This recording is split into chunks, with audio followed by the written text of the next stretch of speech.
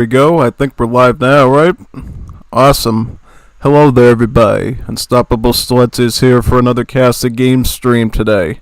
I wasn't sure if I was going to be able to do it today or not, but turns out I was able to do it on schedule, which is good. I'm going to share the stream with everybody and then we can get started. We got a lot of games to do today. I think we got either 16 or 18 to do. Yeah, I feel like we can get them all done today, so that's good. I'm not always sure about that, Sometimes you guys get so many recordings and I'm like, can we actually do it or not within one stream? Yeah, I think we can do it this time. That'll be good. So, yeah, I bet from last night you were missing some Wars of Liberty action, so now you can finally see some, right? Yeah, that'll be good. Was trying a lot of mod stuff last night, and some arena as well. Half the time I was doing arena, and then the other half I was doing mods. Either the Age of Pirates Florence map, or the, basically the port to Fire and Reform that they've added to Definitive Edition. It's called 7 Years War, so it's more 18th century focused now. So yeah, definitely very interesting stuff. I totally recommend it to you too if you wanted to always play Fire and Reform as a multiplayer game. Now you can actually do it as a multiplayer match probably on DE, since it'll be more stable for that.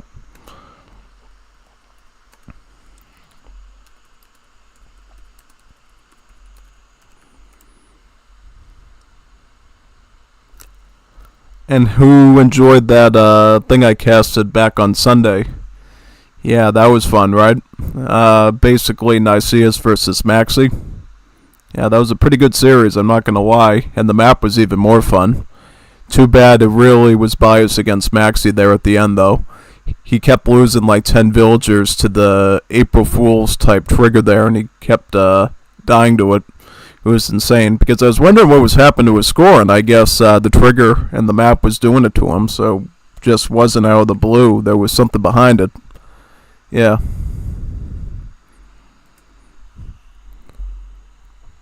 Most definitely. I told them, and I think they talked a bit about, I think they should do an Age of Pirates series.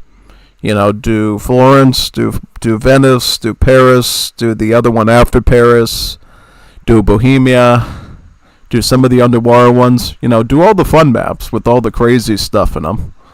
That would totally bring a lot of people on board to watching competitive Age of Empires 3 again. Big time. We gotta see some more multiplayer in it, For the past months, it's just been me playing against a bunch of bots. I don't know if it's people busy working, or people, concerned with what happened over the DLC and sort of, look to do other things. I don't know what's happened, basically. But, yeah, we totally need to get some people on board with doing some multiplayer mod stuff in DE if we're going to save that game. Big time. I'll keep doing my stuff and keep finding new creations that people make and showing them to you. That'll be one of my biggest goals through all of this. Which I have been doing, but definitely I'm going to pick it up even more now. Yeah. Oh, they got some Age of Empires 1 stuff on the Age of Empires Discord. That's pretty rare. Oh yeah, it's like a gem when you find that. We need some more Age of Empires 1 players too, big time. I tried running some content of that before, and sometimes people really like it. I've gotten a lot of views on some of those, pretty much. So yeah, definitely. Let's see where else here. And over maybe here. Yep. Make sure I got all my bases covered.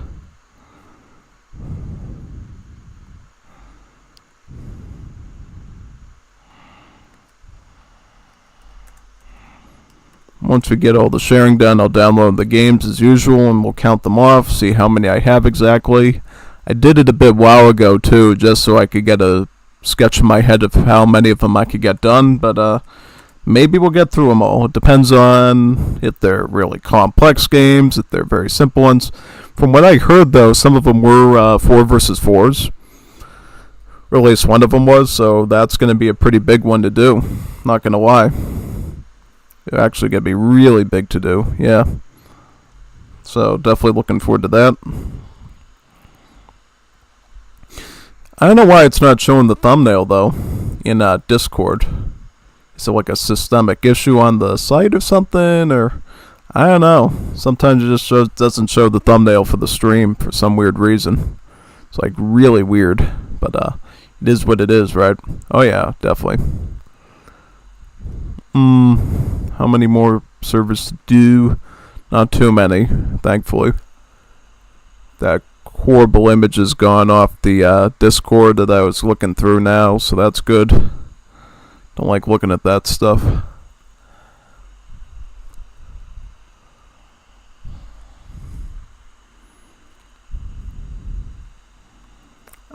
Let's keep moving along, chugging along here.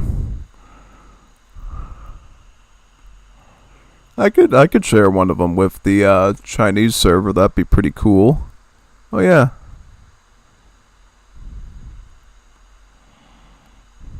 Yeah, I can put my stuff here.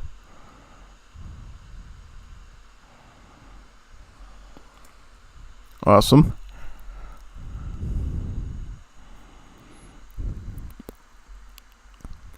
Yeah, because they do have a Chinese Age of Empires community too, so maybe that'd be a good way to get some of them involved with my channel as well. Remember the other day I was talking to some Chinese AoE 3 player about the quality of mods and the Chinese civs in them, and he thought that Fire and Reform and Diaoyu Castle were some really good ones. Was glad to hear that I was into those, but he'll probably do 7 Years War at some point, since that's over on the DE side. Definitely. They did a pretty good job at porting most of the artillery models, I will say. So that was good.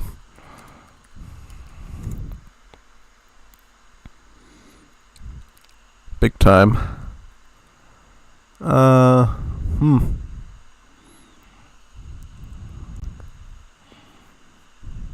could put that here.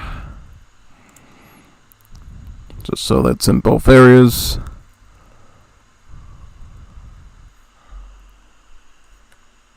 Is that everything? I think so. Yeah. Wonderful. Cool. Alright. So I see the chat over here, Windows, so if you want to write anything to me, feel free to while I'm doing this. But now we're going to count out the recordings that we're going to cast today. And that should be pretty simple. I'm going to count them off from top to bottom to you so we can find them all. Fortunately, I remember where we picked off from last time, so it should be pretty easy. So we started up here with Potencia Celana is number 1. Uno. And then Dos would be Record Game 2 by Gilder versus Goimistan, I believe. We didn't do that one.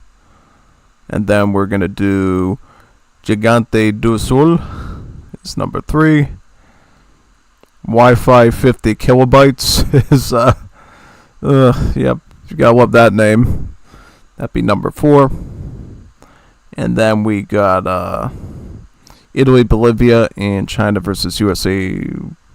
What's going on with that one? So that was like a comp stomp or something? Must have been.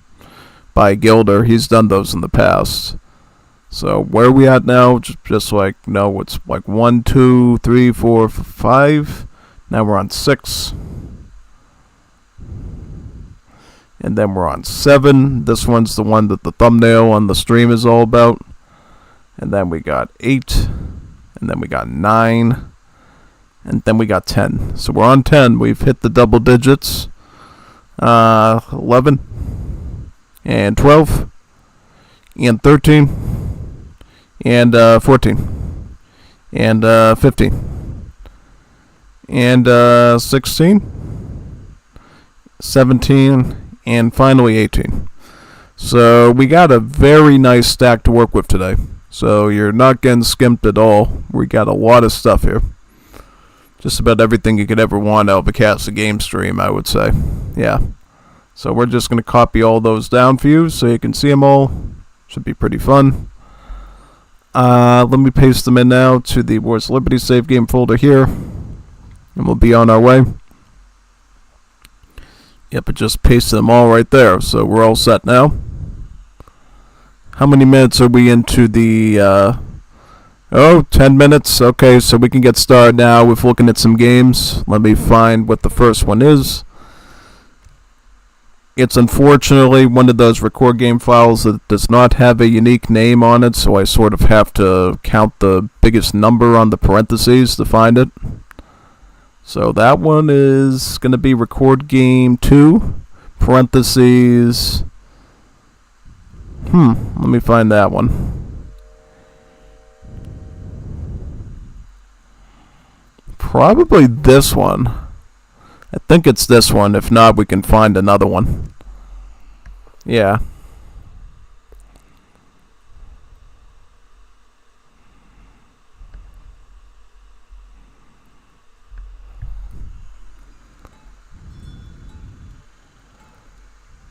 Koimistan, Gilder. So we have a Bulgaria versus Serbia. I'm trying to remember now.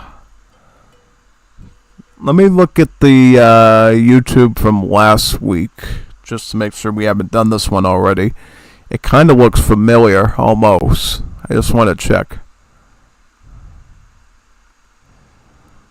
Just to make sure we're not entering into any old territory there.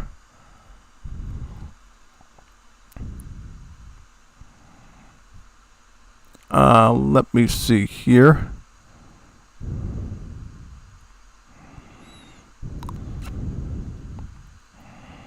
There we go. I'm just gonna put it over to here and see what the last game was. Okay, so the last one we did was a Bulgaria versus Serbia, so this is a duplicate one. See, that's why I wanted to check that. So I guess it's the other one we have to do. Okay, so I'm gonna restart the game real quick, and we're gonna do that one. I don't know why I did game 2 out of order there, but that's totally fine. Let me just download that one right now. Pop it in, and we're all set. Actually, no. The first one we should do is Potencia Selana. That should be the first one we do, Potencia Selana. So we'll do that one first before we even touch on that one. Let's do that. Potencia Selana. P is Potencia. P Potencia Selana. Here we go. This one. This is the one we want to do right here.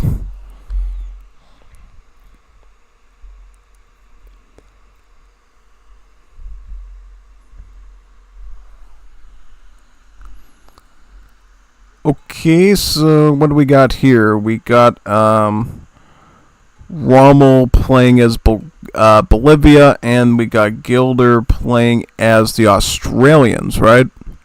That's pretty cool. Just making sure this is on. Since it's an ESOC map, we can have the music on. Doesn't make a huge difference, but some people like that sort of thing, so I always make sure if we're on a non-ESOC map, turn it off for like 5 minutes at least, and then if you're on a ESOC map, you can leave it on because it plays the non-copyrighted music from the Wars of Liberty soundtrack. So yeah, that's cool. So in terms of this matchup, we are on Adirondack, which means there is a fishing option for Australia. Yeah, Australia can actually put a dock right here, and they will actually be able to go all the way around this periphery here. I don't necessarily think Bolivia would necessarily want to go on water. They're going to be more focused on natives and the trade route, because this plays into their War the Republicatus build, whereas Australia, they're going to be focused more on the water, right? Also, you might be asking, as a new coming player, why is Australia mining coin right now in Age 1? Well, that's because Australia has a mixed resource cost on their villagers to convict laborers. They cost 50 food and 50 coin. So, yeah, you kind of have to do both. And in addition, your first age up as Australia costs about 400 coin. So there's a reason why Gilder knows to put most of his vills on the coin right now. There's a very specific build order reason for that, right? Whereas Bolivia is a very different beast. You know, Bolivia has normal cost in villager. The Pongo, actually no, it's a bit cheaper. It's about 80 food now. but they changed them a little bit. So technically, they are a bit weaker than normal villagers, I think in HP, but they are available in much larger numbers. You can have up to 125 of these villagers. That's a pretty big build limit. And you might be wondering, who would ever want to make 125 villagers if, you would have like no room for military? Well, that's because Bolivia is actually a native-friendly civilization. They, in fact, can unlock certain natives at their native embassy without even having natives on the map. So the idea is most of your army as Bolivia should go to natives in the late game, and only the more critical roles like artillery or maybe heavy cavalry should be covered from regular stuff. So, yeah, a lot of reworks was done to Bolivia. They used to be a mainly native and sort of assault unit type civ. Now they've sort of lost the Royal Guard Mushatero, and they're more and more going towards native. And how are you going to afford all those natives without having 125 villagers? I don't know how you're going to do it, so there's a reason for that. Yep, looks like Guild is actually eating one of his wool sheep already, which is pretty interesting. See, when you train villagers as Australia, each villager you train gives you a free wool sheep. And you can use that wool sheep, obviously, to gather some coin up very quickly, which is quite useful for you. So yeah, pretty neat, actually. What's the age up going to be? William Dampier. So playing the colonial route. I'm presuming, yep, the deck is totally focused on the colonial faction, as you can see here with Rebellious Combat. Whenever you see Rebellious Combat in an Australia deck, we know 100% they're going totally Rum Corps and Bushranger. It's almost guaranteed at that point. Also, as you can see in this deck, it's going to be very focused on water. You got Rendering Plant, you got Brew Arena, Fish Traps, you got Coral Sea. So these are all really strong fishing cards for Australia. So they're going to be clearly putting a dock up here, which they already got. And they're already starting to queue up the fishing boats too. There's 1 and 2 over there. The longer Australia survives the game, the more dangerous they're going to become with that fishing economy. That's kind of what you have to watch out for here.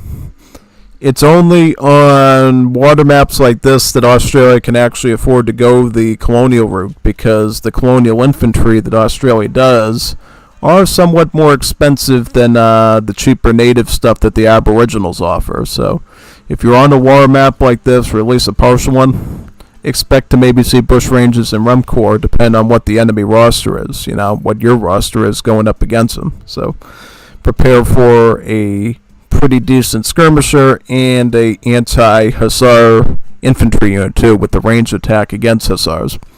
That's going to be your main concerns there. Looks like we see some Haudenosaunee tomahawks from some treasures, as well as a gentle bear here. He's not that gentle if you're the enemy, though. He'll use those big nasty claws on you, and that won't be good. Bolivia is capturing trading post number 2. Number 1 is down here. So yeah, we might see a War of the Republicatas shipment a bit later by Bolivia. Yep, it's this card right here. Basically what happens with this is every time you construct a trading post, you will get 3 free Republicata Maquettes, which are a sort of native musketeer for each trading post that you have when you send the card. And at least from what I've seen before, it's actually not a one-time muster card either. Like if you build a trading post later, it will also give you 3 Maquettes, unless they either fix that or I don't know. I don't think they've changed that at all, basically. But yeah, it's just a really good way to acquire a lot of heavy infantry. So see here, starting out with the 6 Kearuna shipment, followed by War of the Republicatas. Kearunas are a native grenadier that costs population. So before the last, before this patch and the one previously that was very short-lived, Kearunas were a regular native warrior that you could train as Bolivia, so they didn't cost any population space, and it was a musketeer.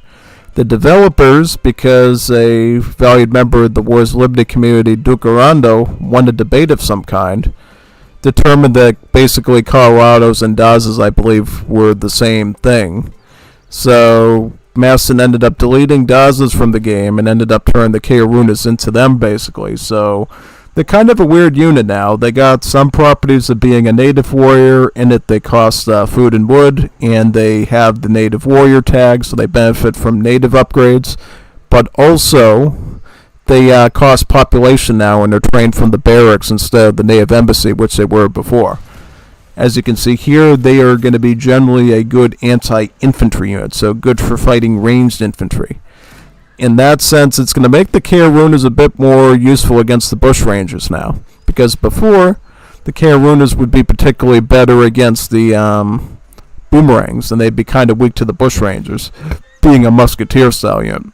In this case, if Rommel can plan his charge attacks well with the grenade throw, he might actually be able to fight the Bushrangers, which would be great. As you can see here, Rommel already has 3 training posts, thus he has about 9 of the Republicate to Maquettes.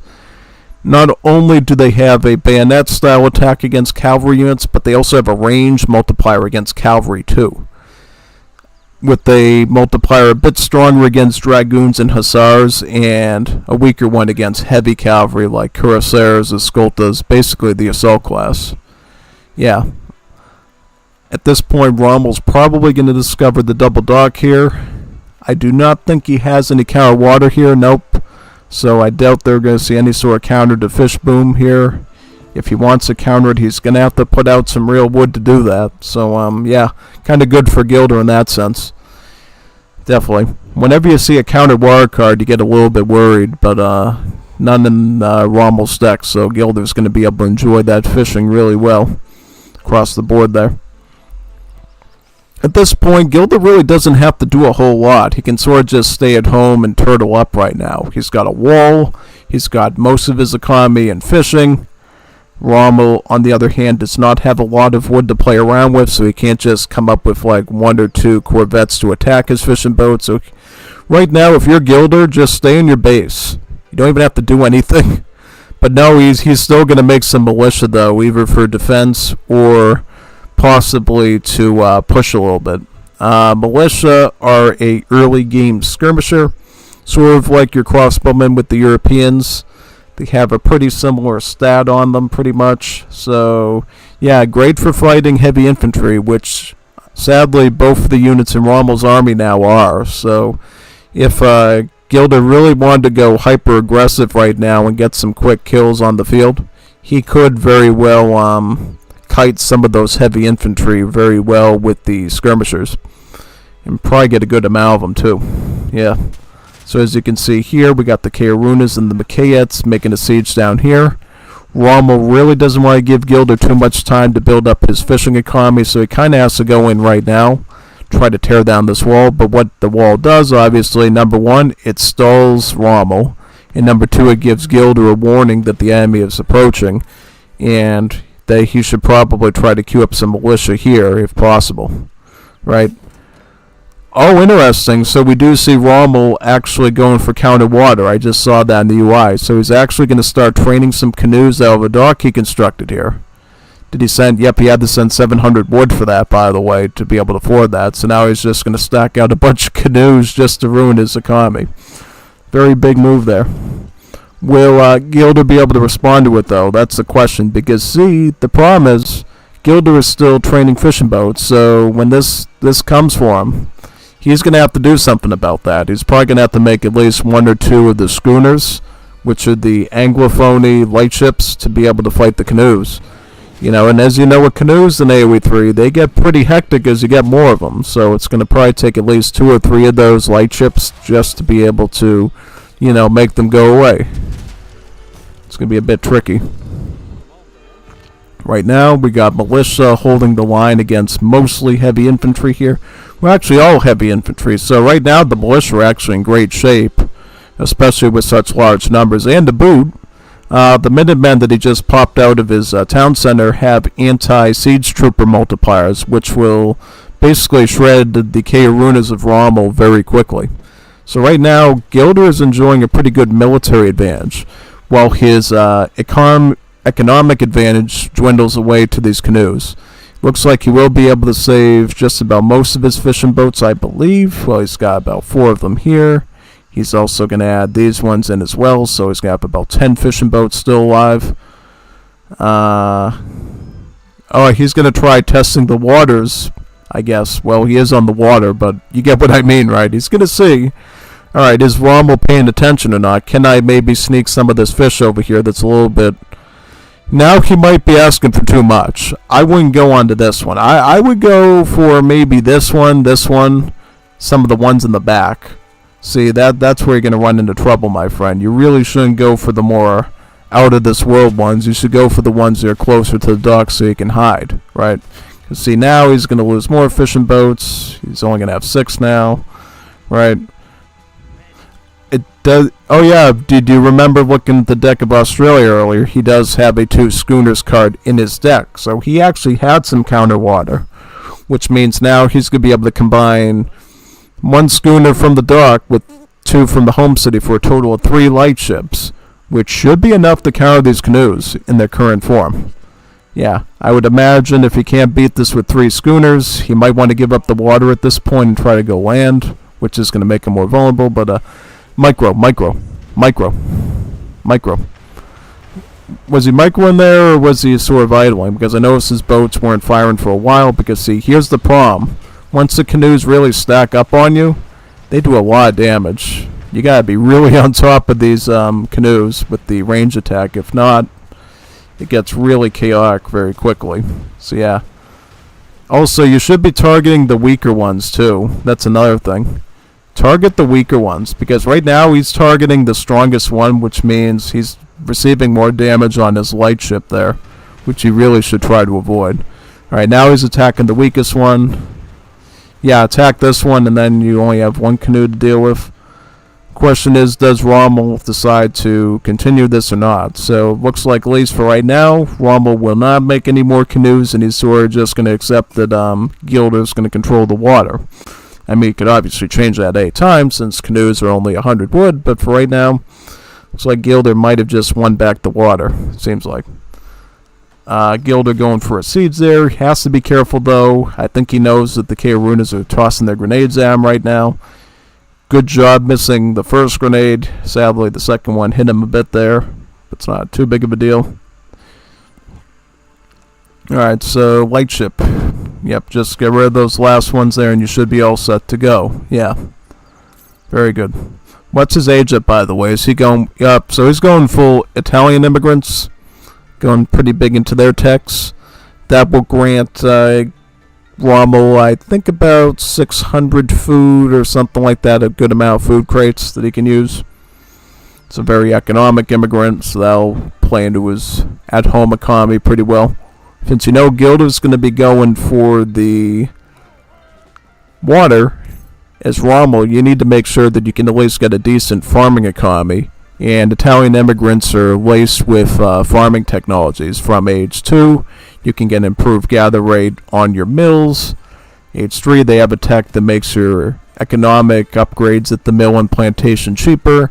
And then in age 4, they get a gathering rate upgrade for your plantation. So from age 2 to 4, you're covered with new techs with the Italian immigrants as far as your farming's concerned. So that's totally good. Well, boy, he's shipped now. So I might have gotten some Escoltas there, but then he hesitated. Oh, he's going to get some Tatartamilians. So some of the Italian immigrant units there. The Tatartamilians here, or the Tatartamilians, or whatever they're called, these are essentially a Italian immigrant lancer. Basically the same as the Spanish lancers that you see in the 5th edition. So they have a 3x multiplier against infantry. They're great at fighting skirmishers, but they can also fight musketeers as well. I mean, they're really good at just fighting infantry, really. I mean, obviously they'll knock out an artillery unit too if you're not careful, or a villager, but as you know, with Spanish lancers, most of their damage goes against infantry. Yeah. Still running the militia, I see. Those militia will have some problems against the Tatterdemilions, though, so watch out for that. Sadly, we do see more canoes from Rommel as well, so he's probably going to make a move on Gilder's fishing economy next. However, potentially Gilder might be able to lure the canoes into over here where Gilder put down an outpost. That way he can actually target the canoes with the outpost and the anti-ship attack and actually gain a defensive edge at that position, which would be pretty smart. From right here, it looks like Rommel has a much more developed military, though, and he's an age ahead as well. So in terms of the army advantage, right now, Rommel is sitting pretty well right now. You know, he's got a variety of different units. The Tatterdemilions are Shao-Teched into age 3, so these are going to be big damage bringers for Rommel. Also, the Mosquiteros, being an assault unit, are also another good counter to skirmishers as well. So two different types of cavalry units working against Gilder at this stage. Yep. I mean, he can kite it as much as possible. And since he's already early skirmisher, they don't have a malice against heavy cavalry, only light hand cavalry. Which means potentially you can kite some of the assault units and the Mosquiteros, yeah.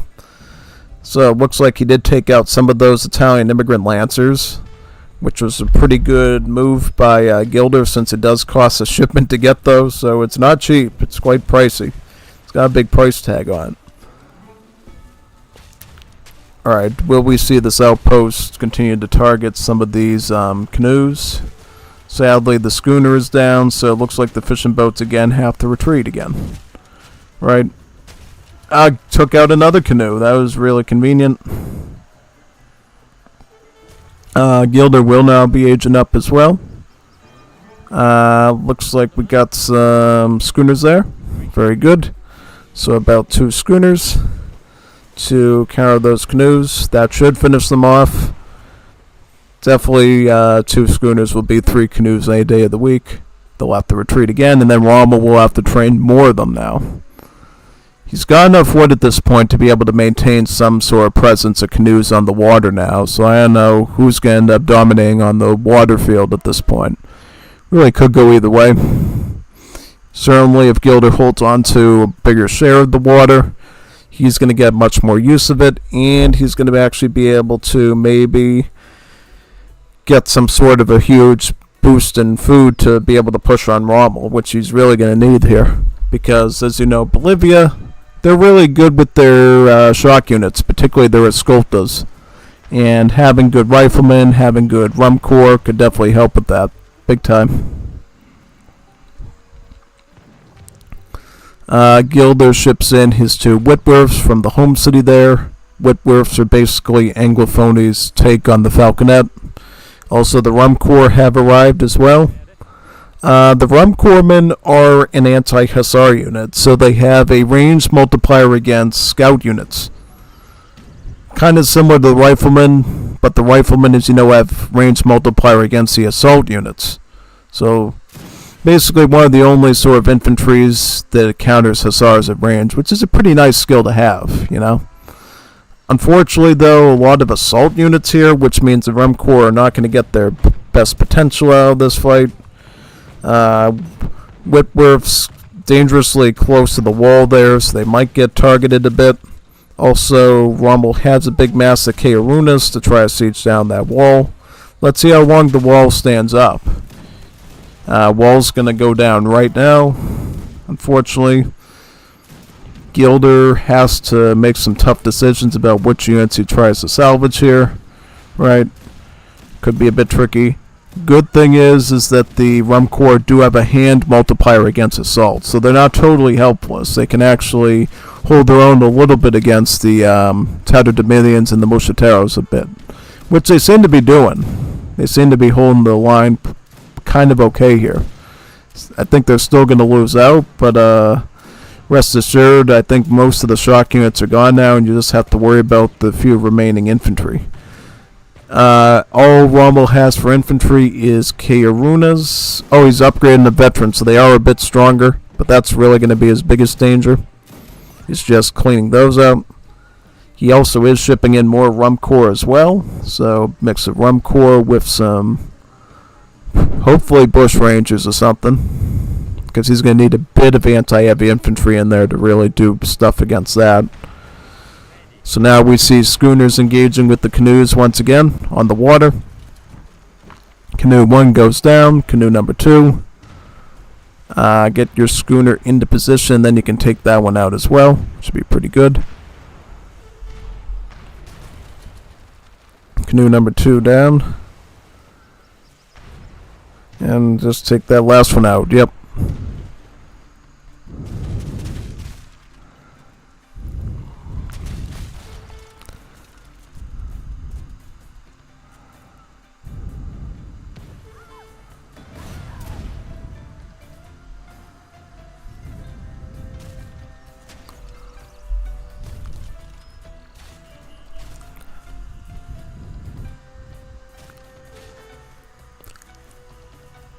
Well, so what's the resource count on Rommel right now? So Rommel's actually doing really well with his economy here. I would like to know what his vill number is. So he's got about 35 villagers, but he's already doing very great with his economy, which is quite nice. What's he doing on the trade route? No stagecoach. So where's all these resources coming from? I mean, I know he's been doing a bit of canoes, but mostly they've been used as a tool to act aggressively on the schooners. So I don't know quite what he's going for there. Yeah.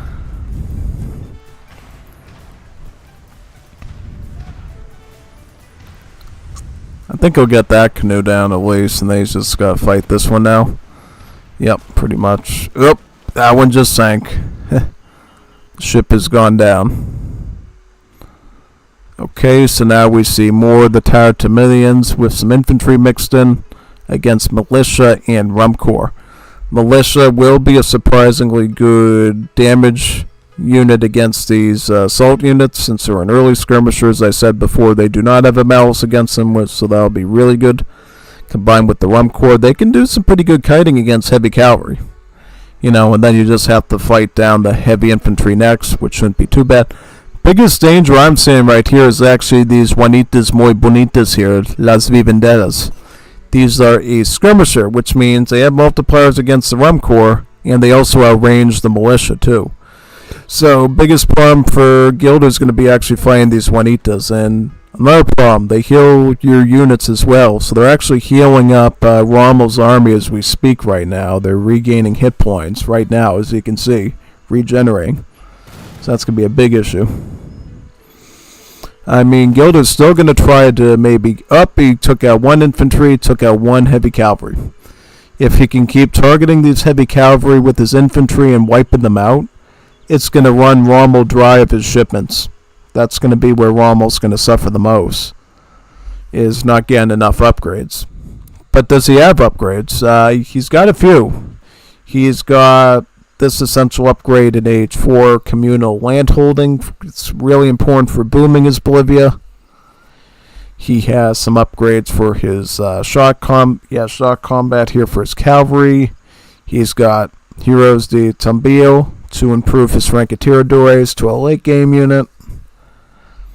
He's got a native combat card here primarily, and then he's got a native attack card. So yeah, basically missing out on those upgrades if you can keep wiping out Rommel's heavy cavalry, forcing him to spend the shipments on it. Also, yeah, definitely take out these too. You know, you don't want Rommel making the mantlets. Mantlets would be deadly here.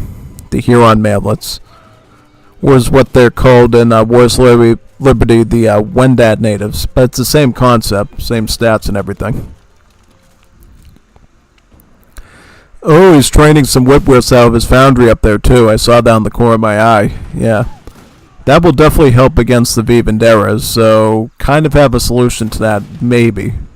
Still don't like the lack of numbers, but I don't like the fact that he still has heavy cavalry, though. That's going to be a big, beefy problem there. Yep, take that one out. I think he's just losing so much infantry trying to reposition and stuff, and then having the Vivenderas pushing right into him there. Yeah. It's totally a dangerous situation. Yeah, you just don't have enough anti-assault, you know. Maybe, baby, what you should be doing is getting some riflemen. You know, riflemen, in comparison, actually have range multipliers against these. So if you have like 20 riflemen, you would shred these tower dominions. You don't see Rommel going for lance arrows at all, so I don't know why you care so much about anti-scout units. You really need anti-assault. Anti-assault should be your priority. Get some riflemen to just shred through these, and then you can use your artillery and militia to actually fight the infantry in the back instead of letting that grow. It's going to grow even more now because of this card, Aroma Conscription. So Aroma Conscription allows you to get one free Karuna at each one of your houses that is built. So yeah, Rommel's going to essentially get what looks to be maybe 11 of these, 11 more Grenadiers for free out of that, and he's probably going to get more when he builds more houses. Yeah, that's pretty big. That's a pretty big increase in his infantry size, definitely, and then he's going to be able to get them up the guard soon since he's going up with 3rd Italian wave too, so what going on the Bolivia side? What's going on the Australia side? So he is doing more militia for the infantry. He's finally come to his senses on the riflemen. I don't know why he didn't do this a bit sooner. That would have helped him out a whole lot, honestly. Big time. And what's going on the water? We see Gilder getting a steamboat. So the steamboat is a heavy ship, which means it's great for fighting lighter ships like these canoes. It's really good at it, actually. So it'll be quite strong against them, pretty much. And also heavy ships tend to have a broadside attack as well, which will allow the steamboat to wipe out one of the canoes almost completely, pretty much, yeah. Looks like we got mostly militia there with some riflemen mixed in, which is pretty good. Let's see if they can boot out some of these units here, pretty much.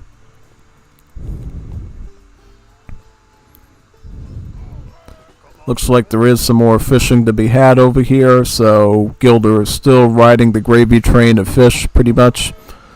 So that's pretty good. How many villages is he on, by the way, too? It's kind of important. So he's got 51 villagers. He's actually been doing double town center, one up here, one over here. So he's definitely doing good with his booming. You might actually have some more, you might even have more villages than Rommel does right now, so yeah, put that into perspective. He actually has a town center down here too, but that's currently being raided by a bunch of infantry. He can call his Minutemen out, and he's probably going to try to clean up as much as this as possible. But man, if he loses his army here, Gilder, he is in big trouble. He needs to fight these infantry off and save this town center, because right now he's got about 23 villagers in here. He cannot afford to lose all those. That would be fatal to his entire economy. And it looks like that's exactly what's going to happen. He does not have enough riflemen to deal with the assault units. He's going to try to sneak away with some of these villas. He might be able to save some of them. He's going to send the ones that he think he can get over here through this gate, and the other ones he's going to send into this direction and maybe try to grab some sort of resource. Let's see if there's any survivors. He's going to probably get away with 4 to 5 over here. My guess would be, yep, 4. He's going to get away with 4 over there. Just because of that wall. And he loses all the ones over here. So he is currently down what appears to be 19 villagers because he was not able to secure that town center now. That's pretty bad. Pretty bad indeed. Right, so now the Karunas actually have a Royal Guard upgrade. Their Royal Guard upgraded into the Colorado in age 4. And as you know, with Latin American Royal Guard upgrades, instead of 10% additional stats, they gain 10% additional discount on their costs.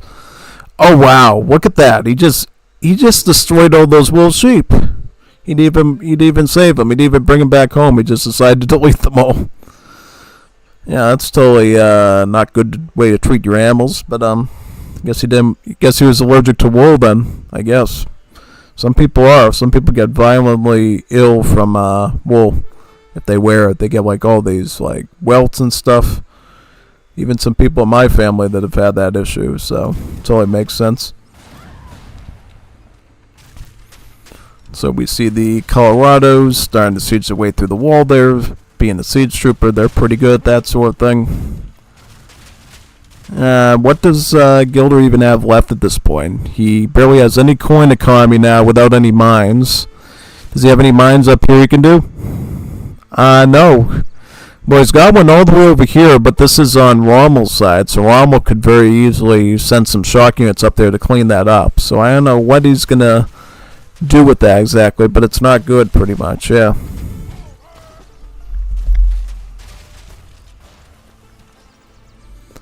Yeah, at this point, Rommel's just sieging through, no problem.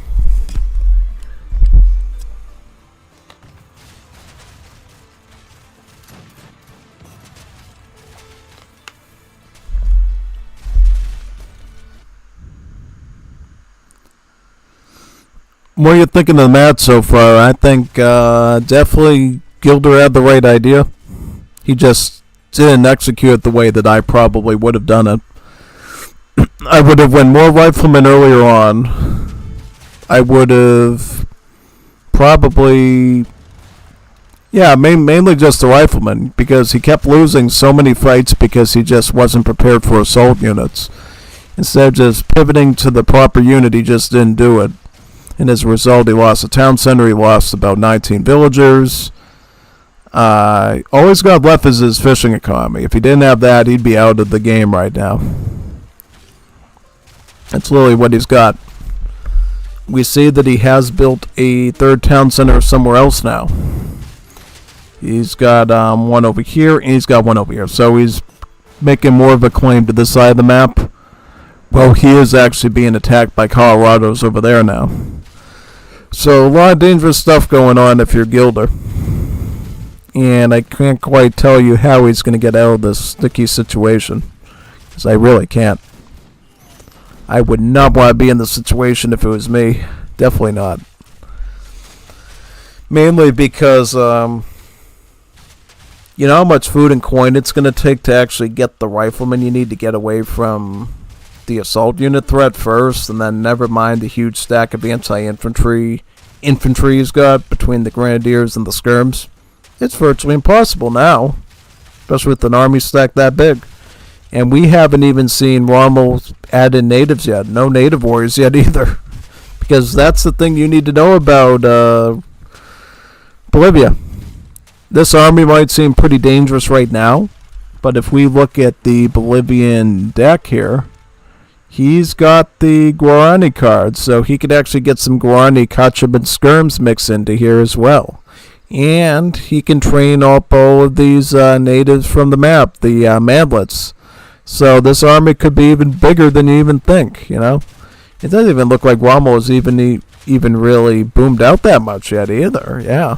How many villages is he on? He is on 38 villagers. He's starting to do the mining camps right now, and now we're going to start to see millions of vills pop out. This is really the key to doing vill booming is Bolivia, is these mining camps. You can build them with the Explorer for 200 wood, or you can train them from the town center for 300 wood from a wagon to build it for you. So if you don't have an Explorer, you have to pay a little bit of wood for it, but technically builds a bit faster. But the main idea is these mining camps will produce villagers for free over time, in about 2 batches before they expire. Yeah. I believe if you send a certain card here, this one, I think either A, it gives you more villagers in the batch, or A or B, it lasts a bit longer. But main idea is you have to keep building mining camps to get more villagers, because eventually they expire, and then you have to rebuild them until you get about the number of villagers you want. If you want to go full 125 villagers, that could be great for you. It could be quite beneficial, but of course you're not going to be able to have as much normal military, right? So you have to be aware of that pretty much. Yeah, definitely.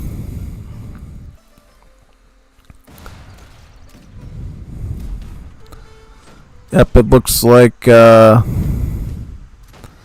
the forts come up here for Australia now, so there is a bit of a turtle going on. is swapping into Spontooners to be able to deal with the assault units. Not the worst thing, mind you, since polearms like the Spontooner have a consistent multiplier against all cavalry units, even ones that you don't have any tags for, like the Infernals and stuff. So yeah, Spearman can be a great answer to heavy cavalry. Could have done that, he could have done like 1,000,000 Spearmen with his militia, and that could have worked, like a pike and shot type of thing. Possibilities are endless. You just have to know what your units are good at and apply it. Because if you don't, then you run into situations like this, where we're almost like 20 steps ahead of you in the score and everything, yeah.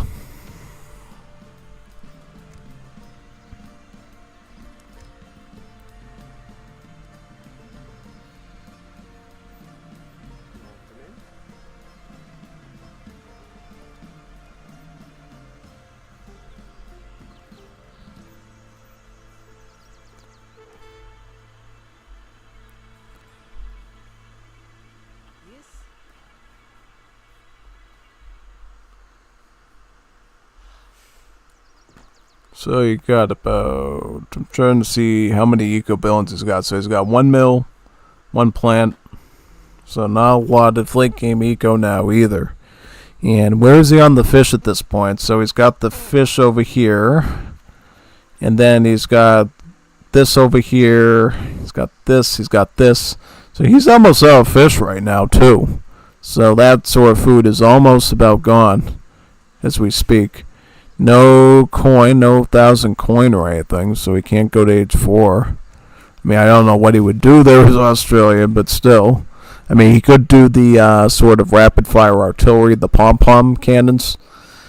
But yeah, that's the only thing I would think he would be able to do in age 4. Yeah. You're going to need to get some really good favorable fights here as Australia to clinch this back, You're not the Aboriginal faction of Australia, so you don't have that anti-infantry. You're more oriented against anti-cavalry. Not exclusively, but mostly. Yeah. When it comes to fighting these Karuna Grenadiers and the Vivanderas, you're going to need to come up with some solutions to that. And be creative, since you don't have it given to you with the boomerangs and the fire sticks that the Aboriginals have.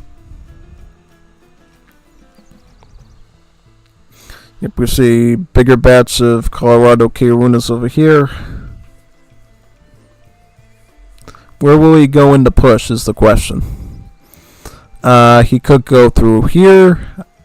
He could go over here where the fort is. It's really up to Rommel where he thinks he's going to get the most success out of, pretty much, yeah.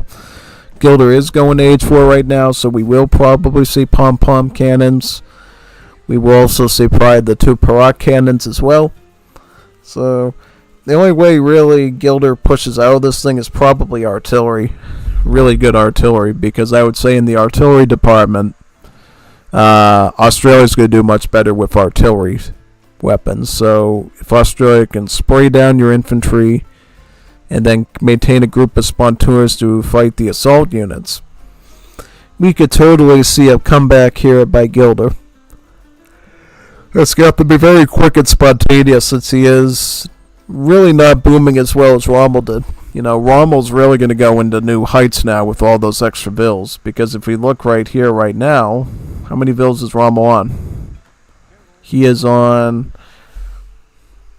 about 51. Yeah, so he's grown a little bit more. I mean, he hasn't grown a whole lot. That's one thing I'm shocked by, is how much eco Rommel was able to maintain with such a small vill presence. But, rest assured he did it. He is going to be making the Pedreros here. These are Latin American mortars you can use to siege stuff. So that's going to be really key to getting in there, pretty much, yeah. Looks like he's got some Whitworths trying to snipe the Pedreros. Unfortunately, Whitworths do not have anti-artillery multipliers without a technology at the arsenals, so not going to be the biggest hitters against those mortars. It's going to take a while to take those things out, right? Does the fort have enough HP to survive this sort of bombardment from the mortar? We'll see. I mean, he's got 2 more right here as well to boot, so I mean, it's going to be a bit of a big ask I think, to try to... Oh, he's got this wall piece out too, so never mind. I don't think you're defending much anymore here at all. At least that's what I'm seeing. Big time. GG on that front. Big time. Very interesting fight, you know. It was a good attempt by Australia, but still, Bolivia, very dangerous civ. Bolivia has... I think Bolivia still is a very strong civ. I just sort of need to learn the mechanics of it, but yeah, totally, Bolivia is going to be much better against infantry now than before. When they had the Kairua as their backbone unit, they were good against cavalry, but now Bolivia is going to be great against infantry with their new spammable Grenadier option, and of course the Illimani ultimate unit being an anti-skirm. So yeah, basically if you're Bolivia, you're going to be great against infantry now. But a little bit weaker against Cav. You know, in some ways I would say Bolivia is probably another variant of Peru, because they got a Grenadier as their backbone, sort of ranged infantry, and no musketeers. So that's sort of the way they are designed, yeah.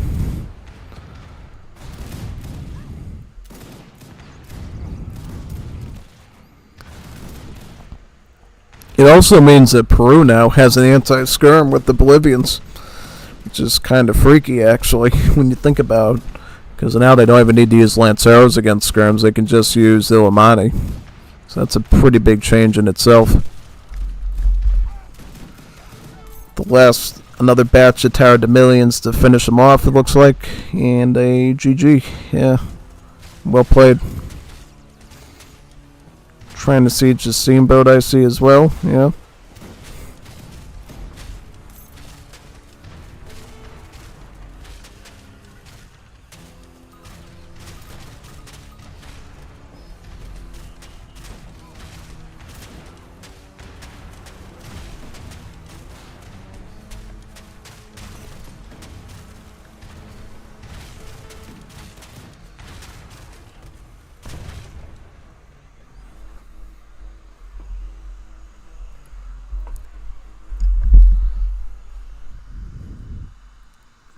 Nice game there. Let's do the next one now from last week, and then we can go on to the new stuff.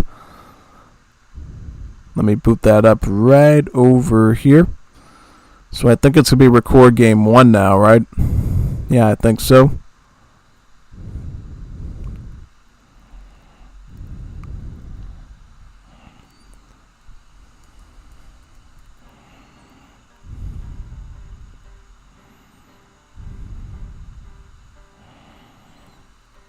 I think it's record game 1 now.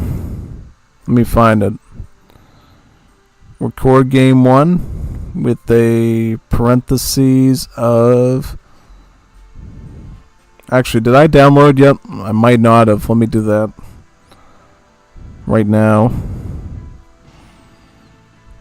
Just gotta get to the channel and we should be able to find it.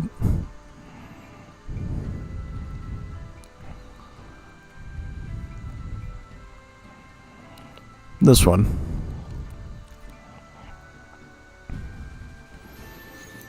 Oh, I might not have pasted it in yet. That explains it. So it is what it is. Alright, I'll paste that in right now. 16. So that should be easy to find. Let me do that.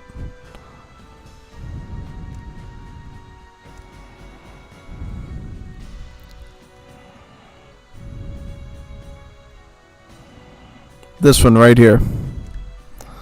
A Goimistan versus Gilder game, so two very skilled opponents.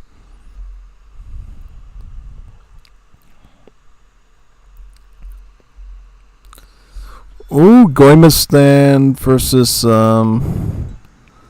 Gilder on Iowa, Esauk, Iowa. Very nice map. What will the Cids be? So we got Gilder with the Canadians, and we got Goimistan is the Colombians. Two civs they've recently picked up, you know. Basically, Goimistan has become a pretty good conscripto rusher as Colombia, And Gilder has a bit of a unique take on the Canadians. Basically, what he does, which I've never considered before, is he actually ships about 300 wood as his first card is Canada. And I'm like, what? What is that?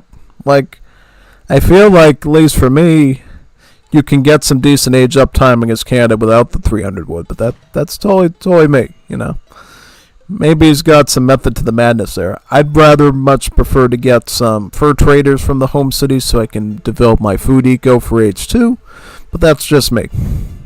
We'll see if doing a 300 wood start as Canada is actually good here against Colombia.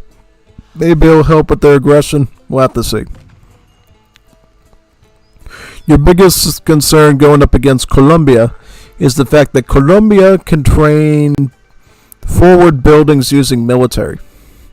In particular, their infantry and cavalry can construct tents for population, tent barracks, and tent stables.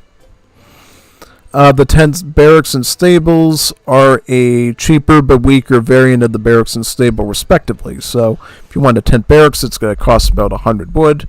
A tent stable will cost about 100 wood as well. You just will have to deal with the fact that it's more flimsy and it'll get sieged pretty easily. They also don't have any line of sight, I believe, so it's not really that good for scouting. And you can't upgrade units there. So if you want to upgrade your conscriptos to veteran, guard, imperial, you still need a barracks back at home to do that. Yeah, just saying. I don't make the rules, but yeah, Buxton makes the rules, so that's the way it is. It's pretty fine, though, you know what I mean?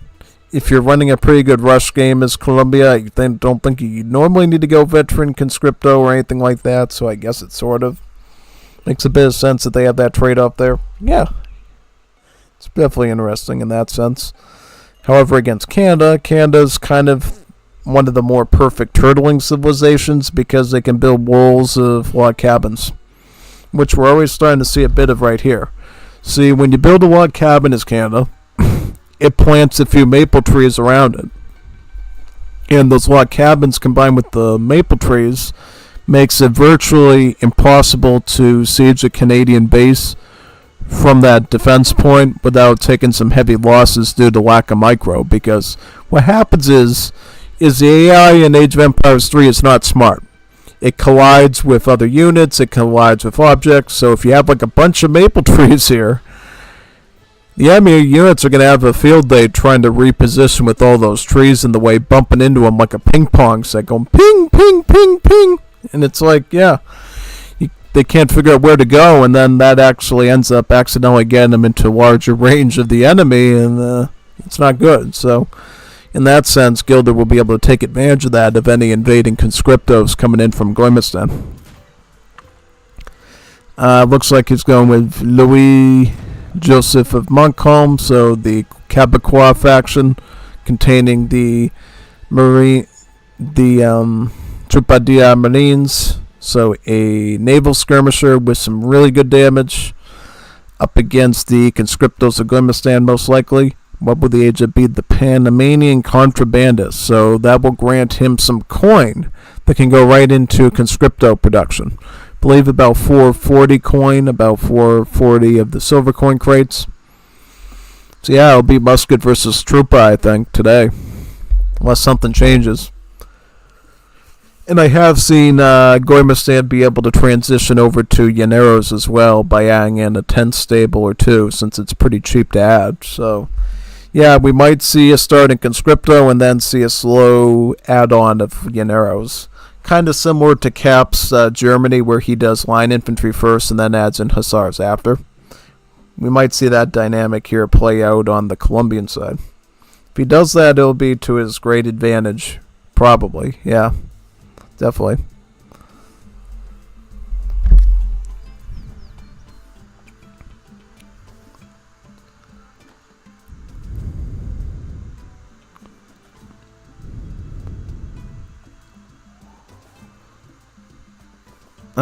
With Montcalm, what does he get? He gets more fur traders and a doggo as well. So another explorer, and then some more hunters he can add in. That's pretty good. 700 wood. This will be good for finishing up the rest of the log cabins. Just be aware that you need to keep up with whatever Columbia's doing down there. We're not turtle too much as to not have any army. So I would say probably 5 log cabins and like a barracks, or maybe 2 barracks and 3 log cabins. Something like that can get you a pretty decent defense and decent military setup, yeah. The thing is with these log cabins is, they trickle wood, which means Canada is going to have a pretty easy time making militia or spontooners. It's going to be a pretty cheap thing to do. And this was a pretty spicy option, actually sticking the tent barracks right at a choke point like that. Now it's going to make it harder for Gilder pushing out to actually siege these tents down, because basically you removed all this wiggle room of your army to go here or here, and they sort of have to crumple up like this to get around it. And depending on if Gormistan has either artillery or maybe even some Mosquiteros there with some splash, he might actually be able to really abuse that there in that little choke point and get some extra unit destroying destruction there. Yeah, basically. Yeah, see, this is how you do Canada. You start from here and you go up to there. The more block cabins you get down, the more maple trees are mixed in, into a higher amount of turtling pretty much, which is pretty good, yeah.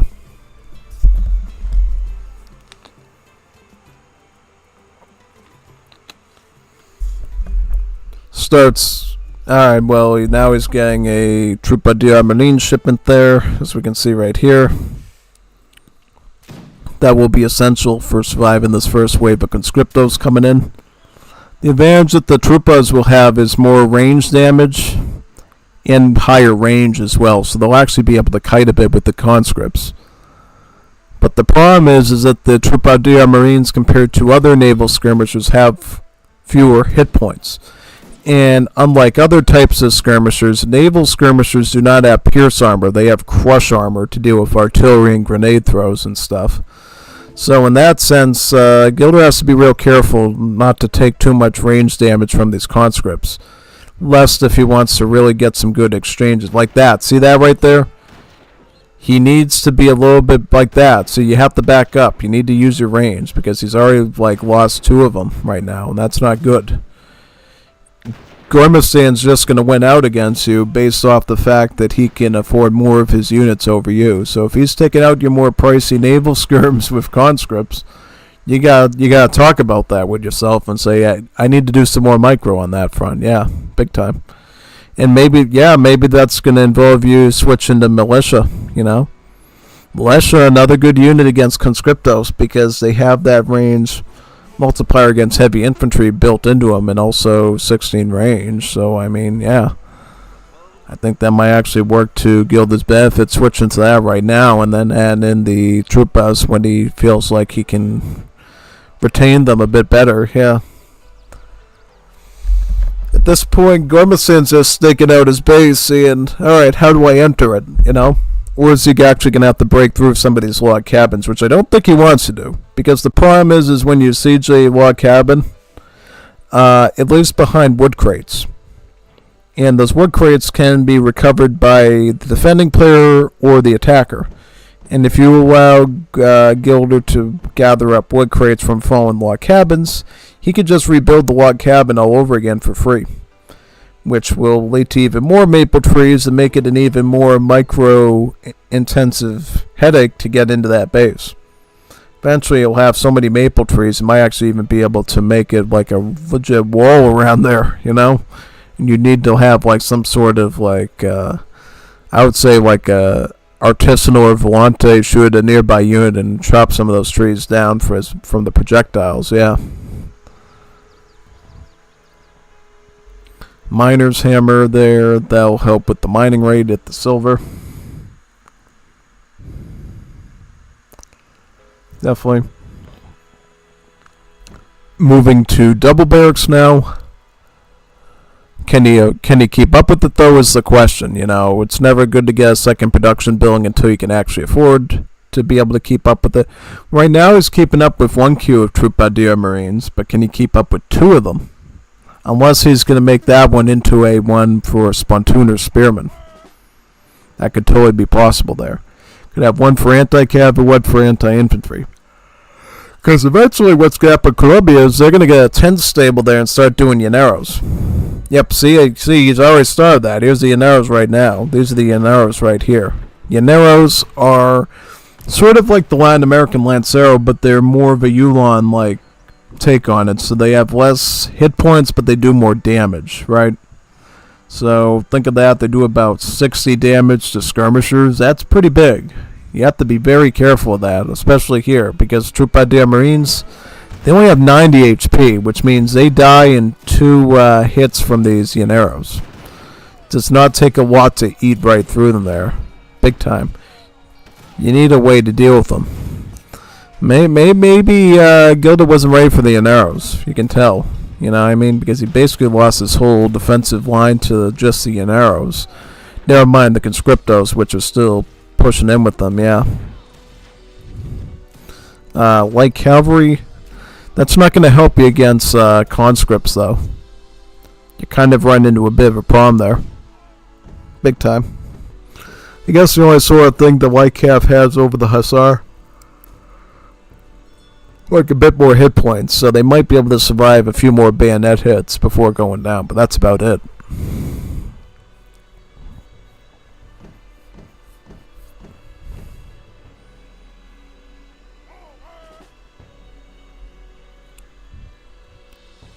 Yep, so pushing in with some conscriptos there.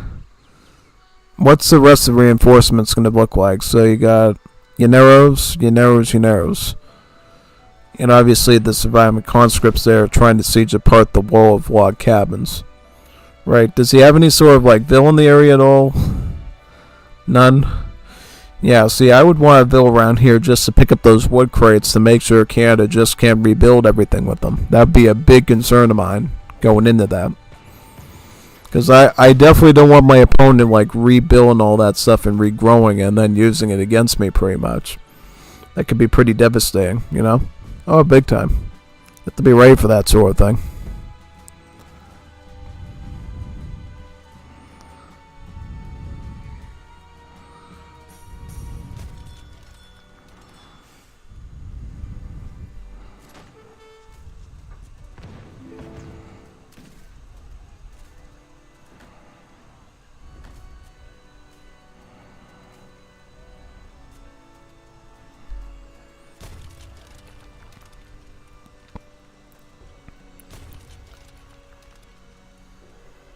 Yep, just some militia here from Gilder, not too much to defend with.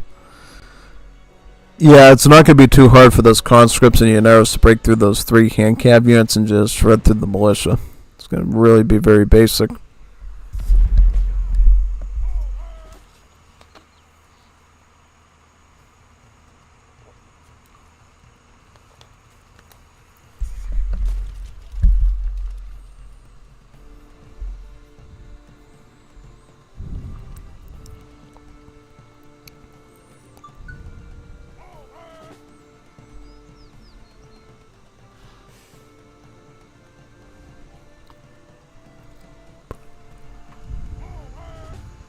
Sending 4 Metis Rebels from the card there. The Metis Rebels are a H3 skirmisher on the Cabaqua side, but since he will have those early here, that should actually help a bit with the conscriptos. If you can break through the Llanero line, that is. Llaneros will obviously be a bit dangerous here, pretty much. Thankfully, Canadian light cavalry is high in hit points, so they can actually tank some of these Llanero thrusts a little bit. But not too much. When there's too many of them, that is. Looks like they will break through the line of Llaneros, which is pretty impressive. But here comes the army of conscriptos. The other aspect of that army.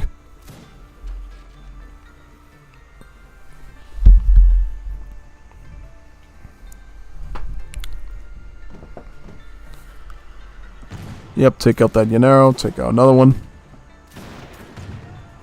Take out some conscriptos. Very nice. Very nice cleanup there. But unfortunately, yeah, Troubadour Marines are low HP, so they just won't be able to hold off when you're just idling like that in front of the infantry. Kind of have to kite a bit. Then you can stall out, you know. But I think at this point Gilder realizes that the battle's kind of lost because he can see, okay, Gormastand's got a bigger score than me, and when you look at the resource count, boy, did he have more resources. He was about ready to age up and start getting the bigger troops, you know.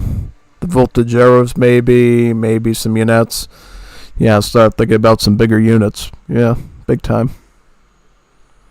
So yeah, GG, well played on that one.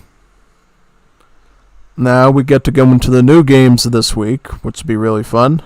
Let's see which ones we got. I'm going to boot in right now. Ooh, we got a message from Gilder on the stream. I find it funny how you always predict how I could lose and the game goes exactly like you predicted. It takes a long time to learn that. It takes about a decade of experience, which I have, to learn this stuff. I've been in the industry for 10 years of Wars of Liberty, so I have literally seen everything. Been doing this since 2015, so it's almost a decade. I think around late August, early September, it'll be about a decade I've been in Wars of Liberty, so I know just about everything that there is to know about it. Still a lot of things to learn in Wars of Liberty, but I'm loose to do that. Yeah, I'm sure you'll learn them all. I mean, you've done rather well from what I've seen. You're one of the stronger competitors in the multiplayer community, so I think you will eventually get those skills. I just don't know, when you're going to get the same, like, Oracle of Delphi type predicting skills I have. That'll take a while to get, to grow those sort of things, but I'm sure you'll get there before you even know it. Yeah, so what we got here? We got Gigante do Sul. So it looks like Rommel versus Varingo. Because who else plays Peru? Who else plays Peru but Varingo? I mean, I play Peru and a few other people do, but it's always funny to assume that whenever we see Peru on the Discord post that it's gotta be Varingo at that point, yeah. G.I. Joe. No J, but where's the G and the I? This one. This is the one we want. Also, we need to be fast with our lightning fingers because we have to check if this is a ESOC map or not. Big time. If it does not look like an ESOC map, I have to turn the music-y thing off for like 5 minutes. This is an ESOC map, so we're all set. How convenient. So, we got Rommel playing as Brazil, and we got Peru playing as... Yeah, Rommel playing as Brazil and Varingo doing Peru here. So, two very interesting civs, and I guess the players are somewhat evenly footed. I have seen Varingo do some pretty insane stuff to Rommel before in 1v1, so I will give Rommel some... what am I saying? Yeah, I've seen Varingo do some pretty insane stuff to Rommel using Peru before, so I think I will give him the benefit of the doubt that he can maybe pull off a pretty good win here. But I've also seen Rommel do some very strong build orders against Varingo too, so I mean, it really depends, I think the main one... Wasn't there that time when Varingo beat Rommel like 3 or 4 times in a row during one of my streams? I remember that now. Rommel kept going in with different civs, and Varingo would keep playing the same build against him like 3 or 4 times, and Rommel kept losing to it, which I don't understand. Because Rommel's a pretty good 1v1 player, but he just kept falling into Varingo's trap every time. I wonder if that's going to be one of those days today. Or is he going to get a pretty good build order that can overcome Varingo before he becomes a real issue? Yeah. From what we've seen lately, Varingo has been going more and more aggressive in his gameplay. He's gotten into this weird habit of building a forward barracks and then starts pumping out the Legion Piranhas on you. And Mosquiteros and Pardos is needed to back up. So, yeah, maybe he's going to do that to Brazil. Because Brazil is a very economic and defensive civ. So it takes a while for Brazil to get off the ground running. That's where downfall, I would say. They're really good in Imperial Age. If you're in Imperial Age Brazil, you got a lot of powerful tools on your belt. But if you're a poor Age 2 Brazil, you got a lot of economic restructuring to do to be able to basically set up your economy for the early game and then the late game. Early game, it's recommended to go food and wood as Brazil, do mosquiteiros, pardos, and voluntarios. Once you reach a certain threshold and you can support like 2 or 3 plantations, which you can build in Age 2 as Brazil, then we can start looking at Age 3, doing cazador montados, conscriptos, escoltas or lanceros, your units, depending on what your situation is, maybe some artillery. Yeah, it's really up to you and what the circumstance is on the map, right? So you have to play it by ear. It's not a one-size-fits-all sort of thing. Just for some clarification purposes for people that haven't seen the newest patch yet, again, I have to explain what some of these cards are so you know. So this is just Furrier, Naturalist Expedition. This is the same as Furrier. So it has the same effect on berries and hunting as Furrier does. This is a new card they added to Peru, by the way. Campaña de Restauración. It adds more damage to Legion Piranhas, but especially their hand attack. So now there's been a pivot where they've basically given another Grenadier improvement to Peru. This will increase the Legion Piranha's hand attack by 30%. That's pretty big. And then the range attacks by 15%. This makes it so Peru is even more flexible now, For a while, it seemed like Buñuelo, Pardo, Mosquitero was the only way you could do Peru. But in recent versions, they've added new combat cards to the Lancero and Vivandera, so a more stable late-game skirmisher, a more stable late-game scout unit, and now you're going to have a more stable late-game Grenadier, too. So you got a lot more good food and coin units that you can run now on non-war maps. Yeah. Which is quite nice, For people that aren't used to Peru, they're actually going to be able to try different units out and probably do a lot better than they could in the past when they kind of reworked Peru. Yeah, Peru's always been a weird mess of a civ, I would say, Mainly because they don't have a musketeer in their roster, For a while, they had the Colorado that they could unlock through the home city as part of the Peru-Bolivia Confederation card, but they don't have that anymore. So, yeah, basically no musketeers for Bolivia, no musketeers for Peru. That was a big, big change that I don't think a lot of people even really stopped to think about, Now, none of them, they have no musketeer options at all for either civ. The only way they get musketeers is through immigrants, through the Japanese immigrants. That's your only way of getting any sort of musketeer support as these two civs is through Japanese immigrants, which both of them thankfully get. Big shift, big shift towards anti-infantry and more of a weakness to cavalry now. So, yeah. Lazy. So that's what you meant. Still have a lot of world things to learn, but I'm lazy to do that. Well, thankfully it's easy to do. So while you're eating your bag of chips and your soda pop on the couch, instead of binge watching, the evening news, you might be able to binge watch some Wars of Liberty strategies. So that'll be fun because it's super easy for anybody to do. Big time, yeah. Also, this is the new unit icon that they've added in portrait for the Legion Piranha, so it's a bit different now. The Grenadier is now clean-shaven, no more beefy mustache, which I'm kind of sad about because I love a good stash, but it is what it is. Maybe he has one. Maybe we'll have to see it a bit closer. I haven't looked at this unit icon a whole lot yet, so let's see if he's got some good beefy facial hair on him or not. Where are you, sir? Oh, he's right over here. See, yeah, he's doing the forward barracks thing again. Yeah, this man's clean shaven. He's got no Stiletsy beard on him, sadly. It's kind of unfortunate, but rest assured, though, I think we're going to see some pretty interesting H2 action here. Let's see if Varingo can disrupt Rommel in the early game with the Legion Piranhas or not. That would be a pretty big thing to see here, pretty much, yeah. From what we can see, the Legion Piranha has about 165 HP, about 18 range attack on the musket and the grenade throw, 10% pierce armor, so yeah, pretty decent unit. I mean, pretty good backbone unit, I should say.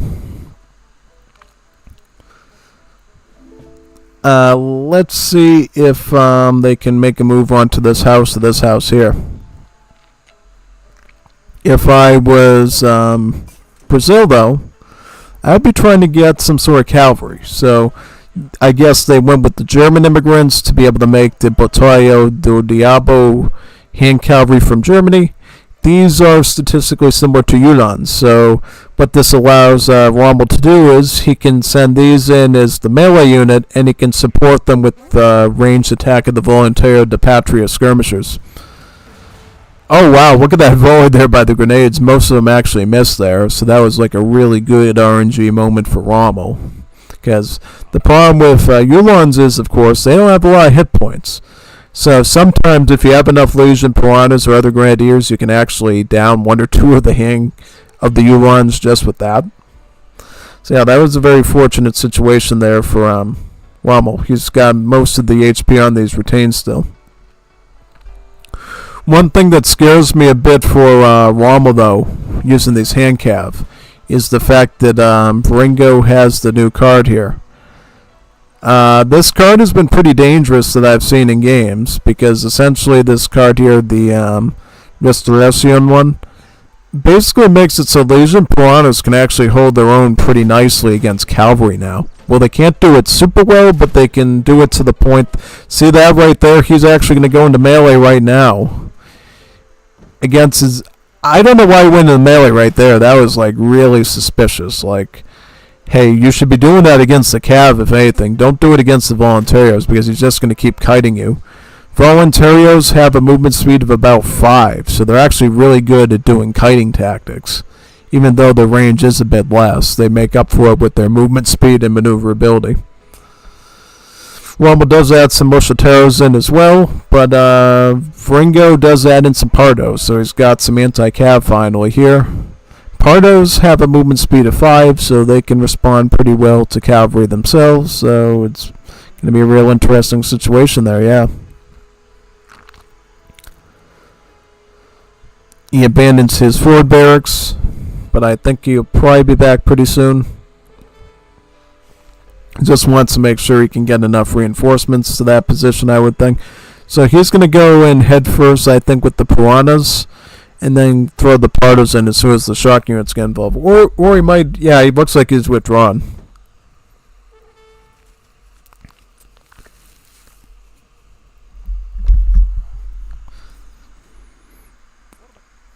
Yeah, I mean, sometimes you have to sacrifice your forward base for the overall defense of your main base, yeah.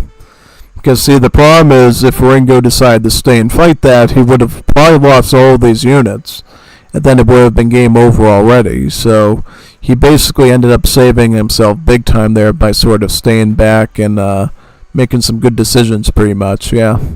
Because now what he can do is he can sort of go back to his main base and set up a defensive position somewhere around here. Yeah, and not only does he have his normal vills to help boom up, he's got some of the Chinese workers. Chinese workers, as you can see here, they have a better gather rate from natural resources. So mining, hunting, wood chopping, they're good at most tasks, actually. So they're one of the better gather rate villagers that you can get from the immigrants, yeah. Looks like right now, Pardos helped a little bit with the shock units, but just not enough to break through all of them. Yeah, the assault units were a bigger ask because they have hand armor, 40% hand armor to be exact, so they really soak up not the majority, but almost half of the damage that the Legion Piranhas were doing there. So yeah, definitely the pivot towards some assault units by Rommel will make this a lot harder for Varingo. You know, it's going to force Varingo really to make actual spearmen just to deal with them. Literal spearmen. Like, there's no other way you can deal with them. Except maybe, like, massing a lot of range units on them, too. There's sort of two ways to skin the cat of the Mushitaro. You can either go with mass spearmen, or you can do massed range attacks, because as you know, it's an assault unit, so it doesn't have any pierce armor, right? So spamming an early skirm like the Banero can actually completely wreck them if they're outnumbered, you know? Just a consideration. We also see Chifa being researched by Varingo. Chifa is a economic technology that improves villager gather rates from berries and from hunts. And then they have another one called Chateau that improves gather rate from wood chopping and gold mining, or coin mining. So synergizes really well into the function of the Chinese workers, pretty much, yeah.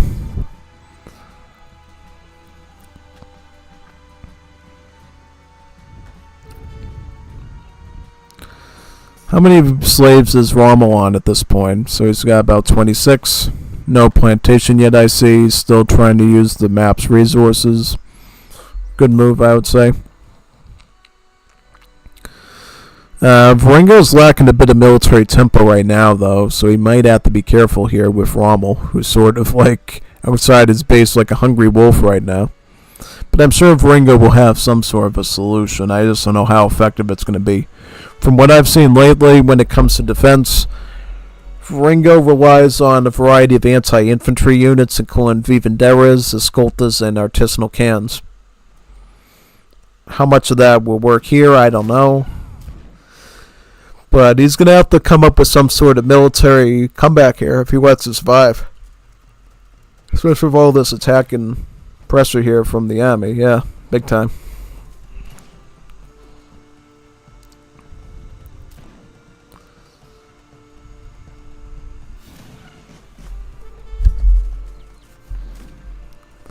That's a lot of coin there from the Chinese immigrant age of number 2.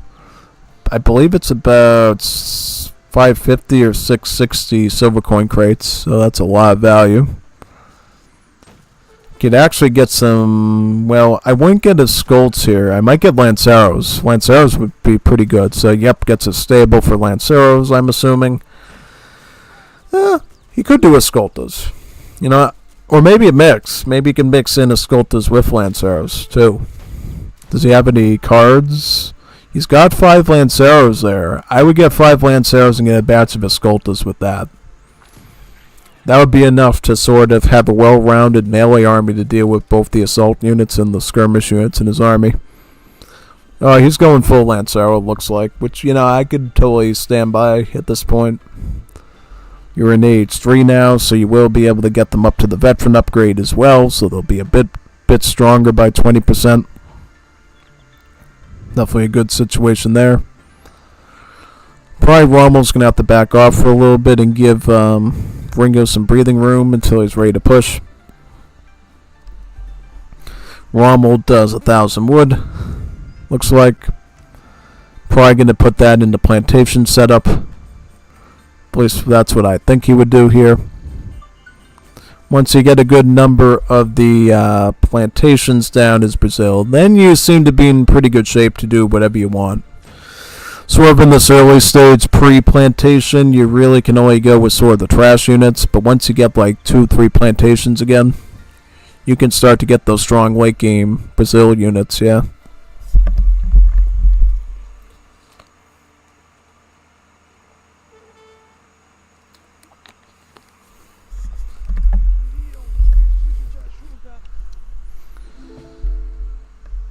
It looks like you got the priest there. Oh, doing a bit of healing. That's pretty rare, you know. It's something I've tried a couple of times lately myself, is including a priest or two to get some healing done on the front lines. Normally with the Latin American Civ, you have access to the Vivandera, otherwise known as the Juanita Muy Bonita. And as we've seen in the first game, Vivanderas can heal your army. Brazil does not get Vivanderas. They get the Cazador Montado, which is a mounted version of the Cazador. So they do not get that privilege. So if you want to heal up as Brazil, you gotta get a priest to come over and pull out his magical suitcase of wonders to help you heal. Yeah.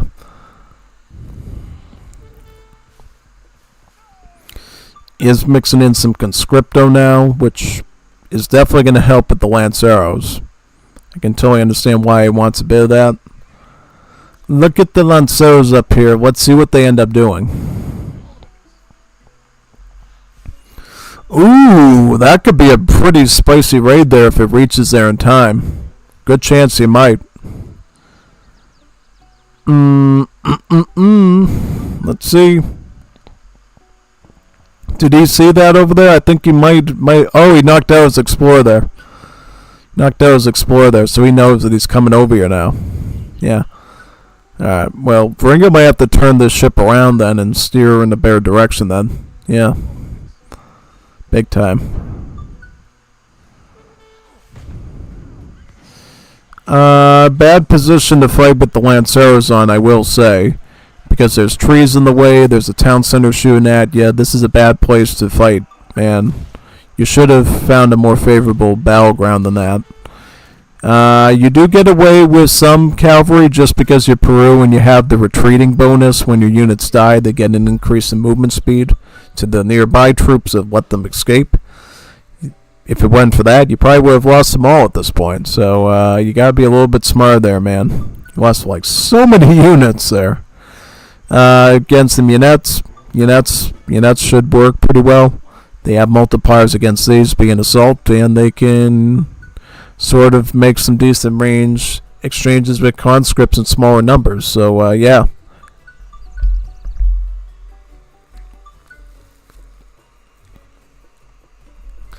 I can hear the Juanitos yapping in the Radman server about Ray Power being alive once again. He's alive! Juanito's alive! Yeah. Ray Power's a pretty strong Wars of Liberty player, too. He's actually been on some of the... He was in that free-for-all I did with Samurai Revolution. Samrev. He was playing in that one. I ended up winning that one, I think. That was a pretty nice one. That was a pretty nice free-for-all. That was back when the LAN pads first became public.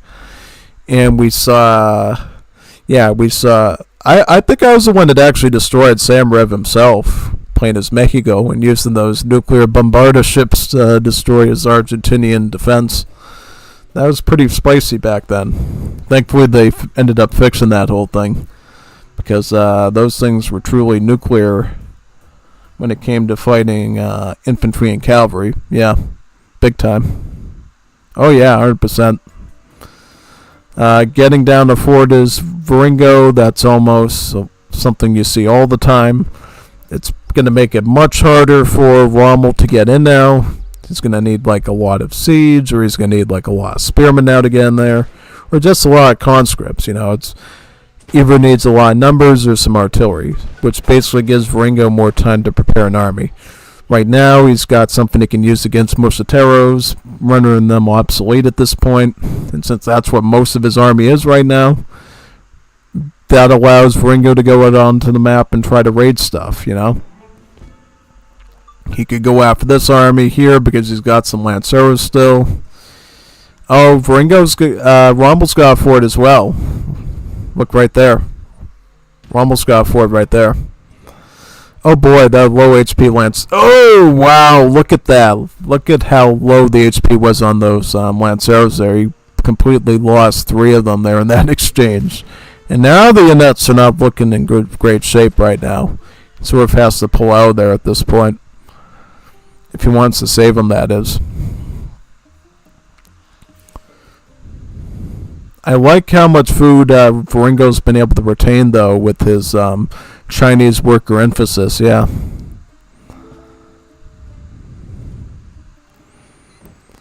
Rommel gets Campagna de Cordillera. This ship's in about 12 Cazador Montados and gives him an increased multiplier against line units. Line units is the rename of heavy infantry in the game, so you might see me use that interchangeably. Heavy units and line units. Line units are just musketeers, pikemen, grenadiers. That whole tag was changed to line. And I believe if you look at a skirmisher like this, it does mention line now. So, yep, line units. See that? Maneuver would be a dragoon, scout would be a hussar, and then line would be a musketeer. You know, any heavy infantry would be a line unit. So no more heavy infantry tag, it's the line tag now. Because they fight in lines, like line infantry. Yeah, exactly. Yep. Big lines of units ready to die. Yeah, pretty much. Instead of more complicated tactics like the Native Americans and the Mongols use, they just go in big formations in the field and keep fighting until one side was remaining on the battlefield. Yeah.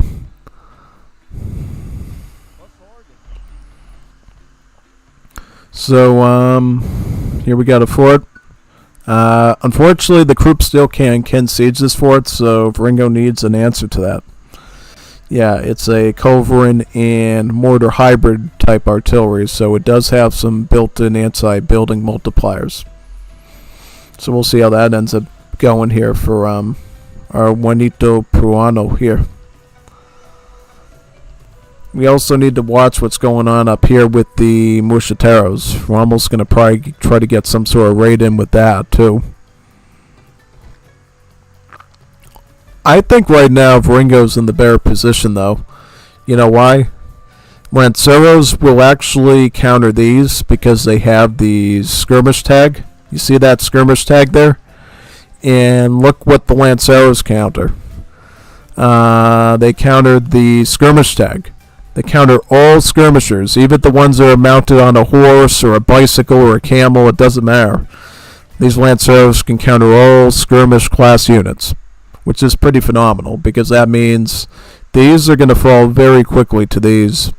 Because if you didn't know what the Cazador was from the original Portugal Civ, Cazadors are low HP but high attack, and they have more armor too. So Lanceros, really good for just cleaning those up. Yeah. Unets get into position. They're going to clean up all these Mosquiteros now. These things are going to get completely wiped out. Yeah. They're going to get wiped out so badly that Rommel's going to regret even upgrading them to veteran even. Yeah, big time. Yeah, unfortunately, Brazil and Peru do not get late game Royal Guard Mosquitero upgrades, so that's, something that usually drops off around age 3 for them, If you're in age 3, yeah, you can spam a lot of Mosquiteros out to a great extent, but once you get into age 4 or 5, as those civs, you really want to start switching over to Escoltas maybe if you need assault still. Yeah, or you can still use Mosquiteros, but just be aware that their matchups are going to become worse and worse over time. Yeah. Thankfully, a good number of the LAM civs has late game Mosquiteros. That would be Central America, Colombia, Haiti. Yeah, a good number of them. So, if you love Mosquiteros as a unit, Mexico also gets late game Mosquiteros. So, if you like Mosquiteros as a unit, there's a good stack of civs that actually gets them late game. Yeah, definitely.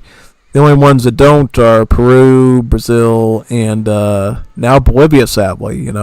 Bolivia used to have the late game ones until Duke Arando had to go win his debate on the Discord server. Thank you. Thank you there. All us Mosquitero enjoyers are really happy about you win that debate, son. Yeah. It would have been pretty neat if they came up with a card to save it, though, like a card that does something for the Mosquitero and retains it, since it was a cool looking unit texture with that nice red poncho that it wears. Yeah. Big time. Well, he's queuing up his Cazador Montaros on that side. I'm just going to put the light on in this room, and then I will review the rest of the stuff here. Oh yeah, this is skirmisher combat, by the way, so this will benefit Cazador Montaros and Voluntario Patrios. So all the skirmish units in your roster. Besides the naval ones, of course.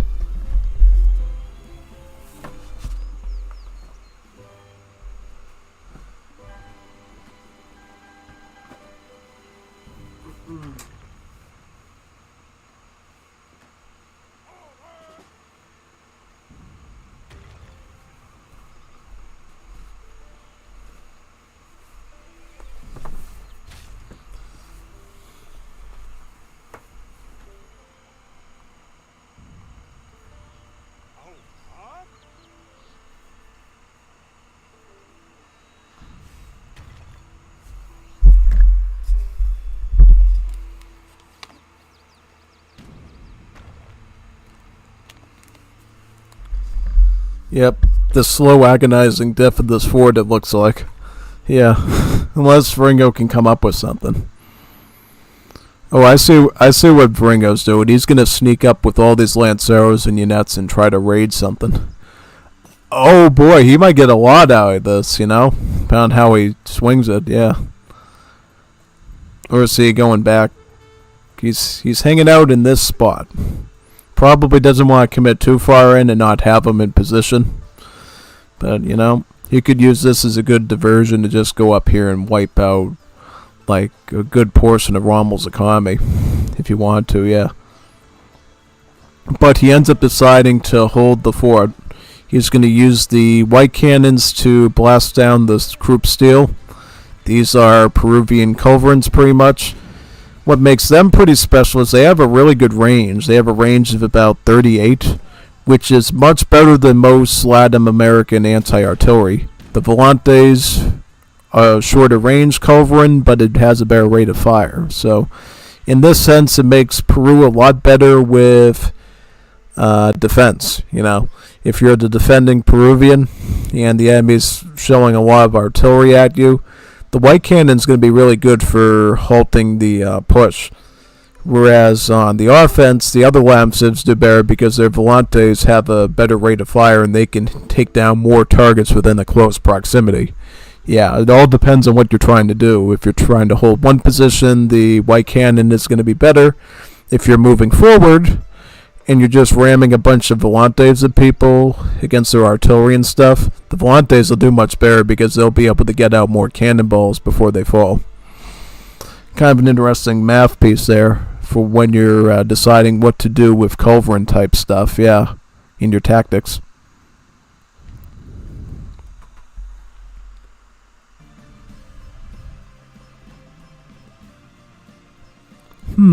Interesting. So, exploding carts. That's coming in from Veringo. It's Veringo's favorite tool for making people very sad and angry and salty and stuff. See, what you do with the exploding carts is you ram them against the enemy building, and then you can do immense amounts of damage. But here's the thing that makes exploding carts particularly sweet. Exploding carts have no animation, which means when they ram into that building, they ram into that building and do the stuff instantly. If you know about PTARDs with the European civs, they have this sort of like animation when they have to put down the explosive device, they have to get into shape, and then they get into position and duck their head and stuff. These carts don't do that. They just go right into the building and go moo, because they use cows to pull them. They don't use horses, they use cows. And the cows go moo right into the fort and it goes down. Just like that. See, each of these exploding carts does about 3,125 damage, and the fort has about 8,500 HP. So this is more than enough damage to take down the fort. Look at how fast Rommel loses that fort here. He could lose his other fort too, by the way, if he's not careful. See, this could get very dicey here for Rommel if he's not careful, yeah. So exploding card number 1 goes into the... Ooh, boy. Is he going to get the other one now? He could get the other one. Or is he going to get the town center now? Or he could get the plantation too. Oh boy, he's going to get the plant... Ah, yeah. I was thinking for a second, what if he went for the plantation here and basically cut off some of his coin economy? That would be pretty severe, actually. I guess not, because it does look like he has enough wood and stuff to recover that, but, alright. I'll give him that. Military Prussianization. This is a technology of the German immigrants for Rommel's side. This essentially cheapens all your military upgrades, I believe, by like 30%. Something like that. So yeah, it's really good for, again, your late game military upgrades at a cheaper price, pretty much.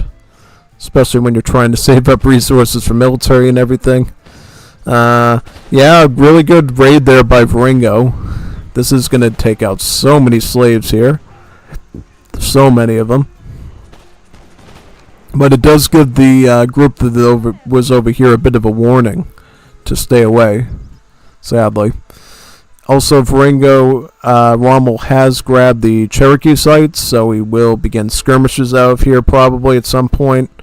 It would be in Varingo's best interest probably to take these out before he adds in a big stack of skirmishers on top of his normal army, just saying.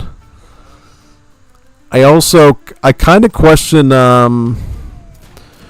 Rommel going up here with this army, though, because what's going to happen is he's going to blast apart the Mosquiteros with the Unets and then charge the Lanceros at his Voluntarios. So it's like, surprisingly, for all the resources Rommel has, he does not have an effective army.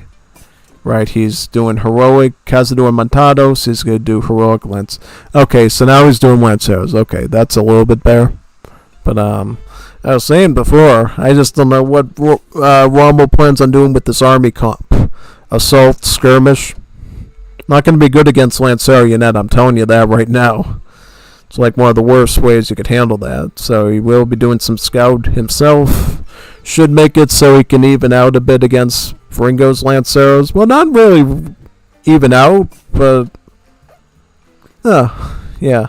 See, the problem is Peru gets Royal Guard Lanceros, can turn them into the Junin Husares, which effectively, well, here's the thing.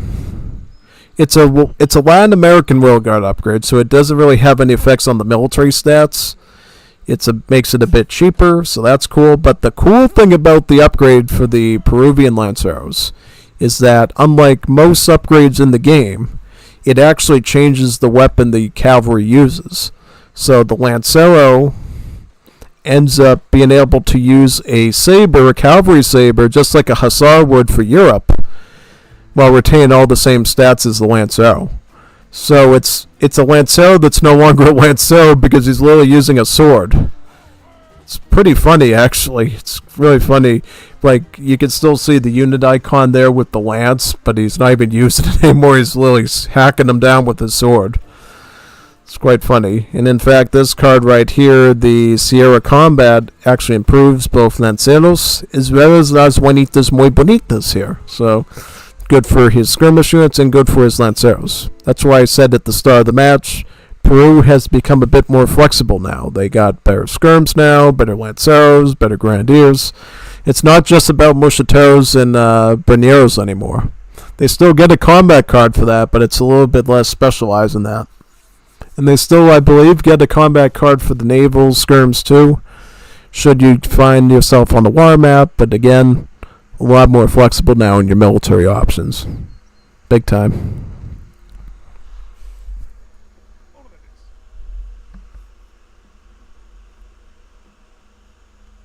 In particular, if you know your opponent's going to do a lot of skirmisher units, you can actually get this military improvement for Peru that reduces the Lanceros' hand attack, but it improves their multipliers against skirmishers. Turn them into a really good skirmisher shredding unit while becoming a little bit less effective in other combat forms.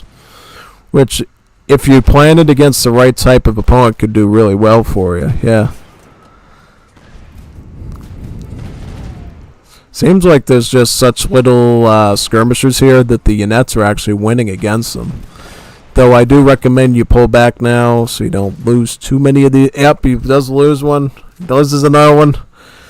But now the Lanceros are... Well, let's see if he backs up now. Let's see if he backs up. If he backs up, he plans this well, he might be in good shape, yeah.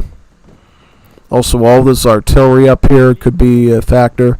The one thing you need to note, though, is since these are mounted skirmishers, the Cazador Montados, they don't actually have to deal with anti-infantry multipliers anymore, which is kind of interesting. So, when it comes to things like falconets or these, they don't actually. These can actually tank a few hits from a cannon, whereas a dismounted infantry skirmisher would not. Yeah, one of the unique perks. So see, these are now the Junin Husares, and now they use a sword instead of a lance. So, stronger unit, and uses a saber. Same unit, just with different weapons, pretty much, yeah. Now, the Lanceros from Rommel are definitely giving Varingo a bit of a headache there. You can tell. It's literally forcing him to retreat now into his back line there just to fight them off. I mean, I think he should be able to handle it, but still, it definitely is a bit obnoxious, I would imagine. Find yourself there. Alright, so now you can pull back his Junins and attack the skirmishers. Should be good. Rommel upgraded his conscriptos to Royal Guard. The Corazas, even though he only has a few of them, which is kind of a bit weird. You normally don't upgrade until you get a decent mass of the units, but maybe he was preparing, you know, especially since he has so many resources to do that.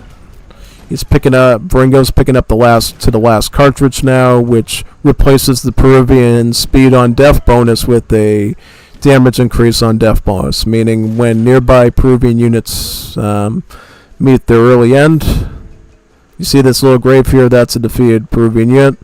The grave will actually boost the Vivandera's range attack instead of their movement speed. So instead of running away, they just become a fiercer fighter when their friends die. That's about it, really, there. Now is becoming the situation where we need to figure out if Rommel's going to use Brazil effectively, because once you get into the late game, Brazil can handle late game very, very well. They got really all the tools they usually need in a mounted skirm, a good assault unit, and the Escoltas with Royal Guard. They can go Lancero, they can go Unit, they got the late game Royal Guard, Conscripto, they can go late game Pardos as well with Royal Guard, so there's so many options Brazil can do in the late game. The longer Peru tries to hold out, the harder it's going to be, pretty much. You really want to take out Brazil in the early game if you can. Once it gets to this stage, things get a lot more questionable, yeah. Also, when it comes to immigrants, did Rommel just go full German? Looks like he did. So if he gets to like Imperial Age, that means Rommel will be able to get 2 factories as well through the German ultimatum power as well. So that's pretty tough. Having 2 extra factories to work with, yeah.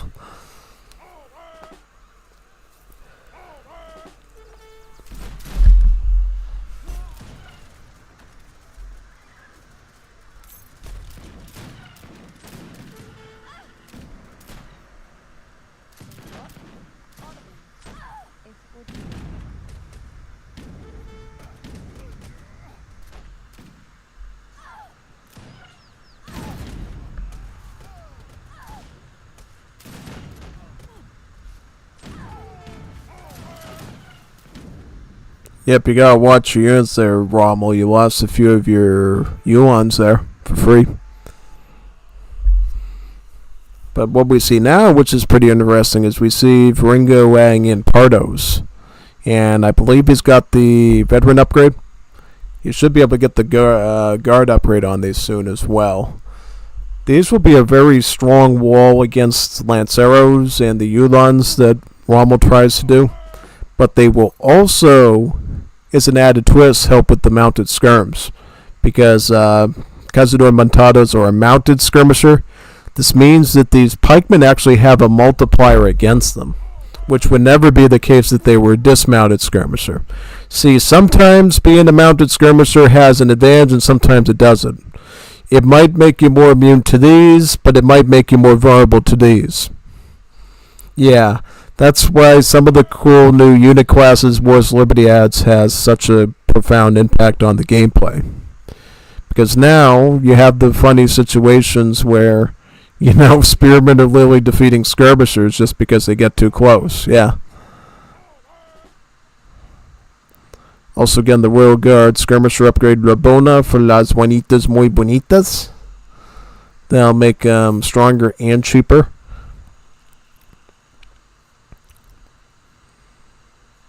Also picking up Pisco Distillery. This is the same as Rum Distillery for the Europeans, so it helps with plantations. Also, he has Casa de Moneda, he's got Gran Coco, he has Refrid, so he's got a lot of late game economy there. So Ringo's really not going to struggle too hard with that. What does Rommel have, though, for late game eco? So he's got Refridge and Extractivism. And Rubber Boom.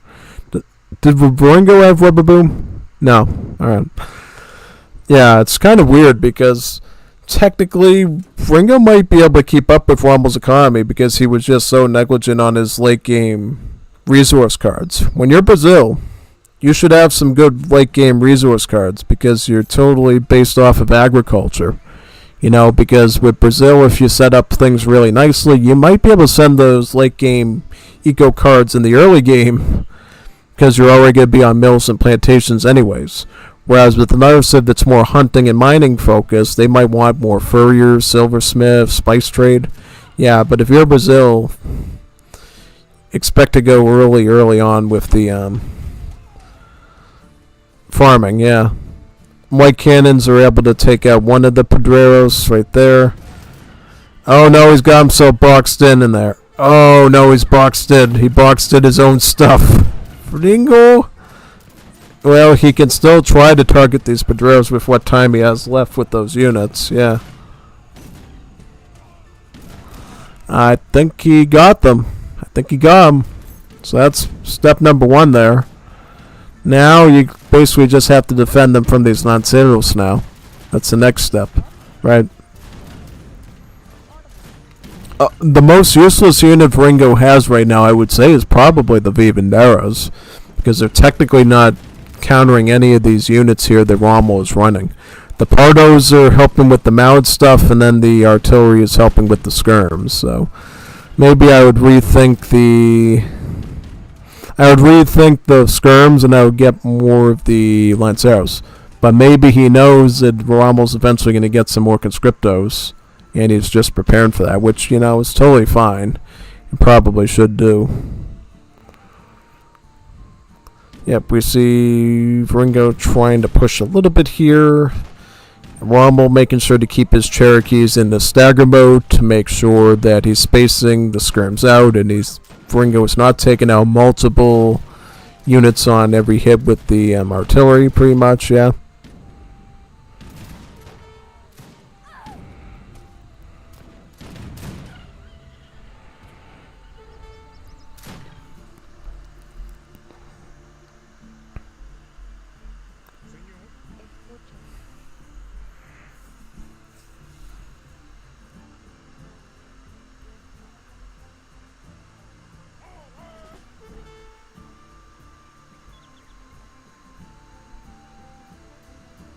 More Pedreros by Rommel, so that's going to be one more thing that Ringo's going to have to target down now.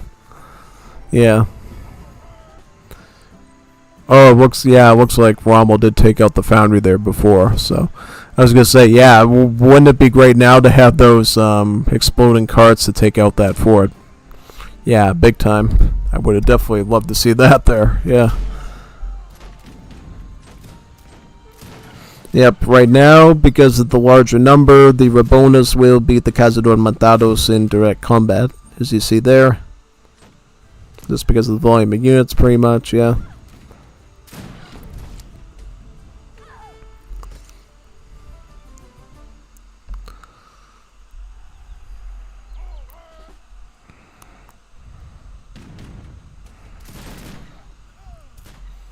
Rabonas doing a good job against the Cazador Matados.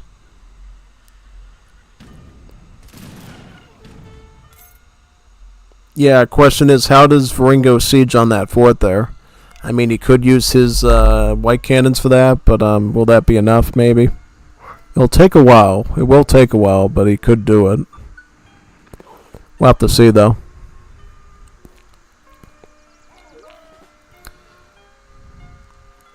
Oh boy, look at these Pardos here. Making the big maneuver around the map. He's going to like shred all of his native sites right now. He's going to shred this one, and then he's going to shred this one. Unfortunately, now that Rommel sees that, he's going to go for the push now on the front, and he's going to have limited spearmen to defend. It's a big gambit by Ringo there. what he's going to do is either A, he's going to pivot back towards the frontier, or he is going to negate his entire frontier and start sieging on his eco buildings in the back. Do something pretty drastic there to make a big jump. Jump to the... Oh, yeah. Oh, he has to return. He doesn't have an option. Yeah. Would have this battle gone much better if he kept him there? Probably, but you got to win the game at some point, you know? You can't just keep the game going for 5 hours and then, you know, have fun with Juanita Bonita and then come back again, you know? You just have to get the match done. That's the way it is. Unless you can call your boss up and say you want to take paid time off to finish a wool match. Pretty respectable request in my opinion, but not everybody would agree there.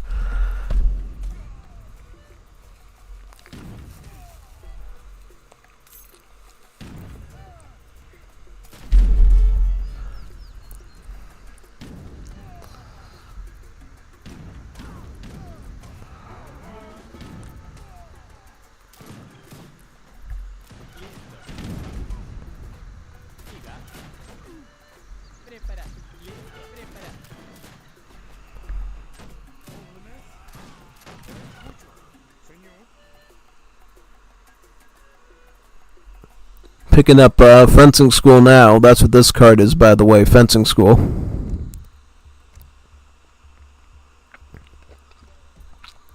Also, they add a new card icon for riding school as well, in case you were wondering.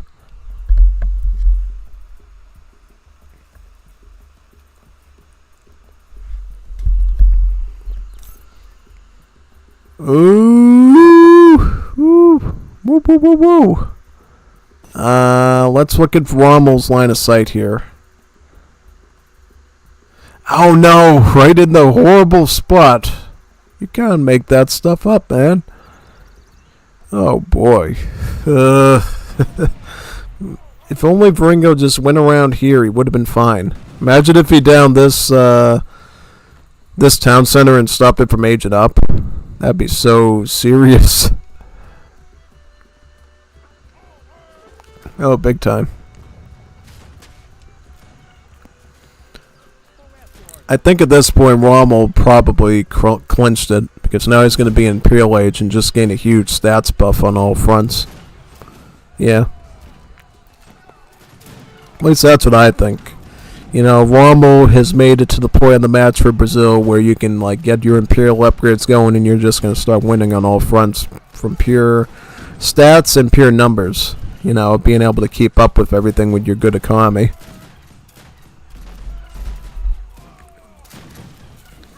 The only gaping weakness that Rommel did to himself was not having any late game coin cards except for like Eco Theory. So he's definitely gonna hope that he can have enough coin to keep up with stuff. Because if he doesn't, you know, it could go swing back into Veringo's favor and he could turn it around again, you know? It really depends, yeah. Yeah, because see now he's got the Lanceros there and he's just going to clean up all these skirmish units. Big time, yep. He's out the mortars. Oh, we see Veringo making a front now. And here we got more spearmen. Maybe Veringo could push this. Who knows? Like, I've seen him do stuff like this before. Maybe he could use a timing attack now to actually pick off Rommel when he's down on coin. That would be pretty unheard of if he did that. He does have last cartridge on, though, so these proving units will gain more damage as nearby units end up dying. So, yeah, we could totally see that, you know, end up being a thing here.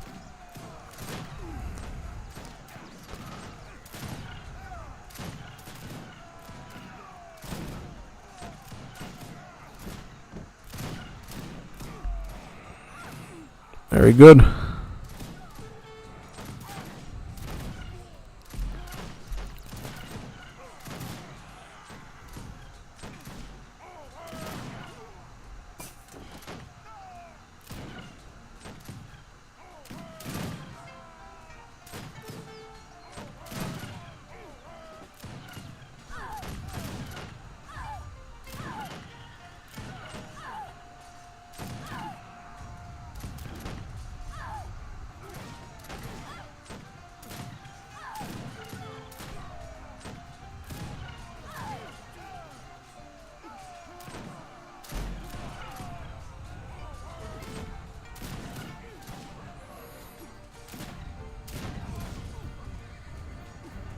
I mean, Varingo is still performing pretty well here with the combat, yeah.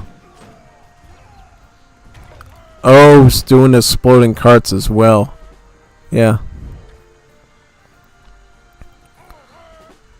I mean, yeah, he is pushing. Give him credit for that.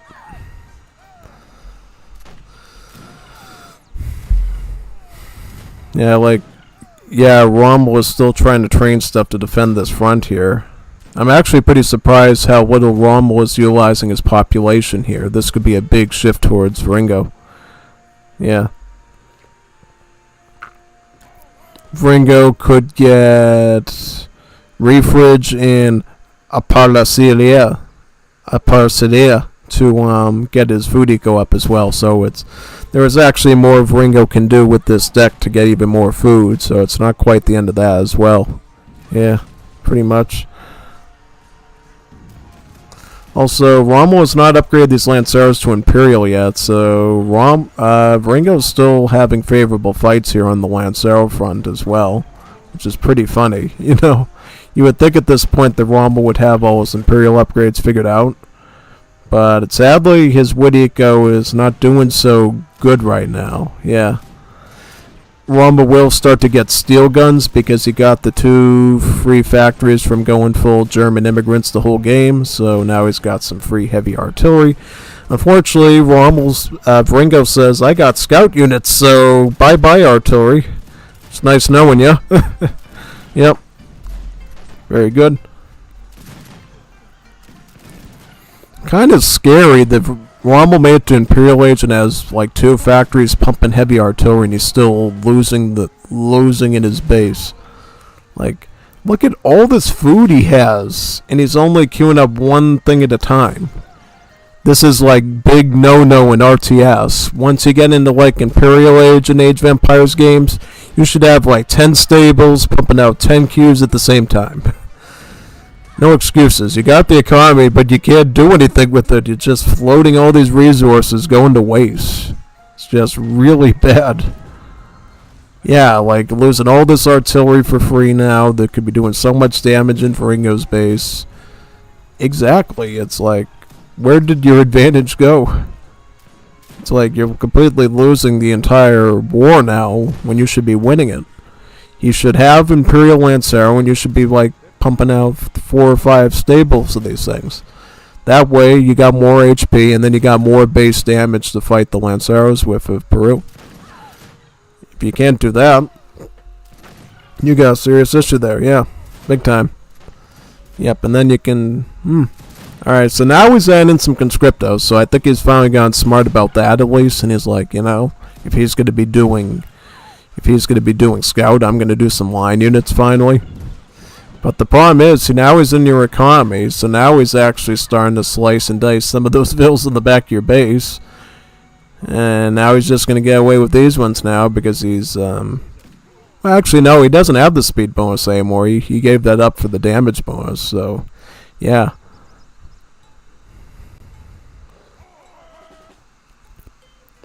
Yeah, I think if Varingo was an age 5 at this point, he would probably win this match right now, just because of the way that Rommel was throwing it so bad.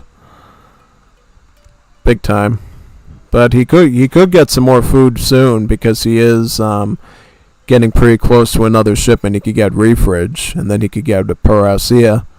And at that point, he's, you know, much closer to Rommel's economy and just doing it better. Yeah. I mean, I kind of understand why Varingo's doing so many skirmish units, just because he knows that now Rommel's going to start doing conscriptos finally, so he better smarten up and get some anti-line in there. So losing more vills now. Now we see the Vivanderas try to target over there now. These are Guard Escoltas, the Guarda de Honras. These are not the Imperial ones yet for some reason, so I just do not know what he's doing here. I mean, really, just, this is horrible strategic situation overall. I mean, yeah, I mean, Varingo should not begin to run on you like this. This should already be solved right now as the Brazil player. You should not be seeing an age 4 Peru, countering an H5 Brazil. It's bad in the metrics of the economy advantage, because as you know, Brazil gets mill technologies from their market, so they have a better food economy.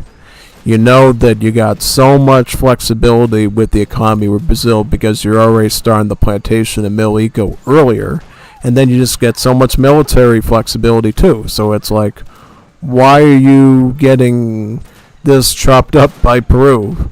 The only thing saving you is the fact that Ringo did not get Refridge or a Paracea yet. If he had either of these, or even if he had Eco Theory at the top here, he would already be winning on you right now. You know, he's literally starving of resources. Like, let's give Faringo the H5 Brazil. He would probably be creaming you right now, which you're starting to do finally, but it took a while, you know, and still there's so much more you could be doing. Your units are still not upgraded. Well, alright, now you're starting to mass up properly, I give you that, but still, where's the stables? You got one here. You should have 1, 2, 3, 4, 5. You should have like 5 stables there. What are you doing exactly? It's just not practical. It's where this is. Yeah, I don't know. Maybe I'm just yapping at this point, but you get the idea, right? Like, certainly Rommel's going to win it, but he could have won this probably like, I don't know, like 20 minutes ago if he was, like, you know, on the ball with it. Yeah, definitely. It definitely shows you that, you know, in these matchups, Ringo just does better because I think he at least understands the basic concepts of RTS. He knows build multiple production buildings. He knows how to turtle. He knows how to forward base and harass. For Ringo, you know, when it comes to raw micro and like raw like macro, he's kind of not the shining star, but when he comes to like basic like RTS concepts, he understands it better than a lot of the other opponents do. So yeah, that's why he even gives me problems sometimes, because he knows what he's doing, he just doesn't, you know, master it very well. Yeah, pretty much. Big time. Oh yeah, 100%. So now we're going to go into the next game. Now, let me find that. Let me boot it up right here. This will be game number 4, right, of this stream. Which one is that? Wi-Fi 50 kilobytes. 50 kilobyte 50 kilobyte Wi-Fi. What are you at, Starbucks? Oh boy. You should see what the flags look like for this match as well. Here's the problem. If this was any other website that lets you put whatever sort of thumbnail you want, I would like make that sort of the thumbnail of this stream. But because you know, Google's the way it is, you know, I had to do the more kid-friendly one. Yeah, put it that way.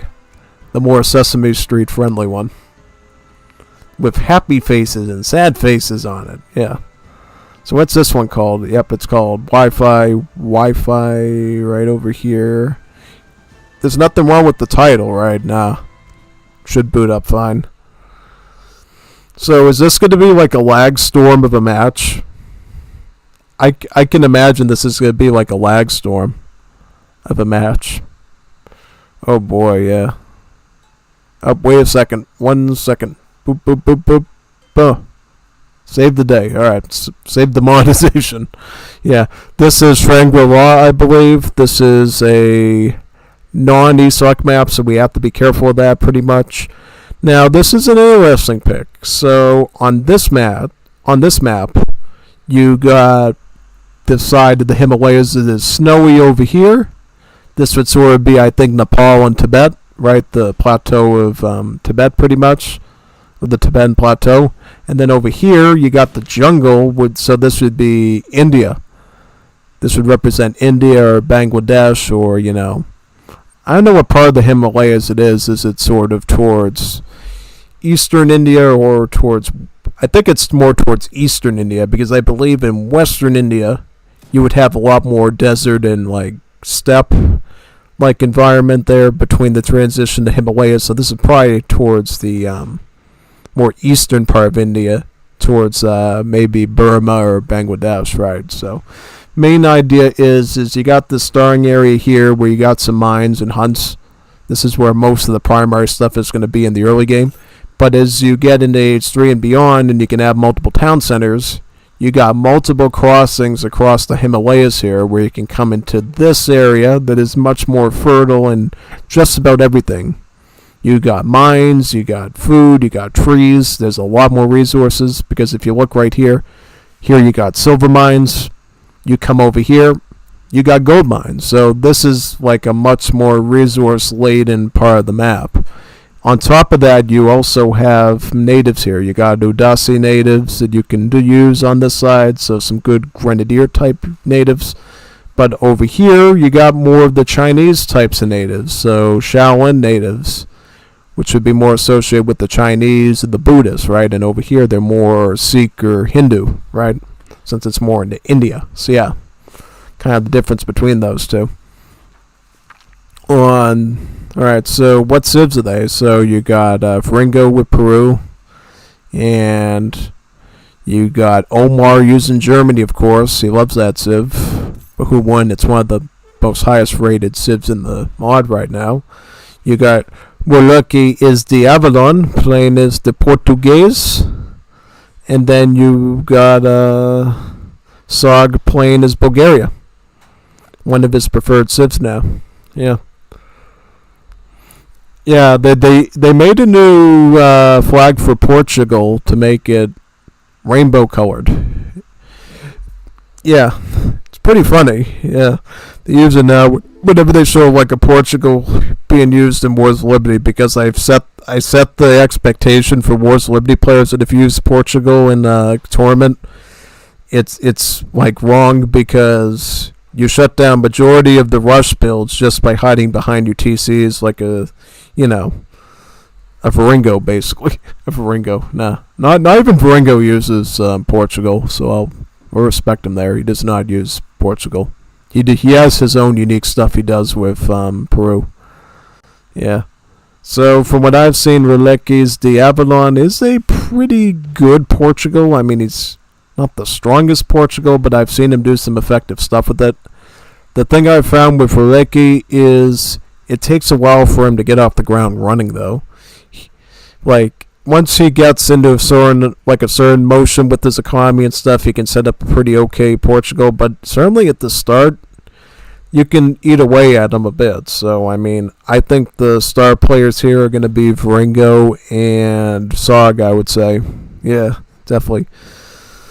Omar, he's kind of a slow-mo type of a player, where he starts out kind of slow, works his way up over time, and gets gradually better armies and stuff. So yeah, I think whoever wins this, it's really a Peru versus Bulgaria game, and whatever Portugal and Germany do to help out will make a big difference. Yeah. Piece of advice is Germany: get a settler down here, and start putting all your manor houses down here. Yeah, you heard that right. Germany in Wars of Liberty has been reworked to have a lot of the British bonuses. So, these houses here, the Mites Casernes, produce a free village when you build them. And essentially what that means is, on a map like this, where you got greener pastures over the mounds, you should have a settler down here right now putting, villagers on one of these hunts down here, on a mine. Yeah. Because why would you do that? Well, nobody expects you to go down there, right? This early in the game, so you psychologically throw your enemy for a loop. And then you can even build an outpost down there as well, using... there's a politician called the Statesman where you can get an outpost. You can use that, or you can ship in 700 wood to build an outpost or two down there. And that way you control most of those fine resources down there before your opponents even get down there, which will definitely give you a resource advantage going into Age 3, 4, 5. Well, not 5, but especially 3 and early 4, when all the hunts and mines on this side of the mountain starts to dry up, and you really want all the gold and bigger animal hunts down here. Yeah, that's just a bit of advice. You don't have to do it. And I think you'd still be fine staying on the snowy part at least for a while. But yeah, just a bit of advice on something you might be able to try doing there to improve your setup. Yeah, pretty much. Yeah. So what are they going to do for combat? So it looks like Ringo and Omar will go forward base. Barracks for Germany will do line infantry. Ringo will likely do Legion Piranha. We'll see if that ends up working out or not. We'll have to see. They're pretty much going to go for Sog first since he's not Portugal and doesn't have multiple town centers turtling. But we'll see if that ends up happening though. See, Sog knows to go across the mountains now with some of these peasants because he doesn't know what's going to go on up here. The only problem that you run into with that is you lose a few villager seconds doing that because you're not grabbing any resources. You're taking all that time to walk through the mountains and you're not doing anything. You're not hunting, you're not mining, you're not chopping. That's the moment, or at least the timing attack that Ringo and Omar can do where they can really do some damage to Bulgaria's when you got all those villas not engaging in any work, and then you got the combined armies of two players pressing on one like this. Yeah, because right now, Legion Piranha with a few line infantry, that's pretty harmful for Zog here. Because all it takes is like a decent charge attack to like take out these Opel-Shended infantry, and then it's like free season on all these villas and buildings and everything. Yeah, good move there by Zog to do stagger mode. He saved most of the Opel-Shendeds there. Now he can continue to kite and do stuff. These Opel-Shended infantry are a hybrid between heavy and skirmish infantry, so they end up having both hand and pierce armor, and they have 14 range, so they can actually, be a bit more flexible than your average range infantry pretty much, which is quite nice, yeah.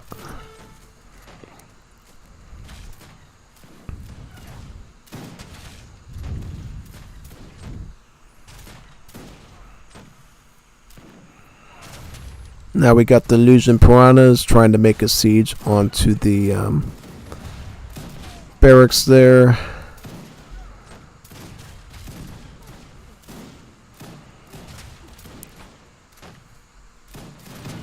Oh yeah, see, this is the great thing about Peru. As you lose units, you can obviously use the speed on death bonus, which means you can respond to different threats very quickly. Like, you can zip down here, attack Portugal, come down here, and attack Bulgaria. Gives you a little bit of flexibility there to maneuver stuff around.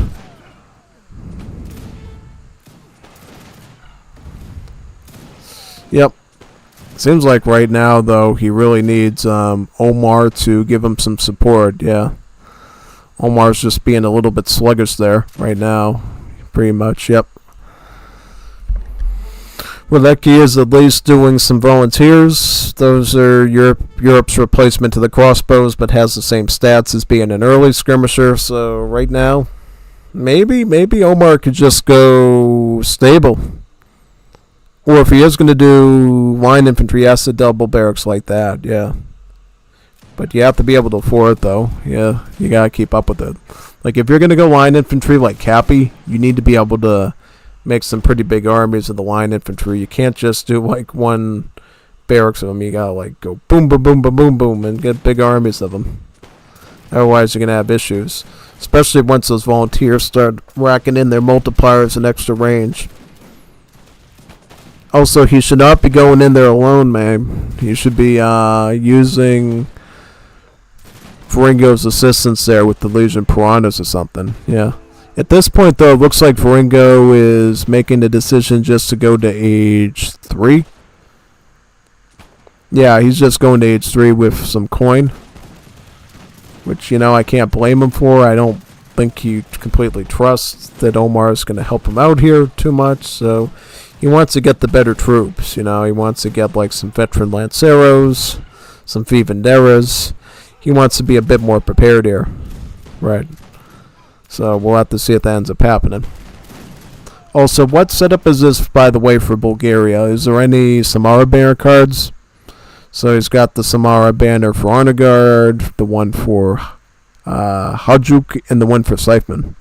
So depending on how much Sog can mass up, we might see a move to Samara banner for the Scytheman. Because what a Samara banner does, it turns all of these into the Spearmen, right? Or whatever unit is part of the Samara banner. So if it's a Samara banner Hajuk, it'll turn them into Hajuks. If it's a Samara banner Scytheman, it turns them into Scytheman. If it's a Grenzer, it turns them into a Grenzer. Yeah, pretty much that. For the Honor Guard one, you'll need the Opalshenik Cavalry to do that one, since it's a mounted unit, yeah.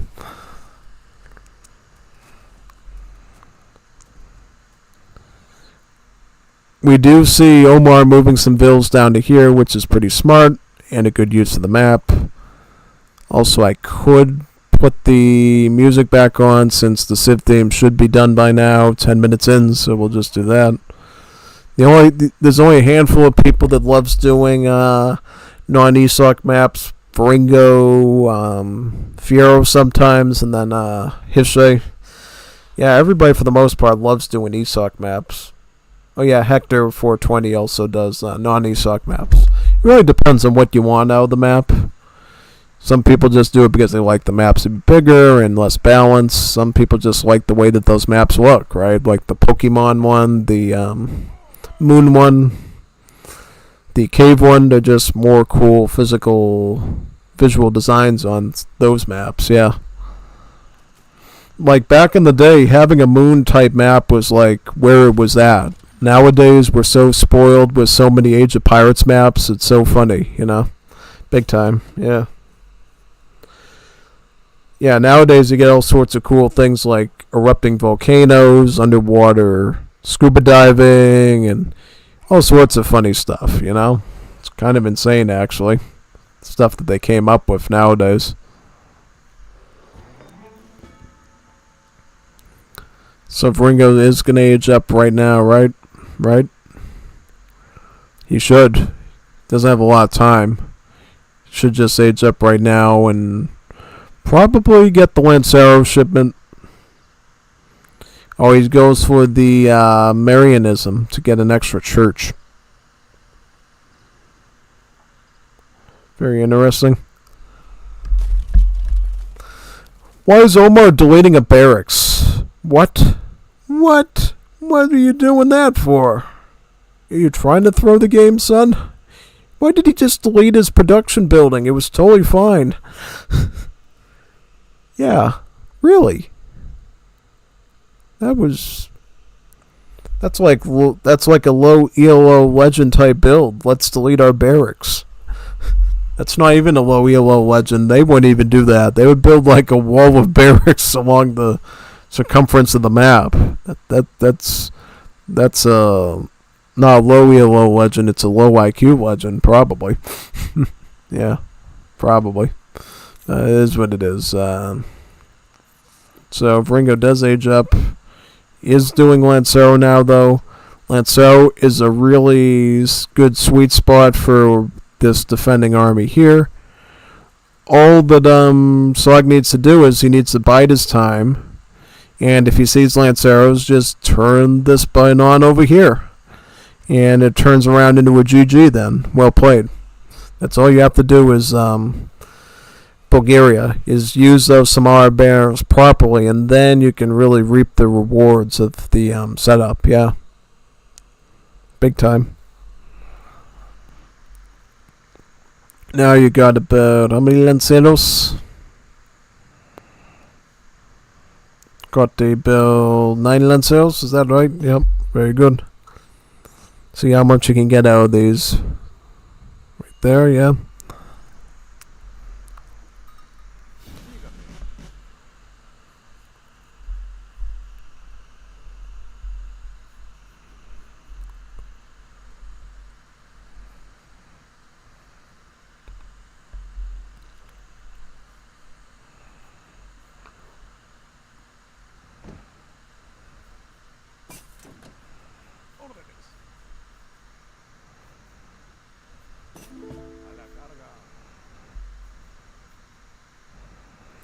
Ooh.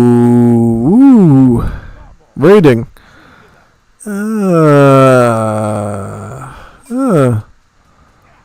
Wow. Can he even fit all the vills in there? I don't think he can fit all the vills in there. I think they might have messed up on this side, yeah. That might have been a bit of a blunder there, honestly. Just saying. Oh, yeah. I mean, they're going to get some of Omar's, but boy, that's going to leave a stain. He should really go up there to get these ones up here. Yeah, see, Veringo's smart. He knows to look around for these ones. He's going to get those ones next, and yeah. Yep, he's going to find this is like war. This is United Nations violation edition today. Like all these civilians just getting destroyed by cavalry. This is when you overcommit to the grassy side of the Shangri-La map big time. Like Omar way overcommitted onto the side, and he's gonna lose so many villagers now. Veringo just stuck his immigrant colony over there, and he's putting a tower down. He did the Chinese workers there, but nothing else. Whereas Omar's going to lose like majority of his villagers now.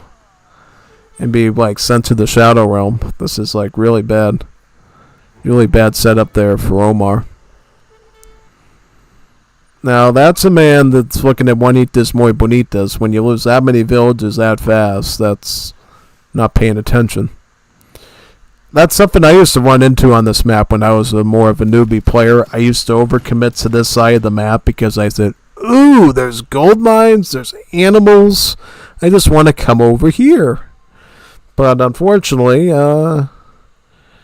yeah, I just, would get raided by the AI or the human player, and I started to not like the map anymore until I learned to appreciate the balance, and then it became better.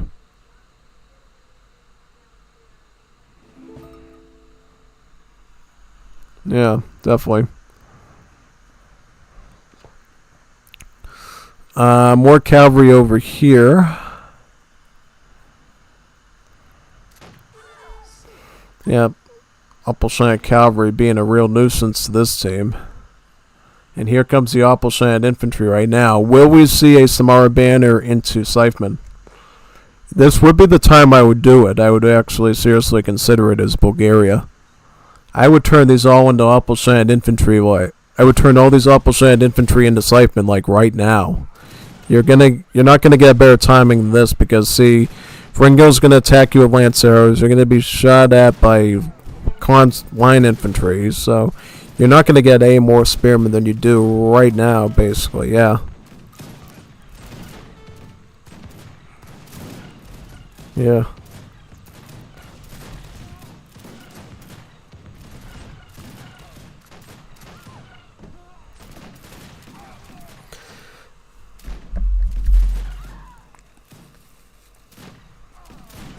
Looks like the volunteers from Portugal have been upgraded to veteran as well, right? So yeah, these are a bit stronger too.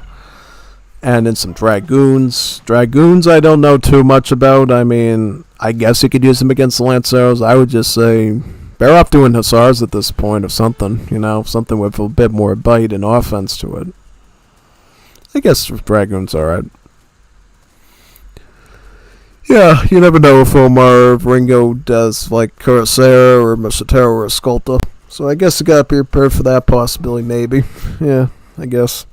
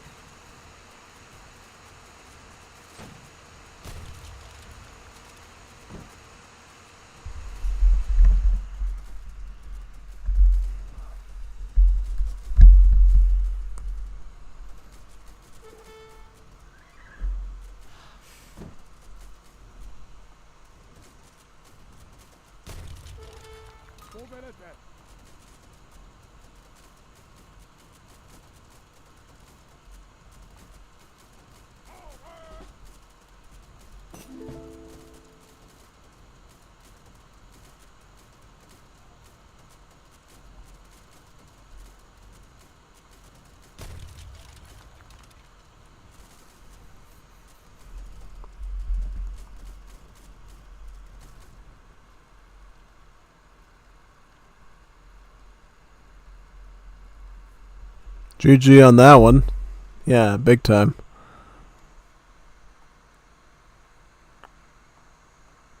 I just want to say, wow, look at all the stuff Bulgaria did that game. I mean, Varengo was probably second in place, but wow, 62. That was some serious rating there, big time, yeah. Well, poor Omar losing 1,000,000 villagers.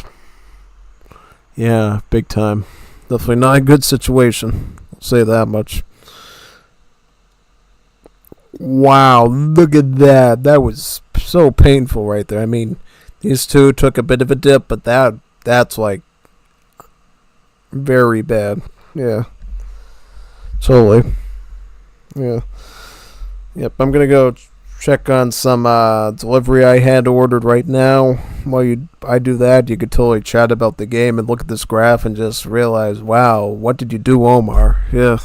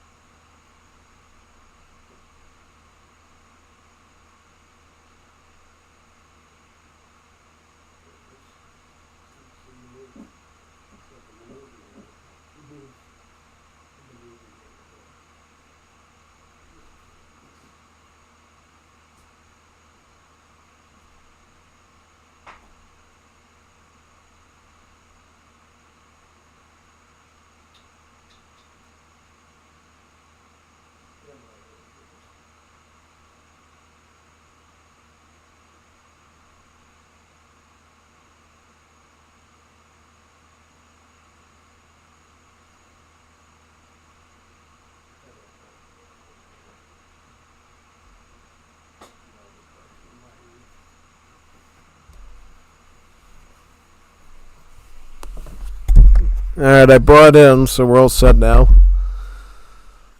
Let's get into the next game. Let's do that. Let me boot it up right now.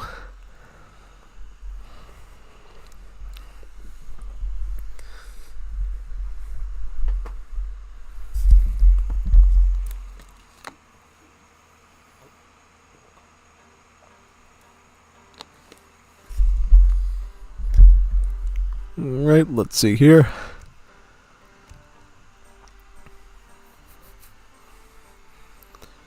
So what's this recording called? It will be called,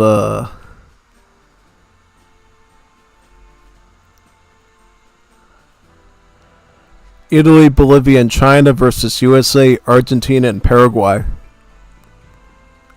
Kind of an interesting combo when you think about it. Yeah. Big time.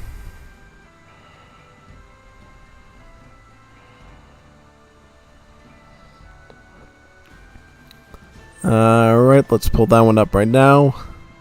Just gotta check the Rec games, one more. Alright, I for Italy. I, Captain. That one right there.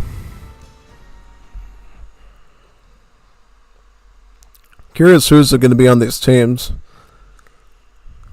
Could be a variety of people.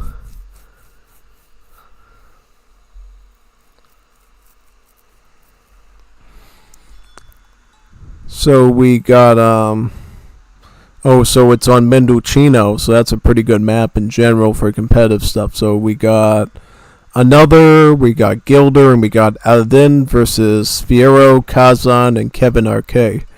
The teams are pretty fair, I would say. I definitely think a team with Gilder and another is going to be pretty strong. You know, these two players are rather solid, I would say. So we'll definitely have to watch them pretty closely. And what's if? So, yeah, let's review. Just make sure it's the correct one. So we got China, Italy, and Bolivia on this side. And then up here we got USA with Kevin Arquet, right? And then Fiero would use Args. And Kazan, the Paraguayans. All right. So that should be a pretty good matchup, I would say. In terms of combat, how is this going to play out? Well, I would say in this situation, you're probably going to see a lot of strength towards anti-infantry from the team up here, whereas the team down here is going to be much better for a variety of things. Let's go into the Chinese. Chinese should be pretty good at swarming lots of units. Same with Bolivia, thanks to natives. And then Italy has a few options. They can either utilize their long-range skirmishers, the Alpini, or they can use the mafiosos to do some espionage-type stuff. Yeah. Either or, those options should make it work. Yeah. But it's really going to come down to the players' playing styles, what their decks are, and everything like that. So we're going to have to go through that. Since it is a big team game, we really need to pay attention to all those sort of things, pretty much, yeah. So what does Bolivia's deck look like? And also, what is he starting with? He is starting with Carnaval de Oro. Okay. So this gives you a church and one crate of XP, pretty much, yeah. Now, I think he might have just thrown there, because if I remember correctly, you cannot actually construct a church in Age 1 until you send the card Marianism. So that might have just been a wasted shipment right there. Yeah, big time. What other cards do they have in Age 1? He's got all the native ones. He's got Virgin Force. I think he might have just picked the wrong one there, because if I remember correctly... Oh no, he can build a church in Age 1. Awesome, that's great. That is really good. Because I was worried about that. I was like, wait a second, can he even build that church? Yeah, he can, so it is not a waste. He's actually going to get a decent XP trickle from that church now. Yeah. An XP trickle of about 0.5, yeah.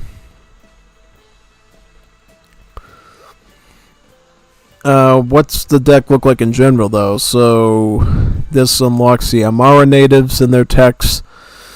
This unlocks the... Well, this is the Amara, this is the Guarani one. These will unlock a native warrior at your native embassy.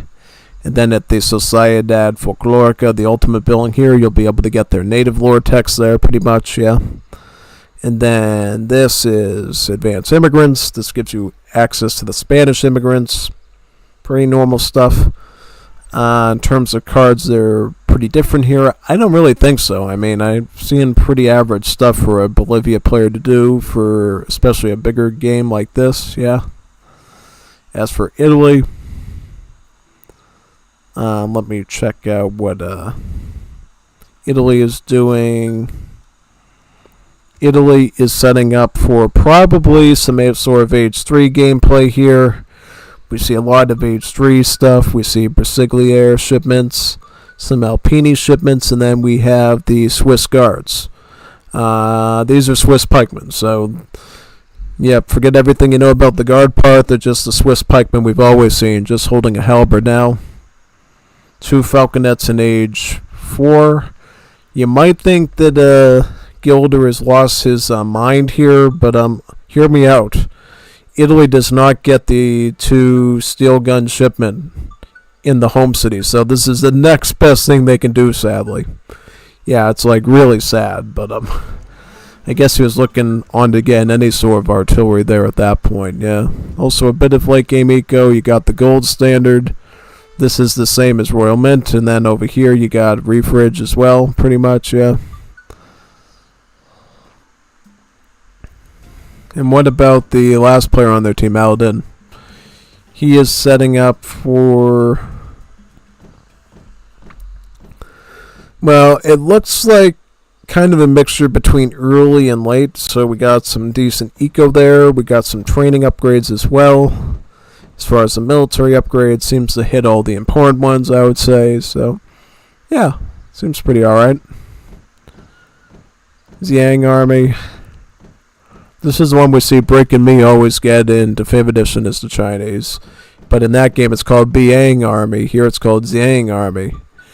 Yeah, it gives you about 8 Nians and Manchus and upgrades them to Veteran. Pretty good card. Year of the Snake. Get 1, 2, 3, 3 villagers on every age up. So, yeah. On every age up you get a certain amount of vills after sending this card. It's sort of an add-on bonus pretty much, yeah.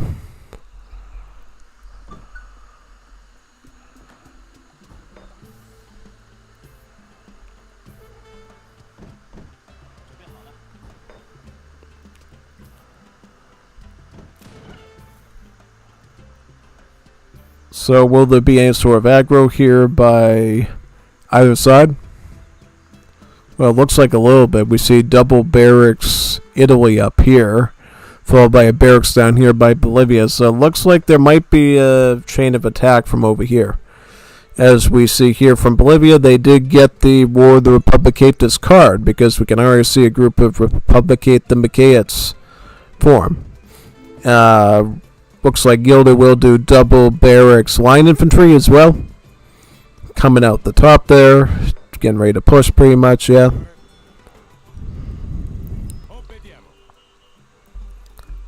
And where are they going to attack? So they're going to attack USA. USA is just getting the barracks up, by the way, so they might catch them off guard there.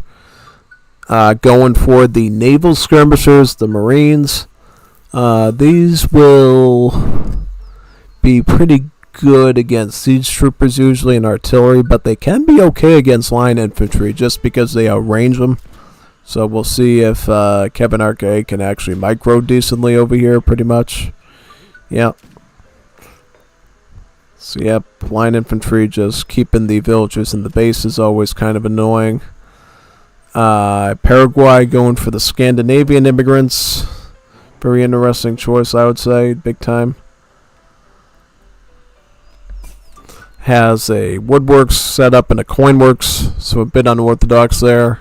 Now again, a barracks.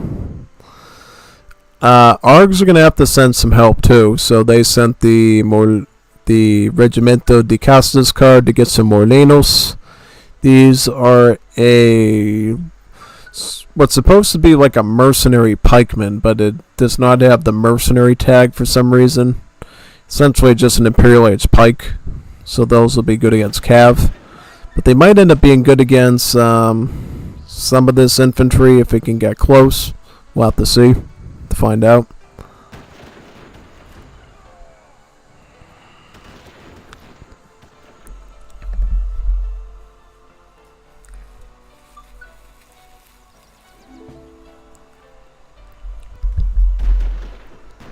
Good move there by Kevin trying to kite some of these line infantry. See, he's getting a good run on the line infantry now because there's just not enough support for him there.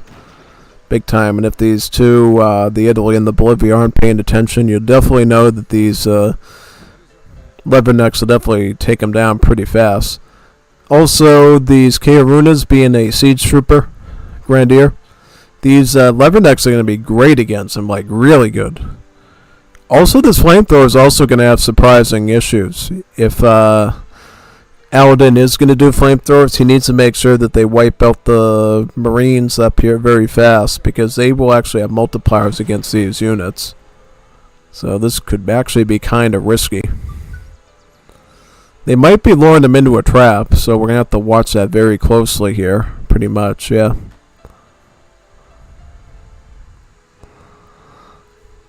Args do add some Patricios in as well. These will be a pretty sturdy musketeer that can take a few hits pretty well. Yeah.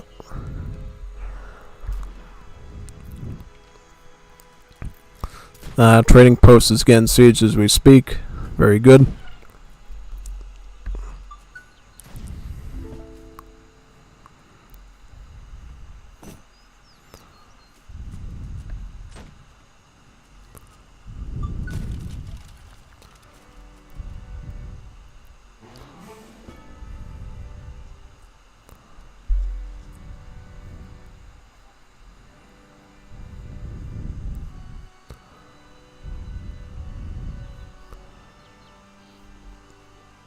Oh wow, looks like Firo is going to actually train more of the Milenos. Very interesting. Now he's going to need a lot of coin to afford these, since they're pretty expensive in coin. So we'll see if he can actually keep up with the costs on them.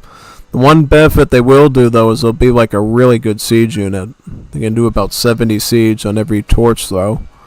So yeah, these builds like the trading posts, all those will go down very fast. Indeed. Yep, that goes down pretty quickly.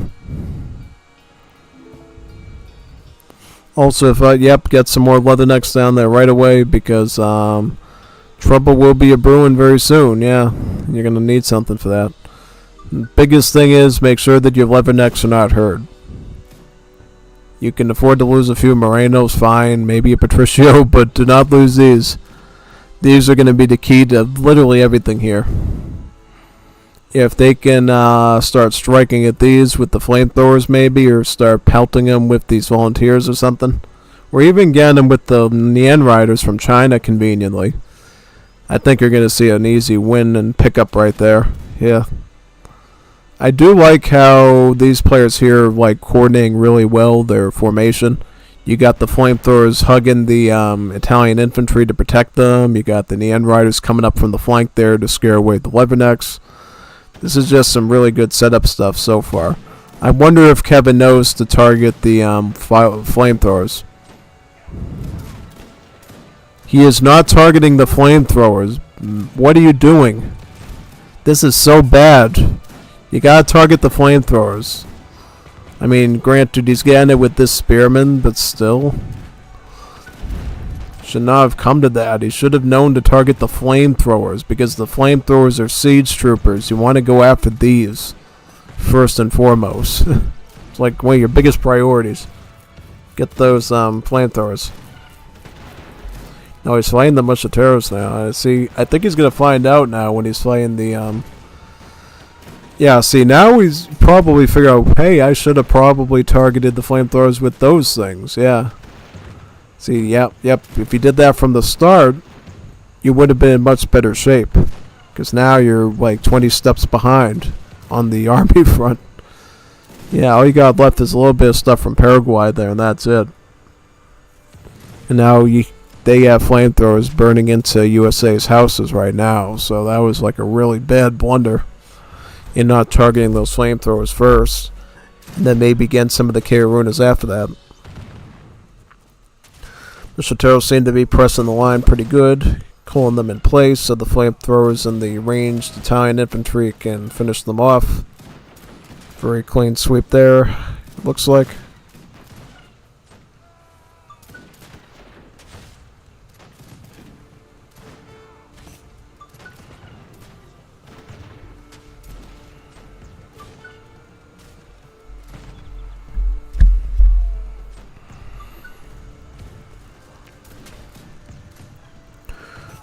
Fio's screaming in the Radman chat about bad internet.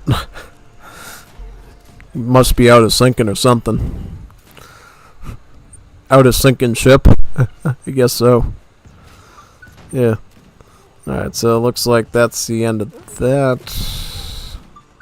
A lot of Akayobatais there, but unfortunately a lot of bayonets to stop them though, and hand armor.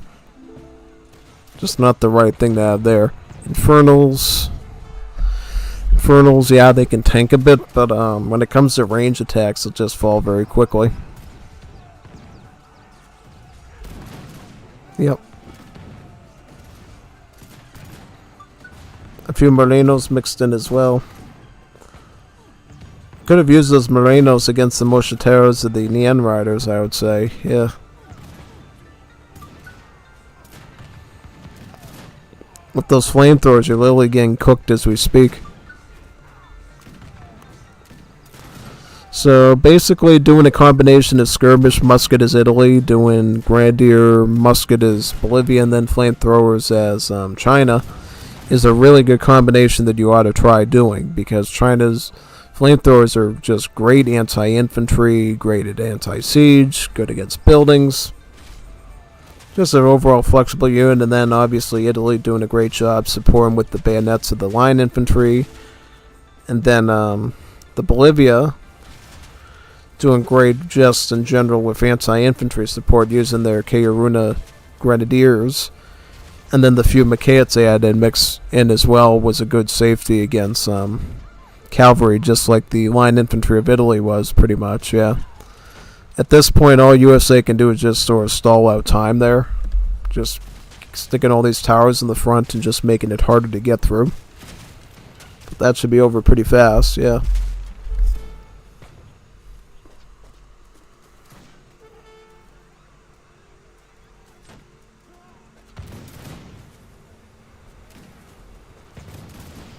Start sieging that tower down next, yep.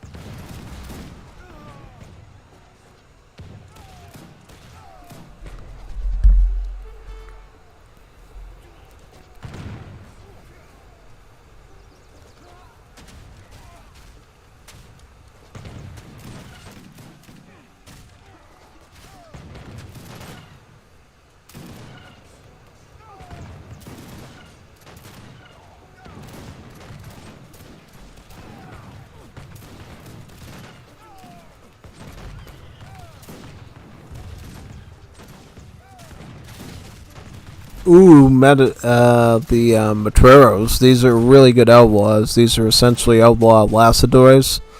So what they do is they're a skirmish unit that actually deals splash damage. So instead of having really strong multipliers, it just deals area of effect damage. You can damage multiple things at the same time. Yeah, pretty cool concept, isn't it? Unfortunately, Fierro could have gone those a lot earlier in the match, I think, and he probably would have done a lot better against the infantry of Italy, and maybe could have given the Leathernecks a better target on the flamethrowers. But, no, just not enough coordination on their side, it looks like. It seems like whatever China, Italy, and Bolivia are doing here is just really in sync with each other with their formations and everything. Unit comps synergize well, the movements synergize well, whereas sort of Fierro and Kazan and Kevin were sort of all doing their own little things that didn't add up to much, you know? You got Fierro doing anti-cav, like pure anti-cav for a while there, when he probably really should have just had like a big stack of like Patricios or something, maybe even get an early Escolta. But yeah, it just did not sync up very well. And then obviously these Mosquiteros have also been a really good support for dealing with skirmishers and such, yeah. Yeah, but it does look like USA still has some Leathernecks to use, so they're going to hold those back and hopefully try to target the flamethrowers with that this time. Yeah, we'll see though. Fierro does have some more Matreros now, putting the Akayobatais around to the flamethrowers. Let's see if Kevin knows to target the flamethrowers with the... Yes, now he's doing it. Now he's doing it. And see what a big difference it makes now? Because now they've broken through their flamethrowers. And now they can try to push back the infantry, maybe. But who knows at this point, because they're just so much far along at this point that who knows what they can even pull off here. Interestingly, another does send his Musketeers in that direction too, which could potentially prevent the Leathernecks from actually targeting the Kirunas, which would be the best target. Instead, the Musketeers trying to distract the Matreros from getting a good targeting there. Kazan has an artisanal can now to try to blast a bit into his infantry as well.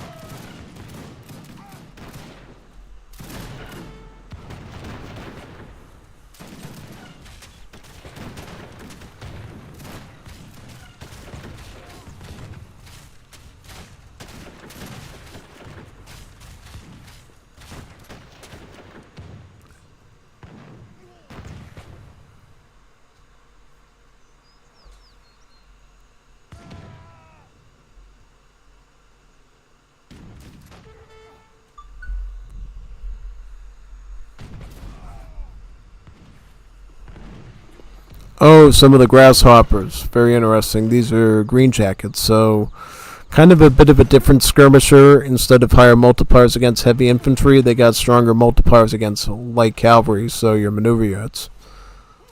Yeah, so it basically means that these skirmishers are going to be usually better against dragoons, but they can still fight musketeers with the multiplier of 1.5, which is still kind of decent, you know?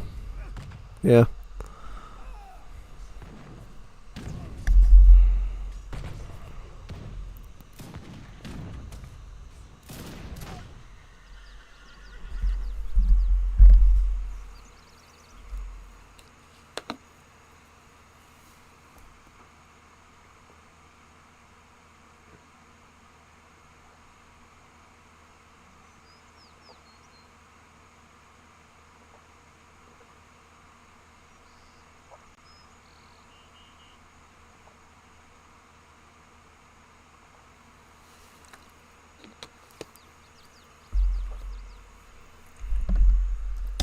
Looks like the pressure has shifted over to this side, and now we see another actually using the natives on the map to his advantage is Bolivia, and we'll probably send out a huge stack of the Mapuche Iron Clubs. Yep. But we do see Fierro coming here with some Molinos, which makes no sense at all.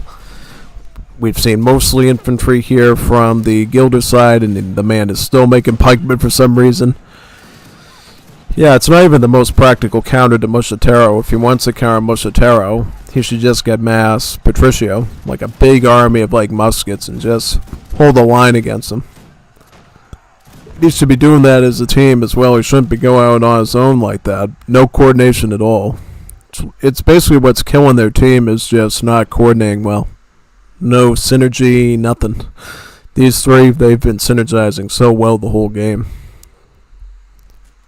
Quite well. Wherever one person goes, the other one goes. They always making different types of units to complement each other. It's just a lot better headspace there. Yeah.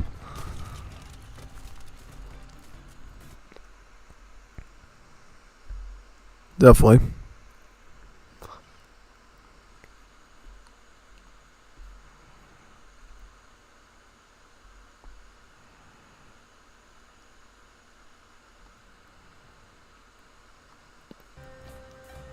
Now we see Fierro going to age 3, Kazan going to age 3. To do what exactly, I don't know. I mean, I think it's too late into the match at this point for them to really make a comeback with Escolta or Granadero Caballo, his ARG, or any of the artillery stuff Paraguay gets. They should have definitely been on that a bit sooner. Who knows at this point.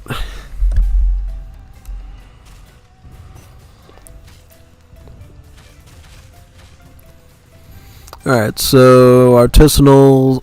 Oh boy, yeah, see, here is the bane of all artillery's existence right now, the hand mortars. hand mortar's an absolute shredder of artillery. These things are really destructive to artillery. I just dealt with them the other day too, playing arena with the arena people. I was able to combat them using flaming arrows. I don't think I showed you that match yet on my channel yet, but you'll probably see it tomorrow when I publish it. I'll probably publish it tomorrow since I have it uploaded. Yeah, basically I used Japan to spam like 1,000,000 flaming arrows out to back up my team. And it ended up working very well against all their hand wars and everything. It was just really good support across the board, yeah.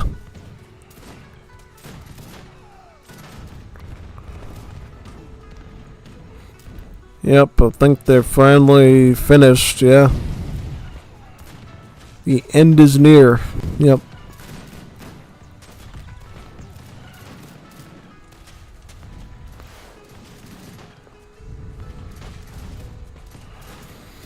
Yep, it's a lot of chaos this game, definitely, especially for the Fiero team.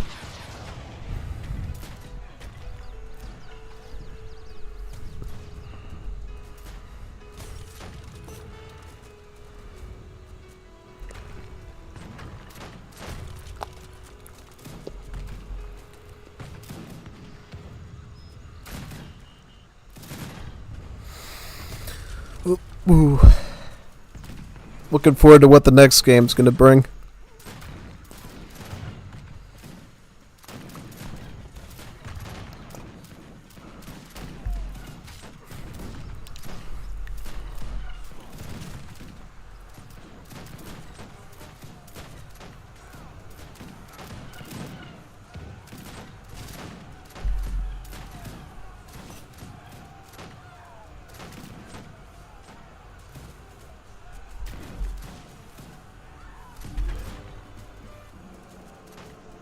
Looks like a GG, well played there, yeah.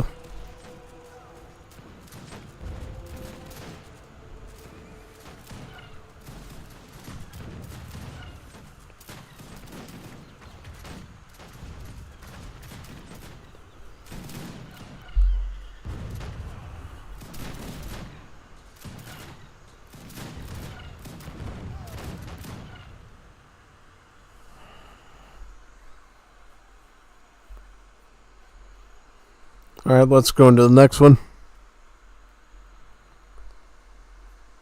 Boot that up.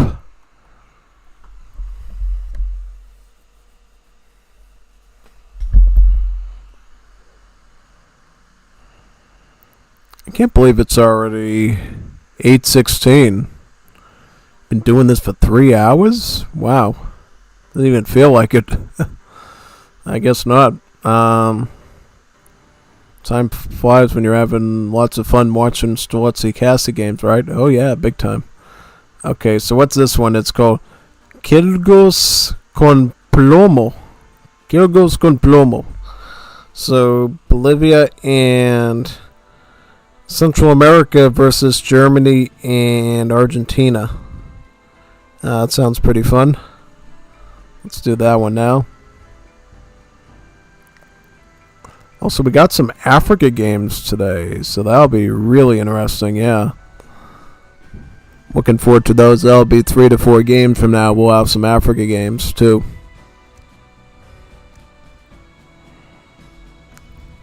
Kilgos con Plomo.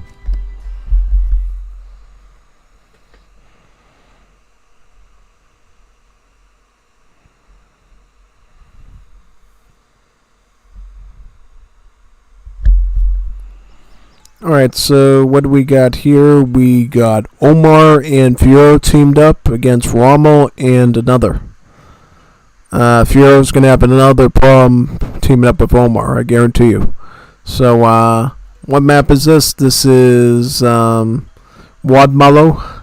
and it's basically a big giant fish fin. If you didn't notice, this is like a big fin of a fish, right? And it's in the water, of course, where the fishes go. And you start the game with the canoe, and you can use that canoe for all sorts of things. You can fish, you can whale. Yeah, you can even stick some early units in there to go across the pond here to grab cows, grab the treasures. Yeah, it's a really flexible map for water ambushes. Big time, yeah. Also a trade route, going right through sort of the bone of the fish here. About 3 trading posts, and then some Cherokee sites as well on this side of the fin. So that's good. Now, in terms of Civ matchups, Central America with Bolivia versus, say, Germany and ARG.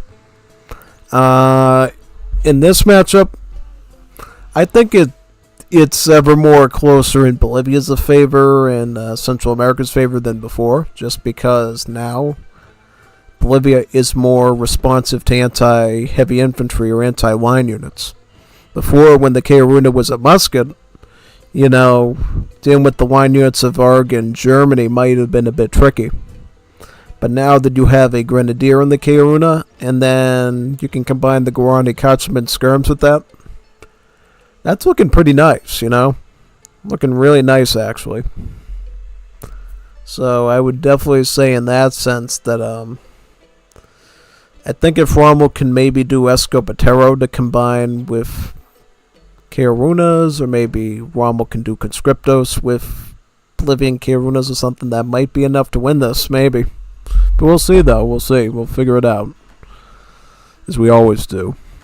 Alright, so what are the decks here? What sort of methods is particularly Central America going to do in Bolivia? So Bolivia has a completely different deck here. It's called Villanos. Basically, it's going to start with Mother's Day. Mother's Day is an upgrade to your Explorer, and after the Explorer is upgraded, it gives you the shipment right back, so you can get another shipment right after it. Because Mama gives you a box of cookies or something for researching her, I don't know. Then you can get Mezzazahe. This will cheapen the trading posts, cost and wood. Also will add a range attack on the trading posts, and it will improve the build limit of native warriors. So it directly synergizes with native setups. Yeah, pretty much. Yeah. Oh, Rommel's doing the Bolivia, and then another is doing Central America. That's interesting. So I should have recognized this was the deck we saw first thing today too. All right, now I understand. All right. From what I saw in the game against Gilder, Rommel seemed to be doing pretty okay as Bolivia. But that might have just been because the Civ he was going up against was rubbish, Australia. I think against like Germany and ARGs, Rommel's going to have to be a little bit more careful with that build, Because he's going to be dealing with a pretty strong Patricio rusher. I've seen Fierro do ARG before. He's not the strongest ARG out there in terms of Patricio timing, but he can do it. Definitely knows how to do it. He knows the build order with the pastures and everything. So it's going to have to be a bit of a concern to see if he can actually do that. And that means that another's probably going to have to add in the Conscriptos or the Pardos to protect them. Yeah. Starting up with the Scandinavian wave, it looks like. Kind of a roll of the dice there. Because with the Scandinavians, of course, you can get a Scandinavian Explorer as your... Oh, wait a second. No, they reworked them. Oh, that's right. They reworked the Scandinavians. You know what they did? They changed their whole thing to the Scandinavian houses having more line of sight and being good at reconnaissance. They used to be good at treasures. Now they're good at reconnaissance. That's right. That was changed in this version. I remember that now, yeah. So probably doing Scandies so we can just see further out onto the map, perhaps. Yeah, big time. So do we know what Central America is going to do for roster exactly? Are they going to go Honduras, Guatemala, Los Altos? What will be the setup exactly? Who knows? But one thing that you'll notice here that you don't see in a lot of decks is all the natural resource cards. This is because Central American villagers have this special property where they can gather natural resources for longer, which means they still got the same gather rate. It's just that they allow the natural resource to last longer while they're working on it. They'll take less coin from the mine while still gaining it as if they were getting the same coin, if that makes any sense. Yeah. So, yep, basically you want as many natural resource cards as possible as Central America for that reason. Virgin forests, countermarking, bimetallism, cochineal farming. And then naturalist expedition is like furrier, and then this is just like spice trade now, sport hunting. Yeah, just so you know what those are all about. So it looks like he went with Honduras, the Honduras roster. And with Honduras, we'll be able to make some Escopeteros to start, it looks like, yeah.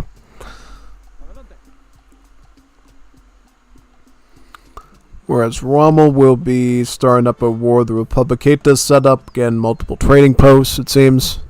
Already has has the entire trade route captured, right? Yeah. Oh, wait a minute, no, Rommel has this one, and he's going to have native site over here and probably the one up here. So about 12 Republicata Maquettes to start. Looks like Omar already has line infantry set up, though, with a forward outpost from the Statesman. He's going to try to defend here as much as possible. Gets the Maquettes down, and now is going to start to fight with the Escopeter bros. The Escopeter bros, yeah. Hey, you Escopeter bro. How you doing? Unfortunately, another overextended his Escopeteros there and lost 2 of them in the process. But he is regrouping with more now and is probably going to build a nice stack of these now on this side. Fiero probably should just do Patricios. He should not be doing this Moreno stuff. Why is he spamming pikemen at early skirms? That's like so cringe. No, I'm serious. This is cringe. Like, he's going to throw the match for poor Omar because he's doing weird stuff. Like, if he just stuck to the Patricios and, like, got, like, 1 queue of them out or something to help out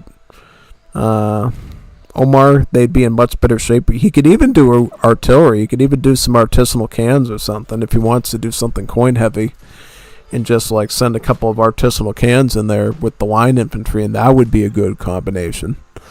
Pikemen with musketeers is not a good combination against skirmishers and muskets. It's just going to lose every time. Yeah, once you get a lot of pikemen, but the problem with these pikemen, the Morenos, is that they are a mercenary pikemen, so they're very expensive in coin, and you're not going to get a lot of them right away. You know, they're only good if you're actually dealing with, like, cavalry or want to siege something. Omar's doing the best he can to preserve his numbers, because he really can't afford to take a huge, unlucky RNG volley from these Escopeteros. These Escopeteros are wielding a shotgun weapon, which means they fire bullets in multiple directions, right? Sometimes the RNG is really good in your favor, sometimes not, so you have to be really ready for that there, yeah.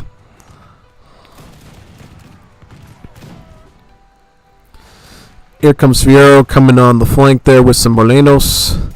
So how are these Morenos against Escopeteros? Well, they arrived too late, first of all, and it looks like, yeah, they're taking out some of them, just because they happen to have 20 hand attack, sort of like the Swiss pikemen almost. But yeah, no, once you get a decent stack of ranged infantry, they're going to get, like, overwhelmed and cooked, just like that. Oh, big time. That was like a huge whoopsie there, man. He shouldn't have not have done that. I don't know what Fiero was thinking with that one, but it is what it is, you know. Poor Juanito Argento on that one, yeah.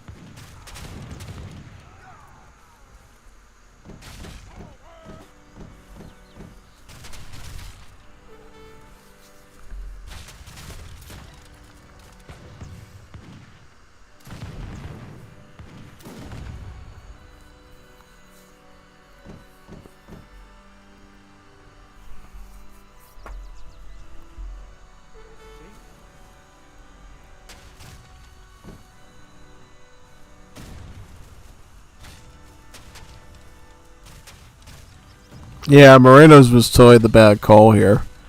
Even Infernals probably would have been better there, I will say that. Yeah, Infernals would have at least been more affordable, and you could have used their speed to win it. Actually, the Infernals, I believe, have more damage in H2 now than the Morenos do, so that was a very, very weird, almost questionable unit choice there by Fiero that basically cost them the entire game. Like, that's how sort of Fiero kind of threw the last game in the 3 versus 3, and now he's throwing the game again with these things. Like, you gotta understand, these are like Swiss pikemen. You know, you can't be using them like that. You're just gonna throw your ally into worse shape doing that, yeah. So now you got all this infantry you have to deal with and not enough time to counter it. Of course, Omar's not going to be able to keep up with that to an extent because, you know, he's just running through his base chasing his vills now, so it's not like he can stop and do anything. Well, he actually has a bit of food, but he just doesn't have the space to get a barracks down or two. That's it. Just doesn't have time to set up. I'm sure if Omar could get like 100 line infantry, maybe you'd be doing a little bit better at best, but even then, skirmish, Grenadier, that's just not gonna suffice, you know? It's just not gonna work.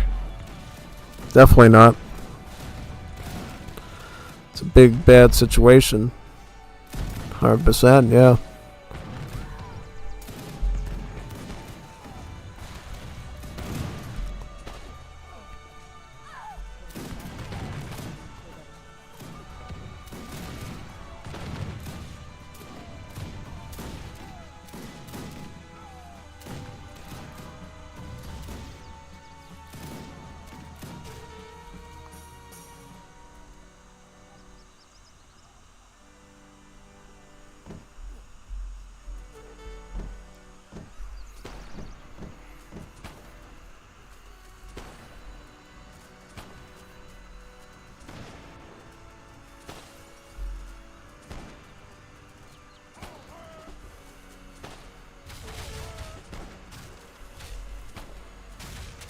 TC should be down pretty soon on that side. Yeah.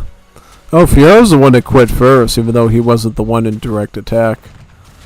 Very funny. Very interesting.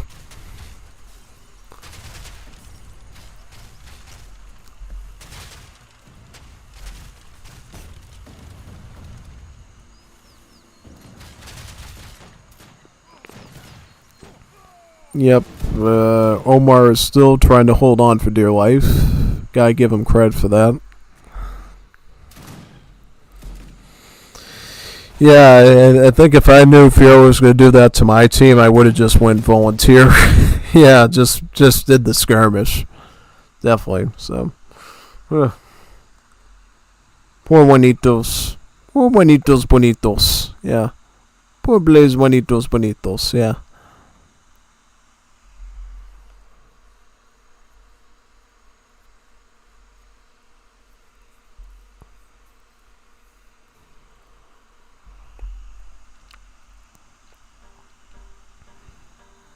So what do we got now for this record game? We got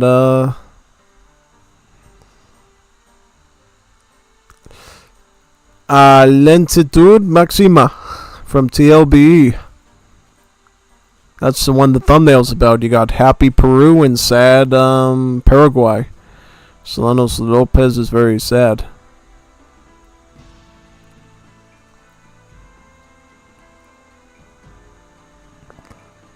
Lentitude.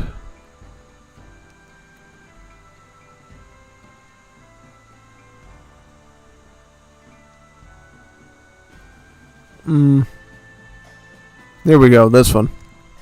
There we go.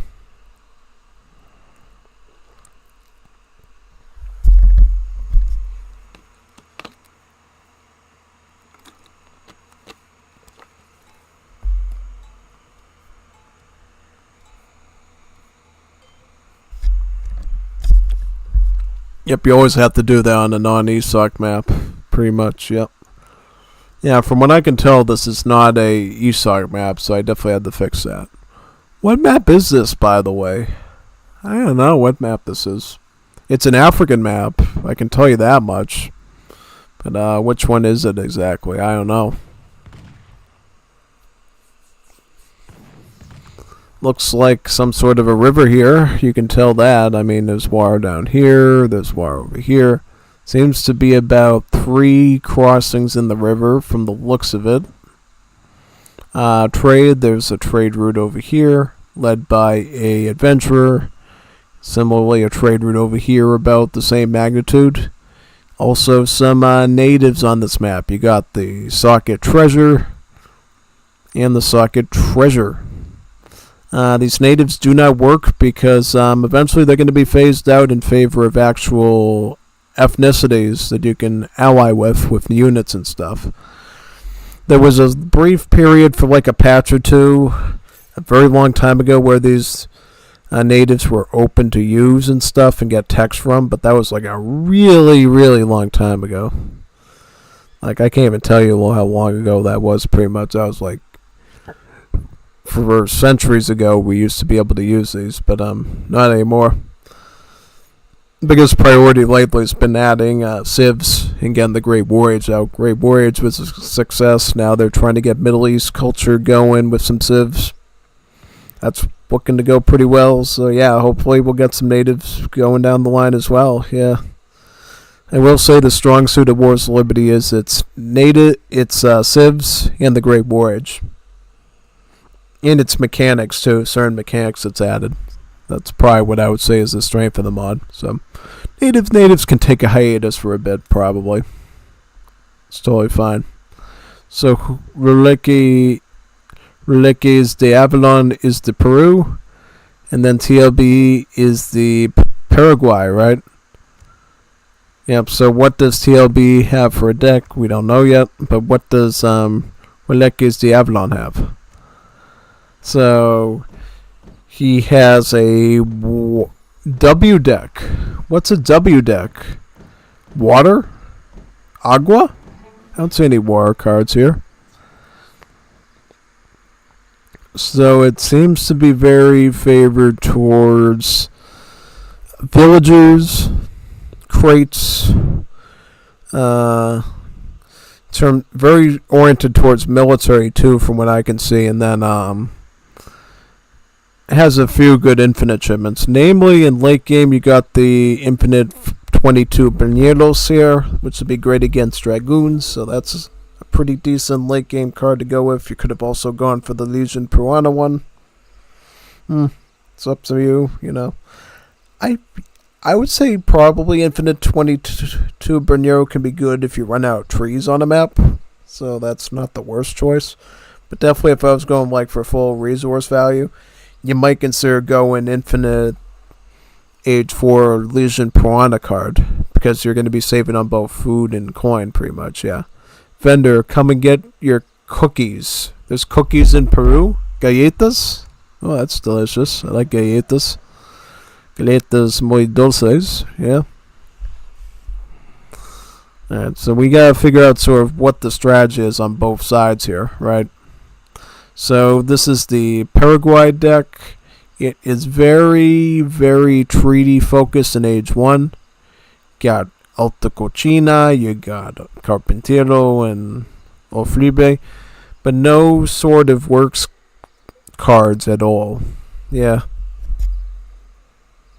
Yeah, see, that's the thing. You should probably get at least one Foodworks shipment in Age 1 just so you're keeping up with stuff, because if you're doing like Alta Cocina, the wood, and then the coin one in Age 1 with no actual works buildings, you're going to have a super slow age up from Age 1 to 2 that's just going to leave you very, very behind. Yeah, and that's the point of basically, so you got to make sure that you have at least infinite food works. If you have infinite food works, you might be able to do something, you know. I would say of the 3 works, you could probably dip on the coin works if you want to. Wood is totally optional if you feel like you don't need as much food. You could totally go for a woodworks instead. So I'd say if you want to do it that way, be my guess. But I'm just coming up with some plans for you so you can keep up with competitive players and everything. Yeah, that's all. In terms of the rest, though, I would say it looks pretty normal. This is a great card if you want to go Matreros. Support card, pretty decent. This good, this good, this good, this good. You got the heavy works right. Fundiciones, that's important. Telegraphs, this is only good if you want to send like infinite shipments in late game, like this one actually, so might be good.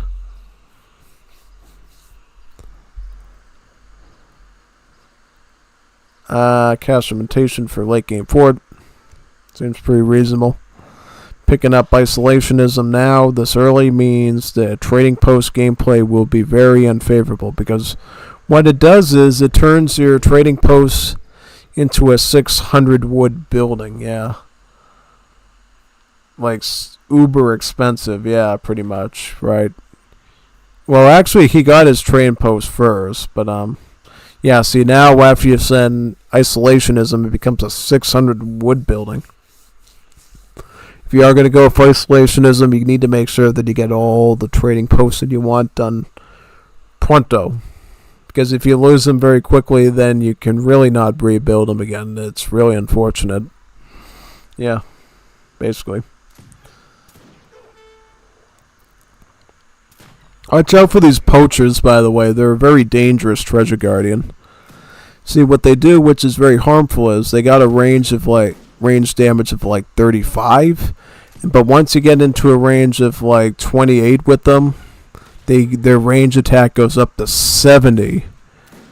So you really need to make sure you plan out fights with them very carefully, because if you don't, they will snipe you from long range and you will die within seconds. Guaranteed.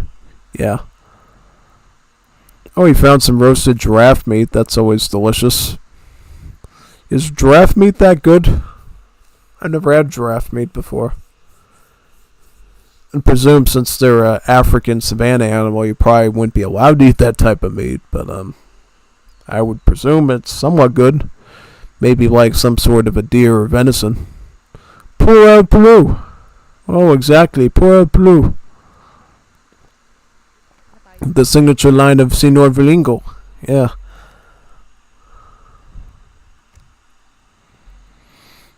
From here I see possibly going to H3 is Peru at this point. You got enough time to do it. Can get a fort out maybe. You can get some booming going. It's really up to Peru what to do. Peru do. You can ramp up on this card as well. This is a very underrated card for booming, especially in situations where you can't get another town center. Just shipping in 6 villagers every card cycle can be quite nice for getting up vills very quickly. It works for me in particular on games against Hishe and stuff. I will use that as Peru and gain a massive advantage over them, at least from what I've seen. And as long as I don't give them too much time to rebuild, it just usually works pretty well. Yeah, pretty much, yep. What else do we got here? We got Chinese workers, so he's definitely sticking to the Varingo style playbook, I would say, which is totally fine. If it works for Varingo, it probably is going to work for you too. Starting with the French colony, that's totally a fine option. Gives you access to the 2 food works technology bakeries. You can also make your Red Devil cavalry in Age 2 with it, which can be great against skirmish and artillery. So, yep, that's totally a great option to do is Paraguay. See, he's shipping in 8 Escopetero and has 1 barracks producing free Petit Rise. The Petit Rai used to be called the Primero de Ligne. Now it's called the Petit Rai, which I'm presuming is a more Guarani name for the unit than the previously Spanish one, pretty much. Yep.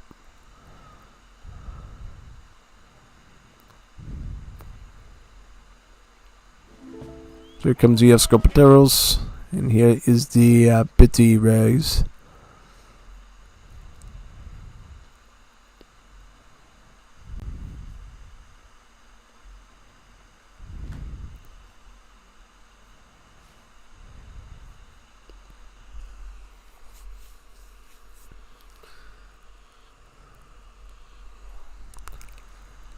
What cards has he sent? He has sent this.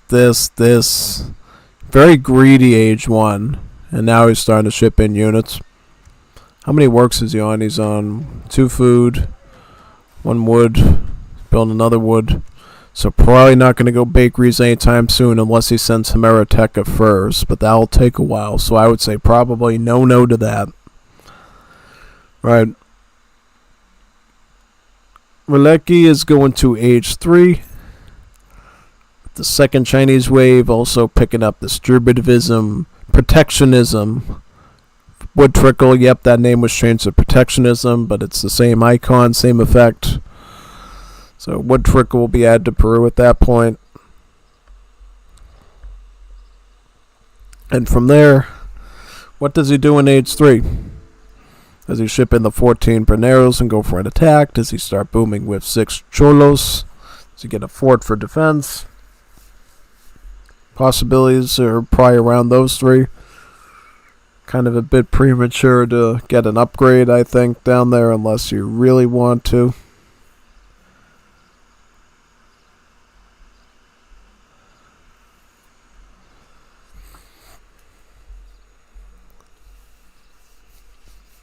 One thing you can say, compared to a Varingo Peru deck, this has a lot less emphasis on the early game natural resource gathering, and a little bit more on late game, because instead of Naturalist Expedition and Virgin Forest and countermarking, what you see here is basically extractivism, which is eco theory. So a bit more focused towards the late game, pretty much, yeah.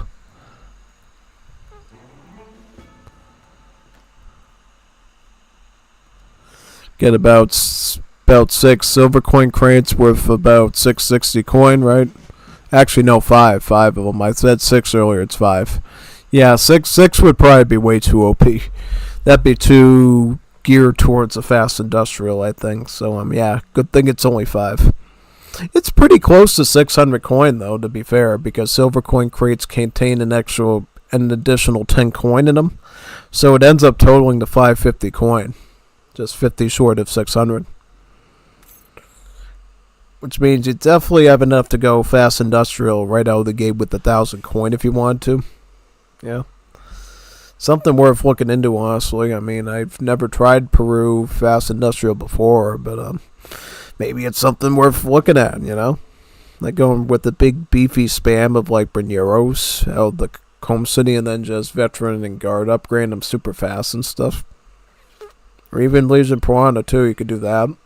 Yeah, all sorts of interesting builds like that.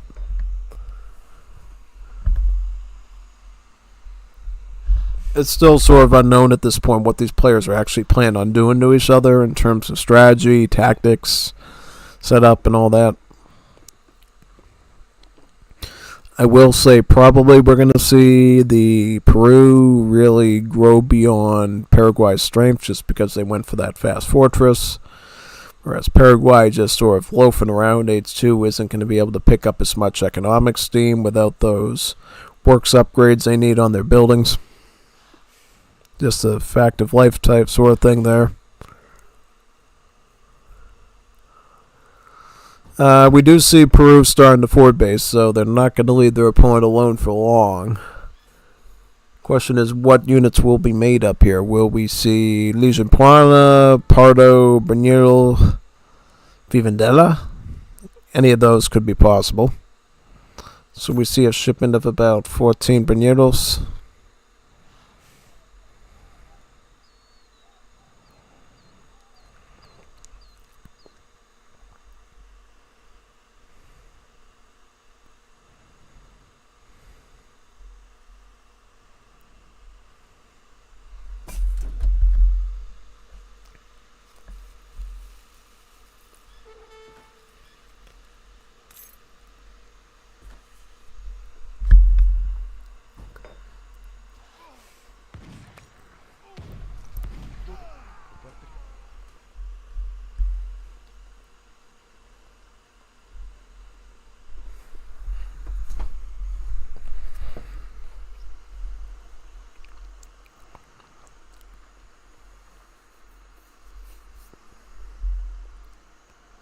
Might be going towards Industrial Age.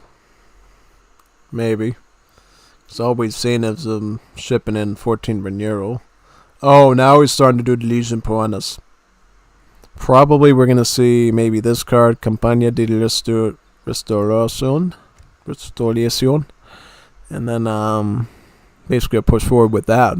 So that would basically give these Legion Piranhas a really good boost to their attack, particularly their hand attack, and then they can sort of run in and maneuver in different ways, pretty much, yeah.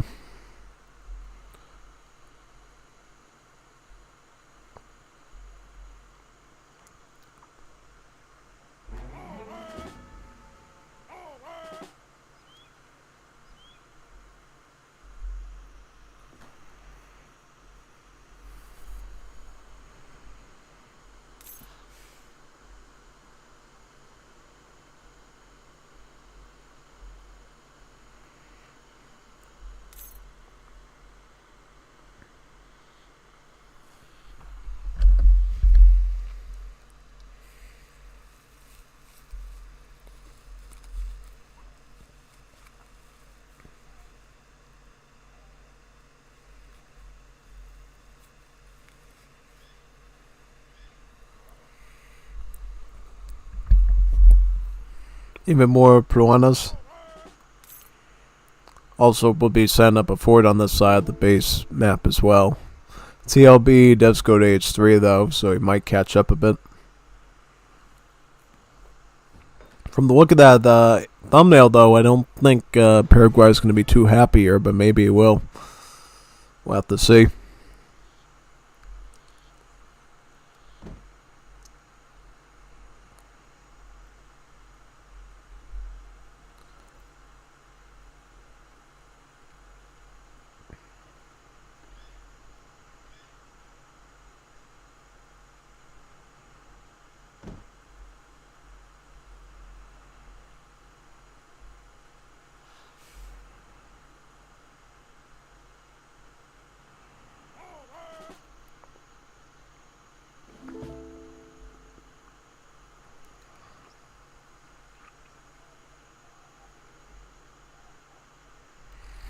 So, Veteran Benito and Veteran Piranha. Very interesting choice. Because I don't think there's a situation where Piranhas would have to worry about Dragoons at all. So I'm not too sure about picking up that Veteran upgrade. I'd be more concerned about maybe getting another barracks down, get a few houses down, maybe get a mill if you need one. Hacienda.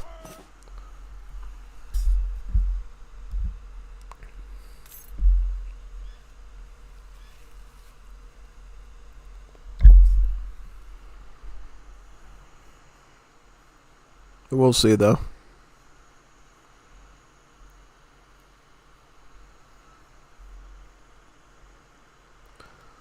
So Paraguay at this point's got a line of Pardos, a line of Escopeteros, a couple of Pitsy Rise from the barracks.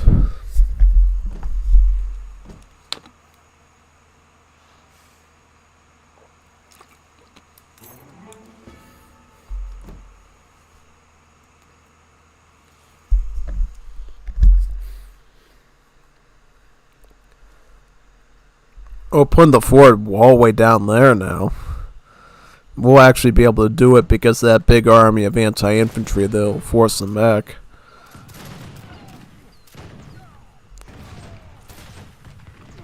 I love how he's microing these grenadiers just so intelligently there. Making sure not to lose them to the assault units. Yeah. That was some very careful plan there by the Peru player. That's a very good Grenadier micro when he's getting so much throws out of it. It's insane. Yeah, see, Grenadiers, depending on who's using them, can be such an efficient unit, or they can be the worst unit, you know, if you waste them. It's really in the hands of whoever can micro them well. Just like regular Grenadiers, you know? Just in a bit of a different way. Because that single charge attack is where it really matters, and then from then on, they're going to be like a normal gunpowder infantry for a number of seconds, and then I'm gonna go back to throwing grenades right after that, yeah.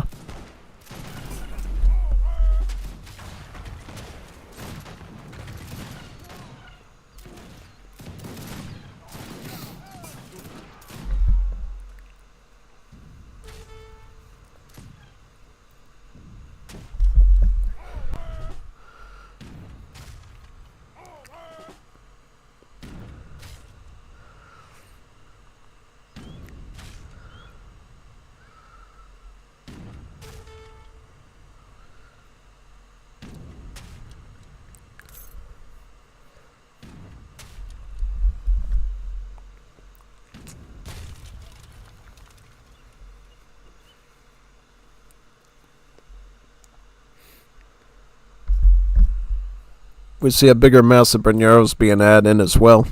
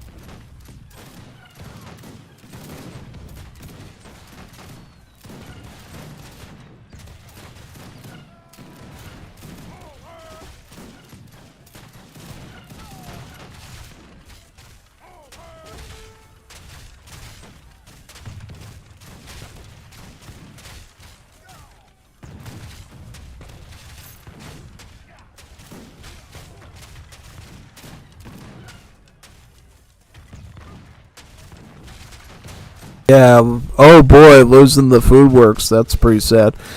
Kind of weird how he decided to send bakeries now from the French immigrants. He should have done that a lot later. Big time. Really messed up a lot by doing that. Because you can get a more synergetic build order with French immigrants if you just do one food works, one wood, and then you do bakeries to get two more. Then you save so much resources with that. Yeah. Pretty much.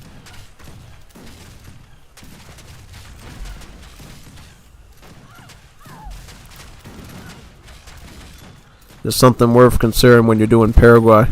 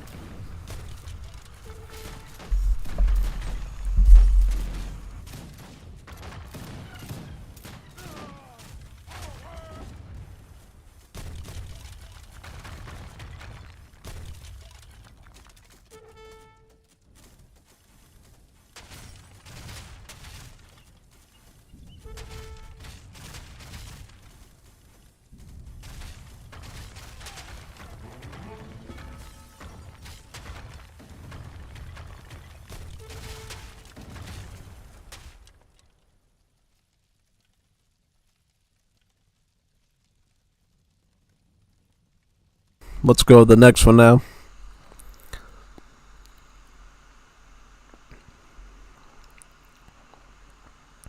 I'll boot into, let me find it. What's this recording going to be called?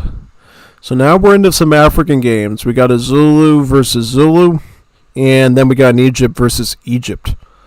Now that should be a fun one. Those should actually be two really interesting ones to see there. Big time. Yeah.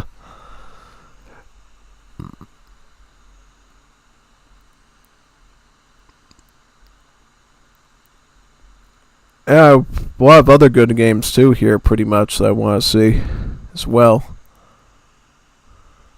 Yeah. Alright, so let's do Zulu versus Zulu right now. As a Zulu expert, this should be a really interesting study. Let's figure this one out.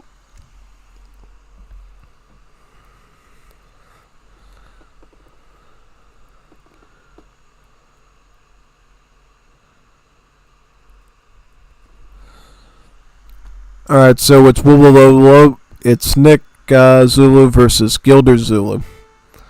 Right, so Zulu, as you know, is copied off of the Zerg from StarCraft. That's sort of how their civ design is based off of. They get these little kids, and they do a little dance where they jump up and down, then they turn into some sort of infantry unit or artillery or cav unit. And that's how you play the civ. They're very micro-intensive. The macro is very micro-intensive, but it's very rewarding, because it's very easy to put out soldiers. They come out very fast, and not a lot of clicking, you know? You just have to, like, auto-select, like, 10 youth, and they'll turn into bowmen automatically for you. So, yeah, in that sense, you know, the army stuff is kind of simplified. It's just that you have to do a lot of clicking, you know? Instead of having, like, a barracks saying, okay, I want to queue up, like, 25 musketeers. And set up on a queue system, you have to basically just click in whenever the youth show up to turn into the unit. Yeah, pretty much. It does belong to the African culture, which is arguably one of the most complex cultures in the game to study, so it can be a bit tough for people to figure out what to do with them exactly. But in general, the idea is build an Akanda and a library with the wood that you get at the start. The Akanda is your housing structure. It can house a lot of population, about 30 population to be exact. And it also is what will produce these youths for you for the rest of the game, so the kids that turn into the soldiers. And it also is where all your infantry upgrades will be. So all your archers, clubmen, and spearmen, as well as your siege stats. That's where we're going to find all that stuff here. And do we see? Yep, we see something similar on both sides. Gilder or Nick actually goes for the trading posts. Very interesting choice. Yeah, to build a trading post as an African, you have to use a tradesman for it. You cannot use villagers, and you can't use Shaka for it. You have to use this tradesman for it. It's like a weird mechanical quirk they added to the culture. And the other thing you can use a tradesman for is gathering spice. These spice stalls. Spice stalls contain export, and you need that export for multiple things, including eventually getting technologies at the library later, being able to train foreign units allied to you, and even certain other technologies as well from the market and military. Yeah, like usually your ultimate unit Imperial upgrades will cause some level of export, so just be aware of that to make sure you get it earlier on so you have it for later. Yep, just something you have to set up for. Now let's look into these decks. So Nick's Zulu deck looks like this. Notice a lot of unit shipments and a lot of crates. Zulu is a hyper aggro civ focused on intense micro. The most important way to set up a Zulu deck is around units. Ideally, your Firebrand, which is your siege unit. You got your Impakity, which is your hand cavalry almost. It's sort of like the Coyote Runner. Spearman, which is, well, your Spearman. And the Impy, which is a Zulu's take on the Musketeer. Doesn't do as much damage as a gunpowder musketeer, but it does throw faster because it throws spears, and it can throw the spears a lot faster than the European troops can reload their firearms. So, yeah, kind of a mix there pretty much. And then as you go into Age 3, a Zulu deck will have to accompany some Ascari shipments. These are your skirmishers for African civs. You might have an escort shipment. This is a dragoon on a horse. More MP, more clubmen. This is a card that used to be a lot more useful in the old Zulu maturing system, but it can still be used now. It basically contains 2 matriarchs and some youths. The matriarchs are basically women that create more children for you, literally. They spawn children over time, and then you can turn those youths into more soldiers. And then age 4, you can get Ishikulu. These are a late game spearman that sacrifices multipliers for more general damage and HP. And then this is 1 heavy artillery piece with about 14 Yulons. So a very powerful late game shipment costing export. There are some foreign shipments that do cost export, so make sure you're keeping up with your export economically.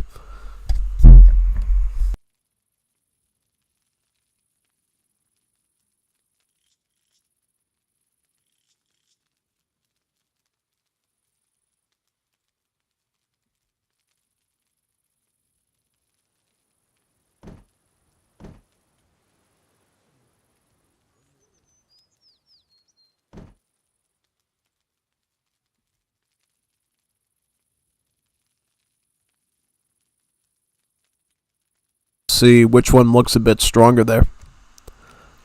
Also, interesting choice. We do see Nick going for 700 coin.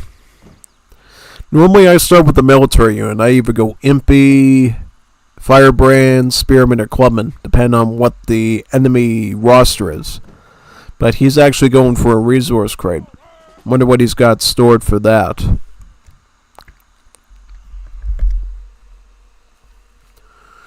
Interestingly enough, we see quite a few Yulon shipments from Gilder's Zulu.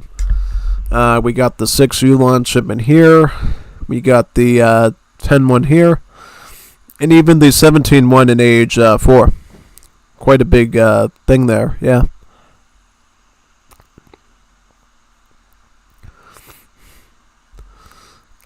We also see that Nick has some Impy that he was able to train as well. So, yep, see, these are the little kids that turn into soldiers of Zulu.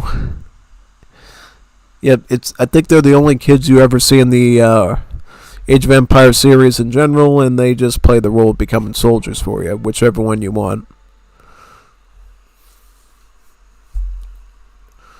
See, these ones over here are turned into more Impy right now.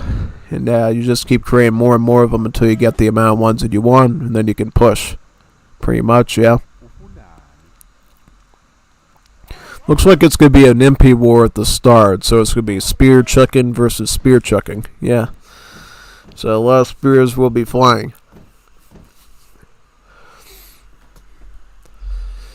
Clearly, when you're making this much Impy, you won't want to do the Clubman at all, because that's a caveat. You mostly just want to keep making either Impy or try to outdo them in bowmen, perhaps, archers, which you can do as well.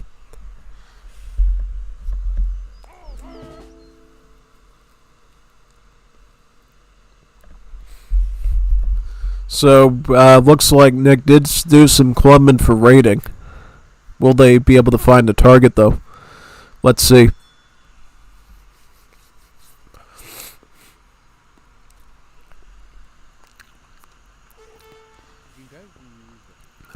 Looks like they scare him back into TC, but they don't get any kills, though. Shaka tried to do a shield bash. Looks like he might have damaged something there, but, yep, not the best use of him, honestly. More Impy. No bowman yet, which is interesting. Because sometimes I like to transition into bowman at this stage. Yeah.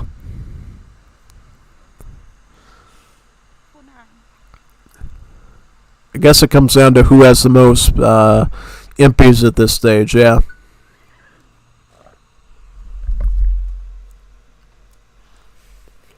Most important thing is Zulu 2. You got to secure your hunts. That's because the African economic system is just so painful to set up. The more time you give yourself on hunts, the more likely you are to actually win a game as an African civ. That's just a rule of thumb. In particular, Zulu in Egypt. Yeah. Hunts are just really important for the Zulu and Egyptians just because of the way that their eco is set up. Yeah.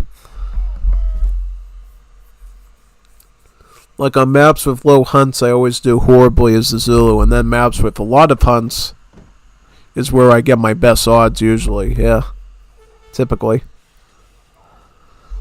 When I'm setting up and everything.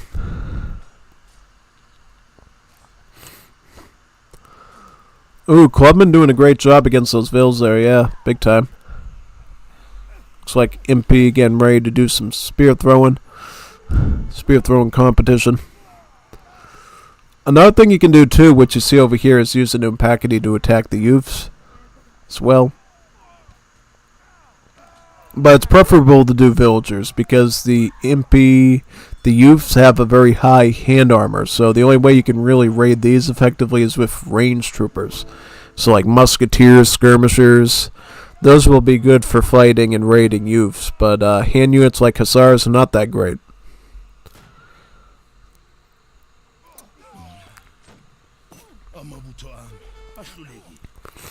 Looks like Nick is getting the upper hand in the Impy war. He also has his clubman on movement as well. He did take out 2 of the youths, so he stalled Gilder's production a bit as well, which is great. In order to keep up with your opponent's Zulu, you have to maintain a healthy number of these Akandas to make more youths. Or you need to train matriarchs from the town center to make them. They're rather expensive. They cost I believe about 400 food to start, but there's about 2 technologies you gain through the game to make them cheaper. So I think about eventually, I think about 100 food eventually, which you should be able to afford at that point, right? Yeah. In the old days of Zulu, you actually had to use the youths to train villagers as well. But for whatever reason, the devs decided to take that feature out, just so they can make youths a purely military-focused unit then. Yeah.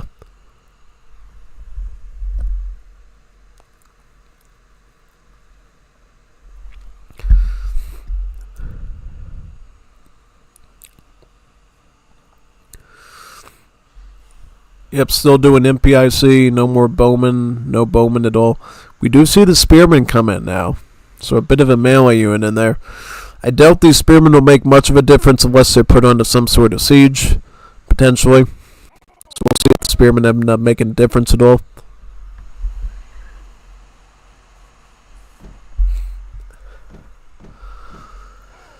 Also, we need to look at card numbers too. If they're run out of cards, that could be a bad sign for either player. What's the numbers here? So we got 20 versus 16. So the MP numbers were actually better on Gilder's side, but Nick has melee to snare him and to do additional damage. Yeah, so this actually gives Nick a chance to surround that group of MP and wipe them out, giving Nick a slight edge at MP once again. Yeah.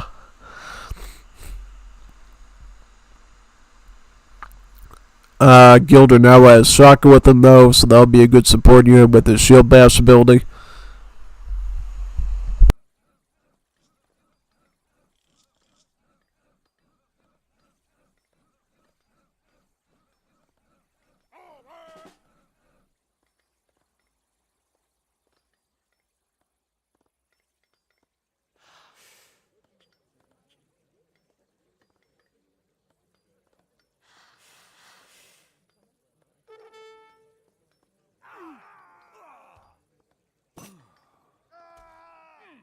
Gilder was probably looking to do some sort of a raid with some detachments, but didn't look like it ended up working.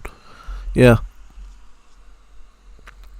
700 food in a Zulu deck can mean 1 to 2 things. Number 1, you use it to ramp up your military production in a big push.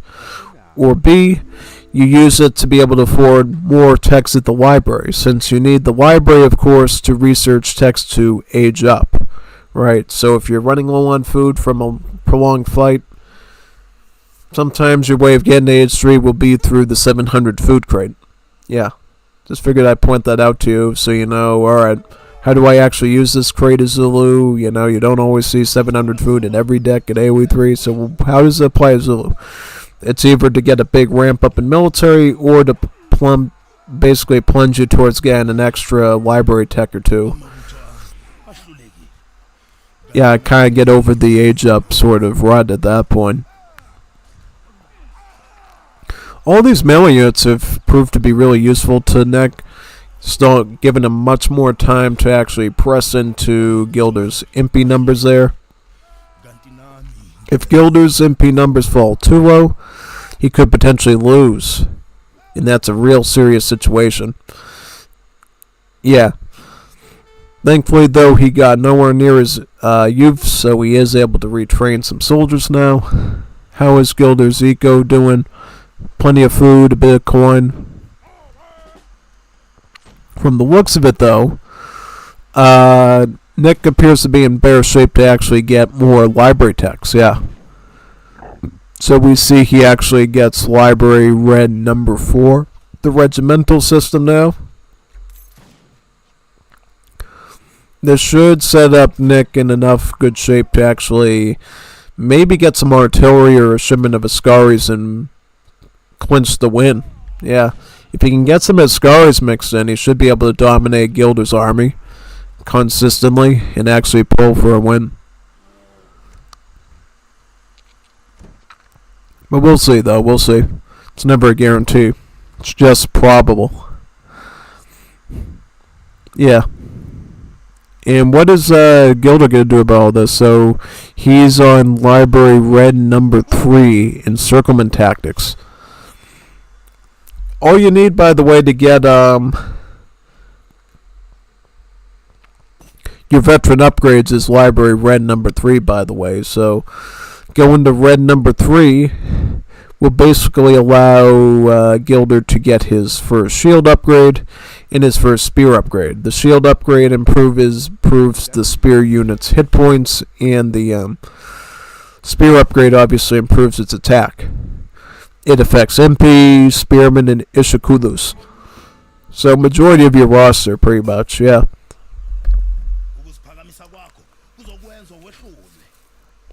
I wouldn't say majority of your roster, but at least 3 units, which is quite good. Do we see any sort of upgrades from Nick yet? Nope, they're both still on the base stat of the spear. As predicted, Ascari shipment is the first one to be sent, because this is a skirmish unit. This will be really good for fighting impies coming in from Gilder. Yeah, now we start to see some Unpackety Clubmen from Gilder, though, so that's something that Nick's going to have to prepare for. Also, we see the 3 Firebrand and Unpackety shipments, so siege shipment. Firebrands are good at sieging buildings, but don't let that fool you. They can be alright in combat as well. They get area of effect, so they got a splash attack, and they have multipliers against artillery, I believe, as well. So, yeah, good against artillery and buildings, and against grouped infantry as well if they're not careful.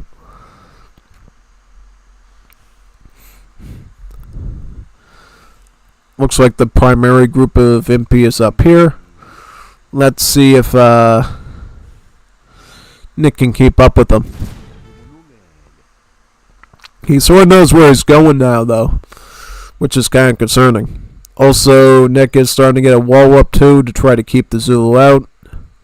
Well, the red ones, that is. Gilder takes the opportunity to go down here to attack with some clubmen. Yeah. It'll take a while for him to beat through them, though, because they're 90% hand armor. Yeah.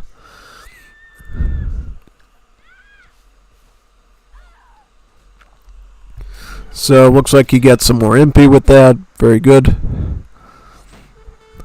How much coin does Nick have?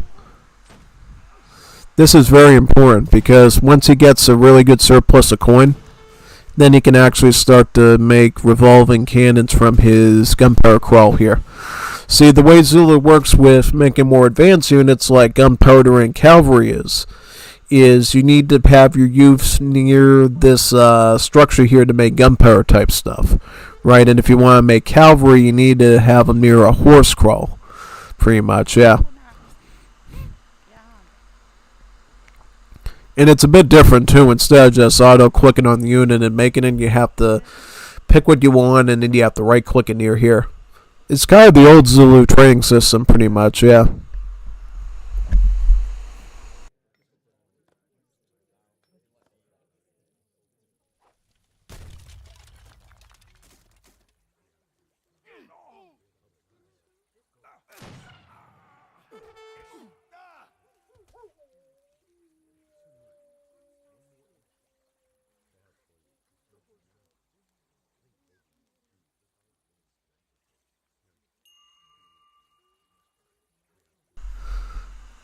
Yep, looks like in this situation, Iskari are going to try to chase down these MP with the MP here so they can use their multipliers to their advantage. Yep. Also, Vil numbers. Where are we with Vil numbers here? So, Nick has 13 Vils. Gilder has 45. So, effectively, Gilder has raided Nick almost to death. Nick needs to keep his army alive and growing, otherwise he will fail here. That's the only thing Nick has going for him right now is his army growth, right? Yeah. So I didn't even know that fact about the match right now, that Nick was actually bleeding dry of villagers. That's going to be a huge situation that he's got to deal with, yeah.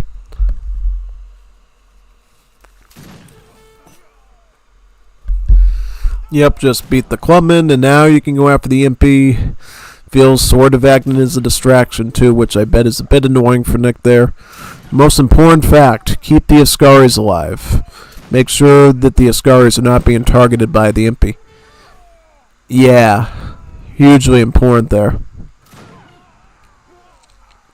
He also throws his Vils in front to distract his troops. That is so good. Up. Yep, get Shaka. You don't want him doing his shield bash. That would be fatal for you right now. Yeah, big time.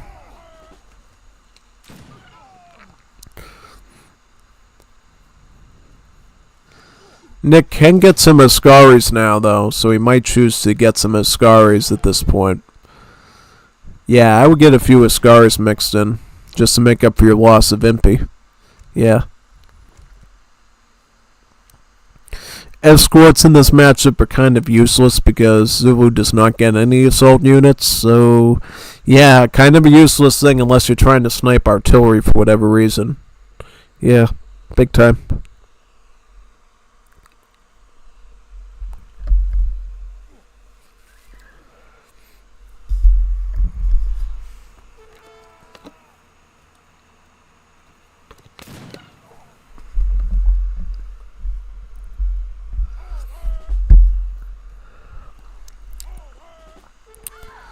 Oh boy, that's the last of your Vils, Nick. Really?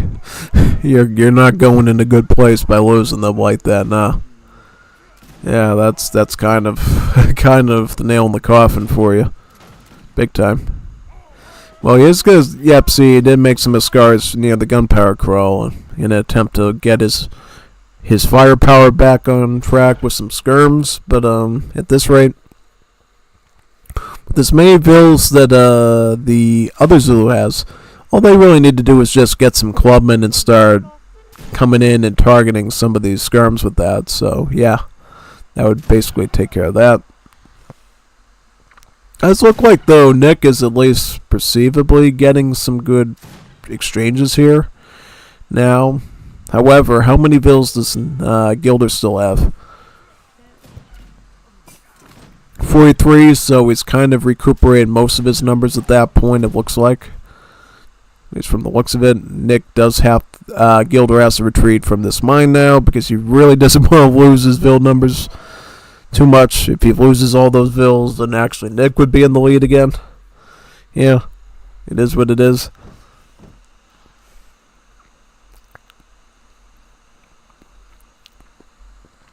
As of right now, Nick can't even train any more troops. He's kind of stuck with what he's got.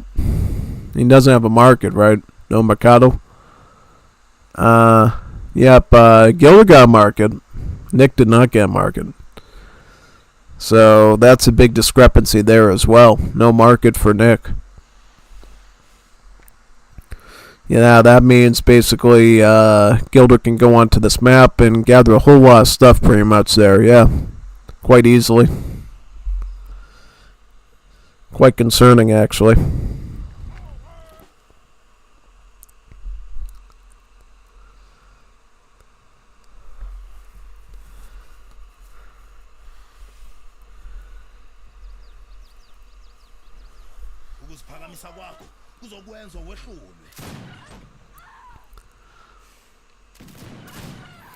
Oh, good. Got that one. That one.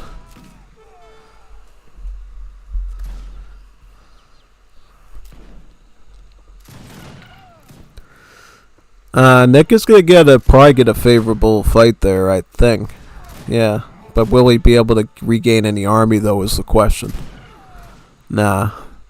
Yeah, you gotta make the tough call between fighting and defending your skirms. Oh, he got Shaka, and Shaka will help get some extra kills there.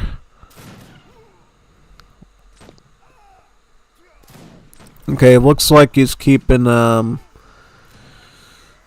Gilder from massing much troops, which is important. And now we can actually start to take out some of Gilder's villagers too, which is pretty good. Takes out his tradesmen. That's good. Yep. Alright. Sounds nice. And now he can ship in somebody's clubman too. He should consider shipping in somebody's clubman and doing some bill raids. For what it's worth, these skirmishers that Nick is doing is keeping them alive here. But here comes the clubman though. I think this is the fatal attraction. Yeah, clubman for the win. I mean, you can get shock involved. You got some MP, but just not enough to deal with it. Yeah, no. See, if he had like a few more MP here and he put them in the hand or whatever, he probably could have. Yeah, Gilder was just buying his time to just stack a bunch of clubmen on his skirmisher units. That was just a really good finish there by Gilder. Yeah. Well, it's not over yet. I mean, he could potentially train some more things. He's got some MP up here. He could do this. Yep, so he's getting some more MP right now, though, so it's not quite over yet for him. Who ended up losing there? Who ended up losing there? I don't know. Who ended up losing there? I have no idea. Who lost that match? Who lost that match? Tell me right now. Who lost that one? Because at the end there, it seemed like both sides were burnt out. Who actually won that match? Do we know? Oh yeah, we know because oh, it was Nick. It was Nick, or was it? No, it wasn't. Who won this match? I have no idea.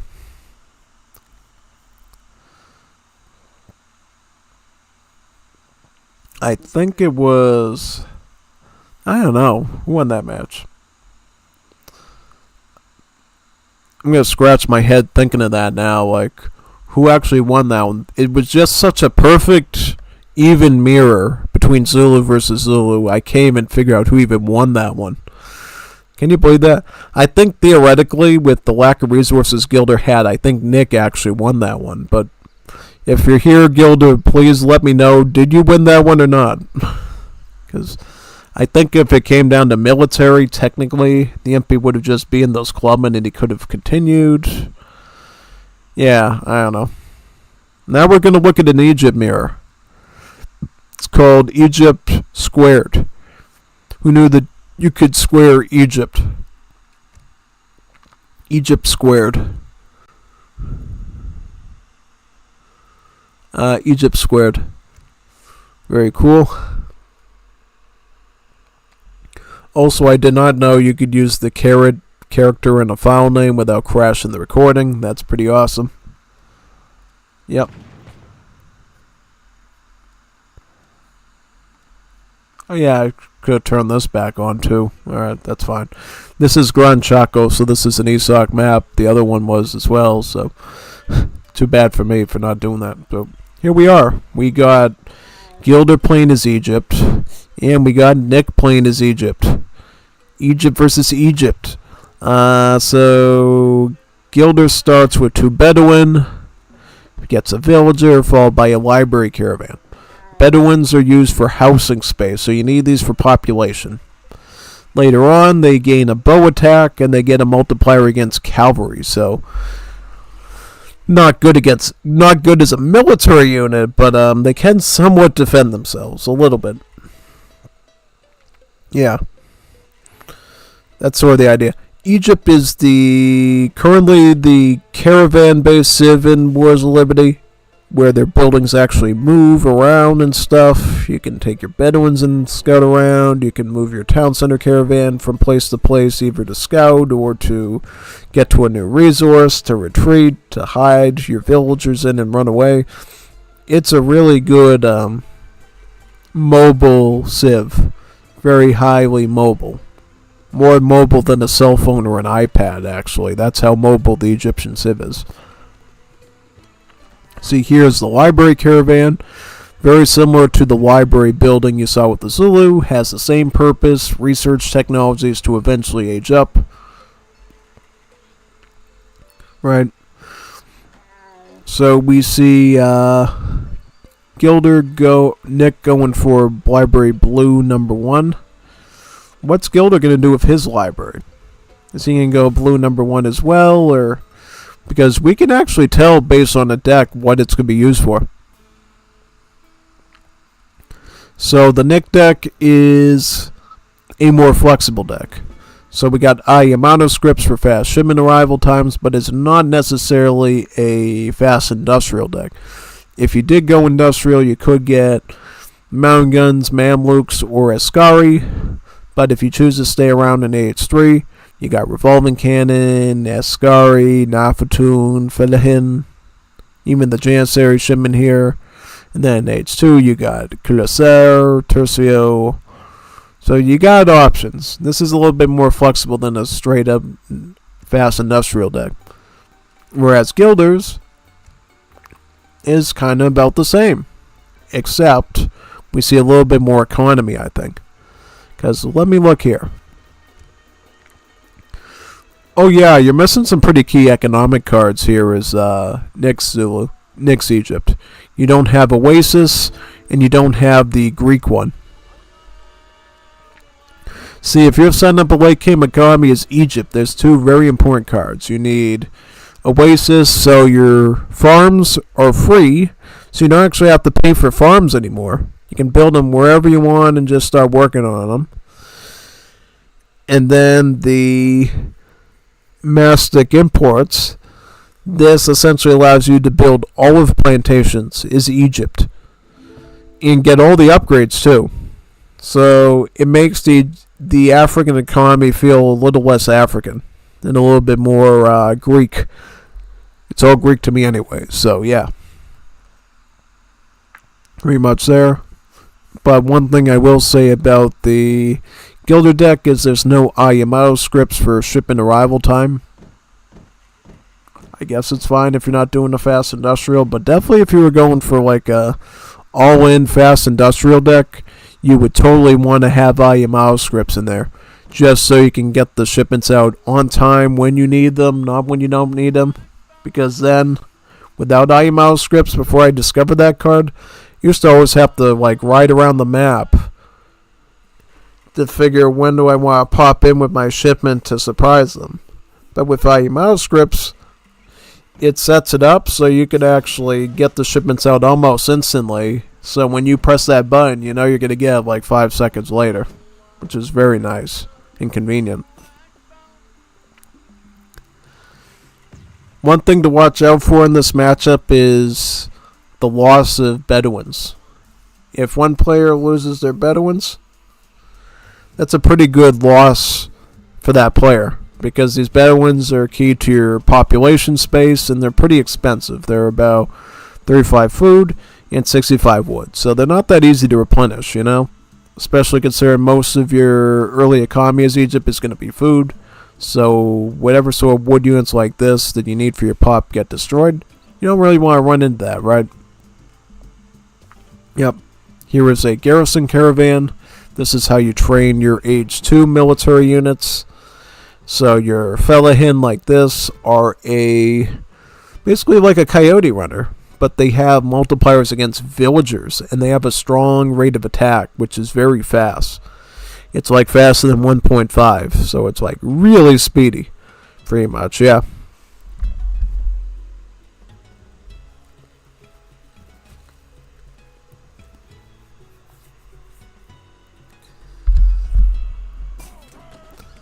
And then from here you can also make bowmen, spearmen, camel riders, and firebrands. So a lot of the stuff we saw in the last game in the Zulu mirror, yeah. Right. So what is Nick planning? So is he going to make any troops out of this garrison yet, or is he just sort of keeping that there? So it looks like he shipped in about 10 fellahin, and he's about to group those up with these ones. Yeah. See, when you research Red Library Texas Egypt, as well as the last one, I believe, for the blue number 6, it makes it so every garrison caravan you have will spawn free fellahin. So it's sort of like the primary unit of Egypt, really.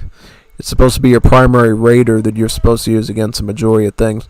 In this case, fellahin will be a great counter to the bowmen, since bowmen are a skirmish unit and fellahin are a scout unit. So they will absolutely shred these things to pieces like that. And then they can move on down to these villagers. Yeah. Oh, wow, yeah.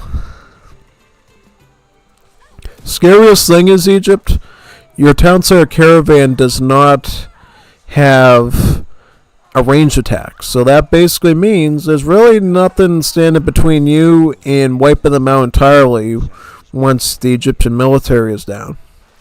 Kind of a scary prospect. The only sort of thing you got is the Bedouins, but the fellahin can rip through Bedouins very fast with their attack speed. Poor Gilder here trying to do bowman to survive against fellahin. Really? What he needs is spearmen. Spearmen would do much better in that situation. Yeah, the Bedouins will help out a little bit. Does he have Bedouins anywhere? If you got your Bedouins anywhere, I would get the Bedouins involved, because the Bedouins are at least going to do 10 damage to these fellahins and slowly eat them down. Yeah, Gilda's just doing the wrong unit. He's like asking for it. He's like throwing so hard there, but GG. Nice one. Nice game there. Yeah, next time do Spearman. Once you learn to do Spearman, then do it again. Then we can get another one. So Gilder won the Zulu game, and then Nick won the Egypt game, so it was 1-1. Alright, so it was an even split there, like a banana split. Very nice.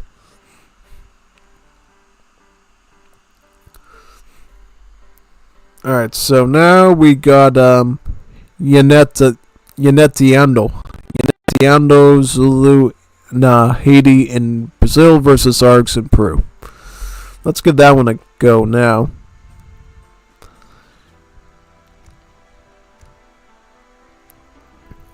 Which one would that be? This one? Alright, let's do that one now.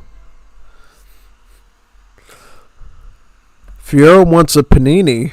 Is he hungry or something? Get that one into a panini right now.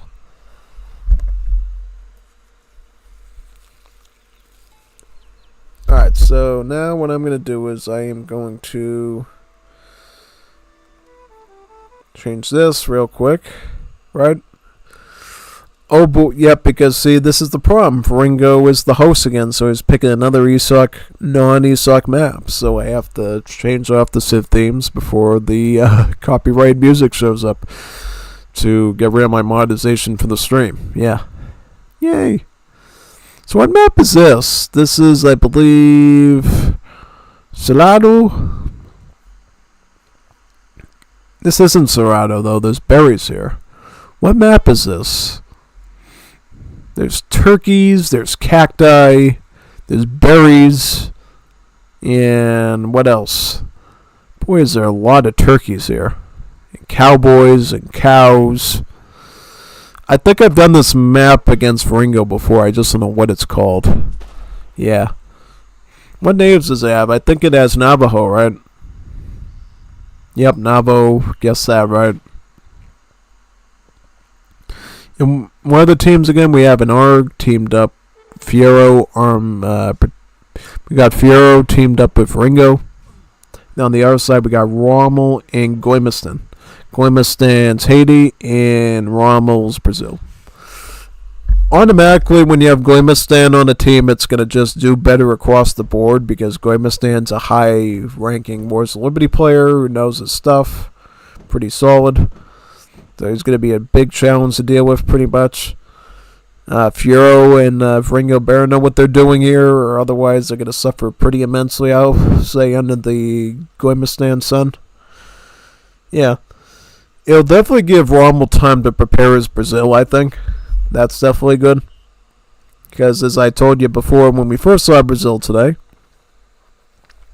Brazil likes to sit back and get their mills and plantations set up before they get into the real fighting, so he could technically let Goimistan go fully unleashed with Haiti, since it's a really good attack civ, and just let him do most of the work there. And then once you get like at least a plantation or two and such, you could come in with like Lanceros or Cazador Montaos and just help him out there. Yeah, definitely.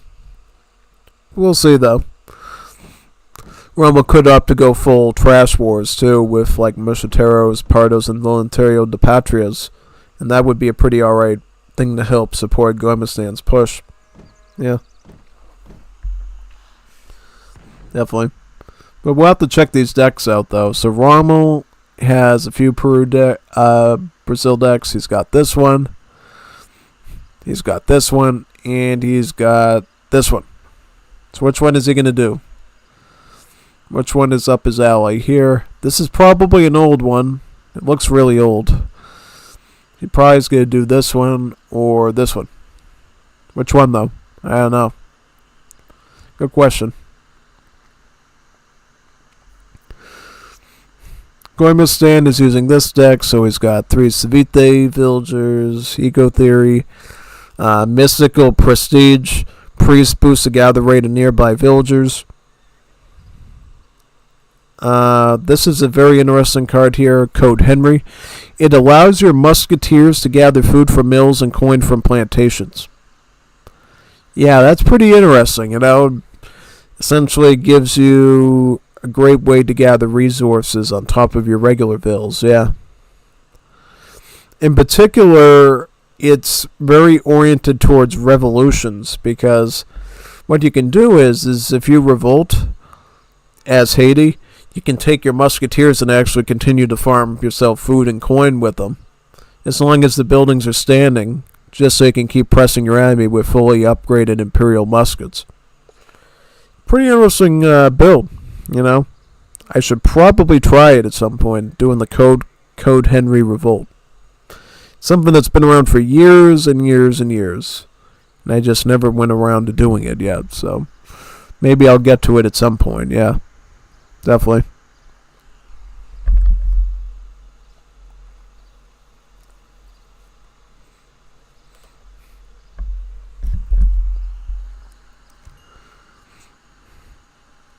So it looks like Goimistan's doing first German wave, Rommel doing first German wave, Fiero doing Italian wave,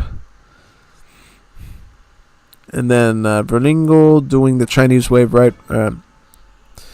Yep. So what is even going to be the Veringo and Fiero attack plan? Hopefully Fiero has learned his lesson about spamming Morenos without a purpose and doesn't fall into sort of that trap there. Thinking, oh yeah, I can spam a bunch of 20 attack pikemen and win every battle, because that's not going to work against these two. Namely because Brazil has mounted skirms, so they'll kite your pikemen very easily. Haiti could also mass up a bunch of Escopeteros and beat you that way. So, yeah, hopefully Fiero's learned his lesson there. I totally see Varingo going more the Legion Piranha route, at least at the start, and adjusting as needed with Pardos or Mosquiteros. Or maybe Bagneros. We haven't really seen a lot of Bagnero play from Varingo lately, ever since they, strengthened up some of the other units in the roster.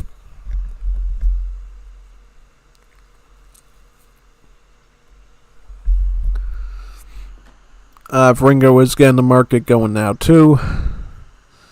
Fiero has his market. Rommel has his market. Starting with 700 wood for infrastructure, followed by 6 Voluntario de Patria. Note that this is a infinite card, which means you can send it as many times as you need it in the early game in case you're in trouble and you need a bit of extra troops. It's really reliable for that sort of thing. Yeah, big time. And the reason why you have to do trash wars early on is Brazil. The way Brazil works now is they actually have the Russian block training system for villagers, so they... Ooh! Oh, wow. Wow. That was a big move there by Fiero. He actually took out what looks to be Goimistan's forward outpost for going with the German immigrants. That was very, very clever there. And he might have just stole his team some time too, because if him and Varingo want to push on this forward base at all, now they might actually be able to do it. Instead of having like 2 towers just sitting there and making it impenetrable. No. That was a very good move there by Fiero. Rommel will begin Oktoberfest to beef up his crates of coin, it looks like. I can't remember. Did they do something with that card? I can't remember now. Let me think.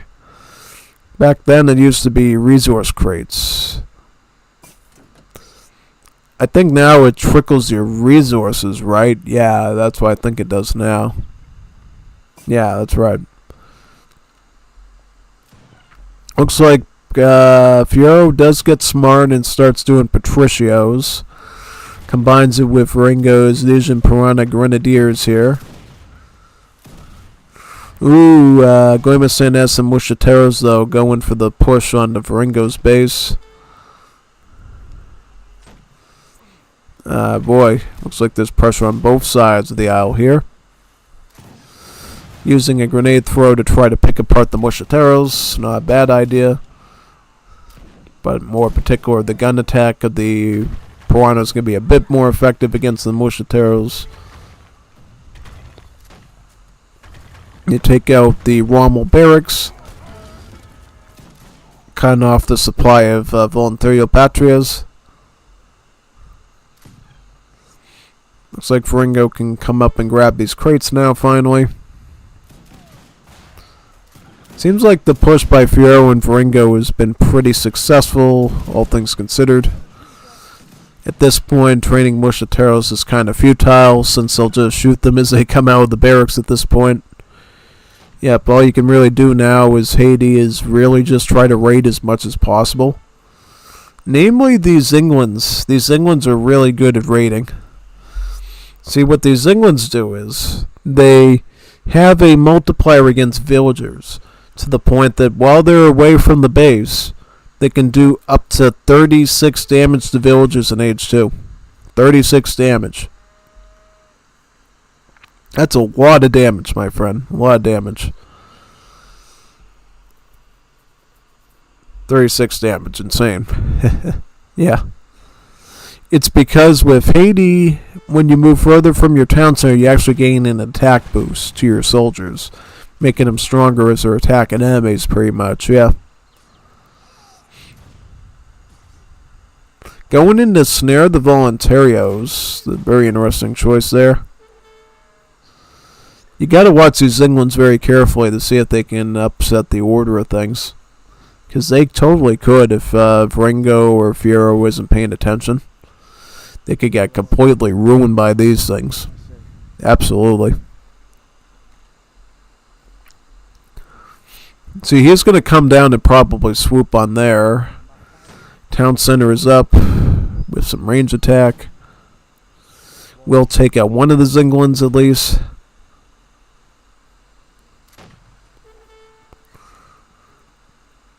Oh no! Taking Rommel's coin and his food? Man. Rommel. What are you doing, you silly simp? Giving these people extra resources against you? Oh no.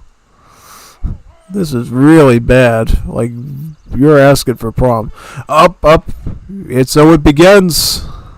Zinglin. Zinglin. Yeah. Stable does go up, though. Alright. I mean, you need some crazy gains like that to make up for losing those resource crates. Yeah. You need to do that. If you don't, you're done. You are finished if you don't get really good gains like that. Big time. Sailors should be able to finish the rest of that off, right? Yep. I think.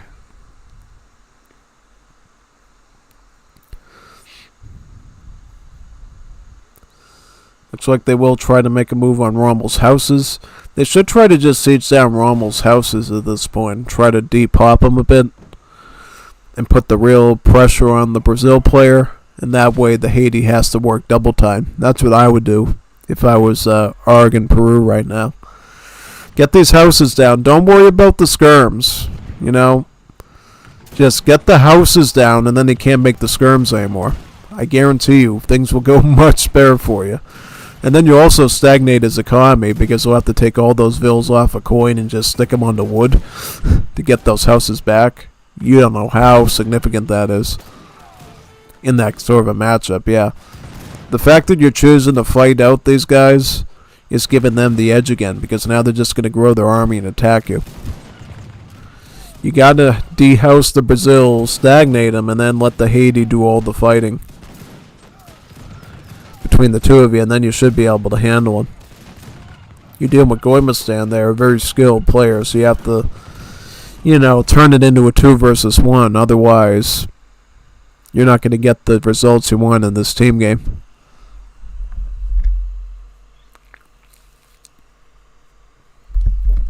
So we do see Solidaros from the ARG player. Once we see Solidaros come into effect, that means that usually the ARG economy is almost towards its full fruition. Ideally, he's going to want Cimarrones and Butchers. Once he gets those two, Argentina's in really good shape for a late game then. Yeah. So that's really what priority should be over there. Yep. It's definitely. We've seen a lot of shifting this whole game. This was like a really crazy match so far. Yeah. Any food you can get is probably good. One of those sweet potatoes. Ringo has a few Mushateros here. Yeah, Arg is going to feel kind of bland until they get their Butcher's card in and their Cimarrones in. Once they get that, then you're looking alright. Because the problem is you don't have Cimarrones research, which means these cows are coming out at normal speed, which is kind of slow. Yeah. Oh, he's going to get Butchers now. Fair enough. Fair enough. So that way you can actually eat the cows in an emergency. I get it. I totally do. So how many vills is Peru on? 19. And Arg? 20. How about Haiti? 29. And Rommel? 25. So, field advantage is on this side. Map control is technically on their side because they still have a forward base, but that could totally change if this forward base gets completely defeathered. Well, now the Mosquiteros are going to be able to connect with the Voluntarios. Or not. Now, they should still be able to connect because the Mosquiteros have a movement speed of about 5.5, so they can connect. Alright. Yeah, Rommel's going to lose his whole army now, which is not good. Also, it's going to force Goemestan to retreat to his base. Yep, whole army lost there of Rommel.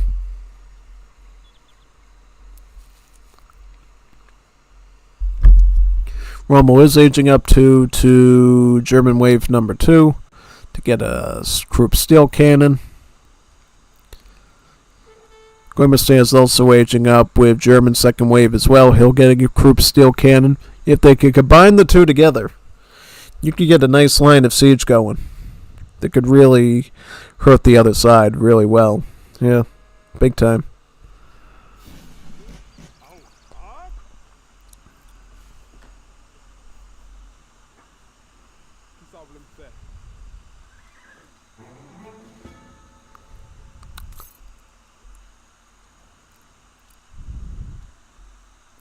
More Mosquiteros there for Peru.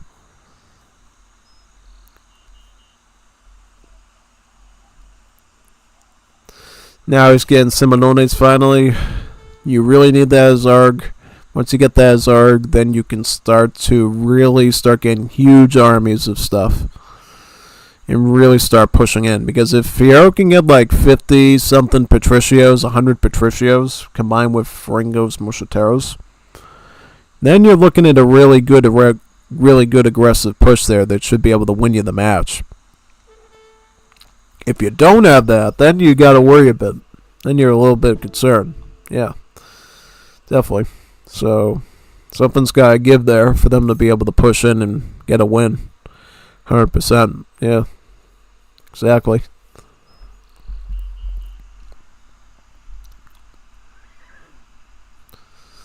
What does Haiti even have here? So they got pickets. These are pikemen, Mosquiteros, Escopeteros, Escopeteros, pickets. So a little bit of everything there. Arg is going up to age up now because all that butcher meat that they're getting is going to get them up quickly. Pasture number 3 is coming up, and all 3 of these pastures are going to start to generate cows a lot faster now. I think at this point, maybe with like 1 more pasture, maybe 2, 3. Fierro is sort of set for the game in terms of economy. That's sort of the way ARGS works. It takes forever for them to get into a safe spot, especially in an aggressive game. Once they do, once they get the magic number of the 3 cards, and about 4 to 6 pastures, each costing about 200 wood, then you can basically control the match from your side, you know. Just be aware that there's just certain unit classes that you're not going to be able to master really well as your Civ. For ARGs, your best goal is to go Musketeers with the Patricios, go Assault with the Escolta. If you need a fast, speedy anti-cav option, you can go Infernals. If you need anti-assault, you got the Annette.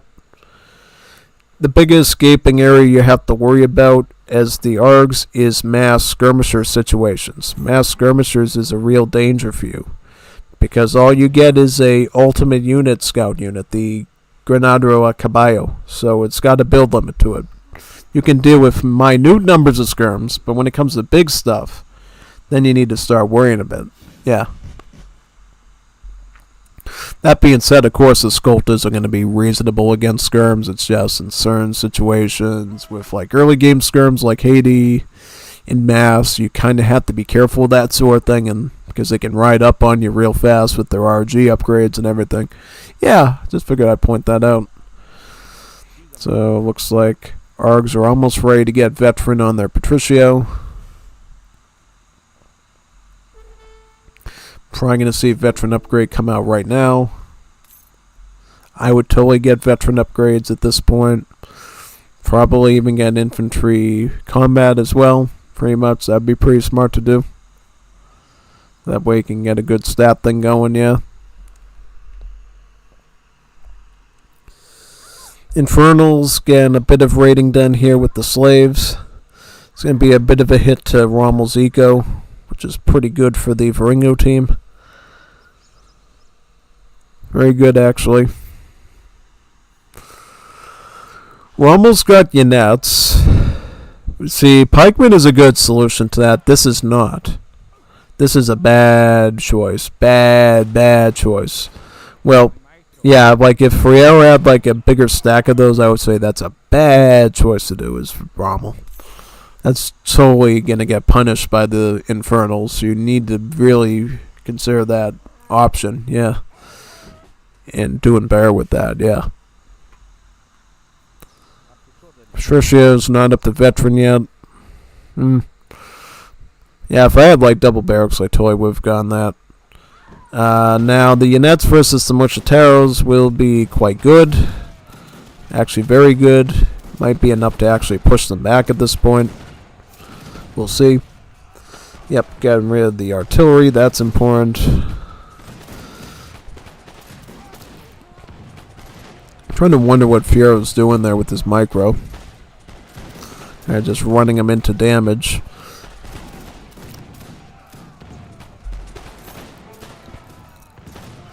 I mean, even at this point, I would say the Mosquiteros probably should have been on the skirmish units. I'm really not concerned what that artillery piece is going to do to you with this. Yeah, just worry about the skirmish. Nice. Lucky they didn't try to set up the fort a bit earlier there. That would have been really bad for Rommel. 100%. Would have been a huge loss. Big time loss. And by the way, if you go to industrial age with German immigrants all the way, you can get a fort wagon too. So you can double up that fort. That's how Rommel was able to do it in the game against Varingo in 1v1. He essentially got one fort from the home city, and then he got another one through age 4 age up with the Germans by sticking with them the whole time. Yeah.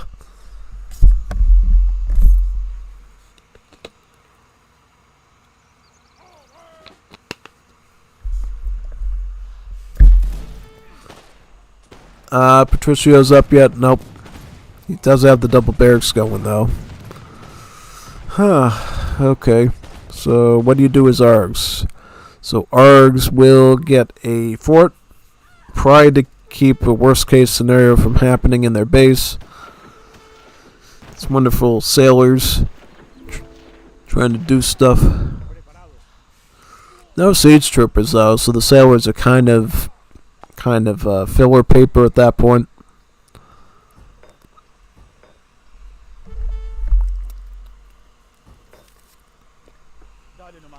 Fort is starting to construct now, it looks like. Yep, definitely.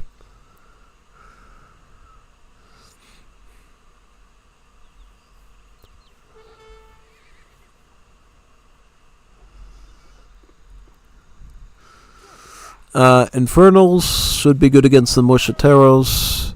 Definitely good against whatever mounted stuff Rommel has. How many pickets does the Haiti have right now? Just for perspective.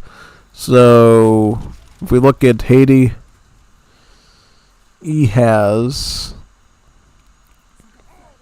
4 pickets. 4 polearms. Right? So, in that situation... Well, here's the problem, though. Infernals lose a lot of steam against assault units, though. Because these assault units have hand armor, which means they can basically resist against some of the hand attack on the... their hand armor can resist some of the Infernals' damage, basically. Almost up to half in the case of the Mosquiteros. Even though they are technically a low HP unit, being in a type of infantry assault. Yeah, kind of. If Ringo was going to do a stable there, I don't know what he's thinking of doing now. So he does have some stables back here doing Yanets. Yanets will be a great call against Mosquiteros. Very smart one, actually. Alright, so we got Infernals, we got Yanets, and yeah, basically Dragoon and a bit of Mounted Spear. Could be good. Especially since they have such little line units in their army. And the skirmish numbers are pretty negligible too. Big time. Looks like Rommel ended up shipping in some of Argentina's ultimate unit through the home city using more of the Triple Alliance support cards. Very interesting. Yeah, these Mountain Pikemen are shredding some of these caveats in the front really well, yeah. You can tell. And at this point, it's units all by themselves, trying to hold off all these units.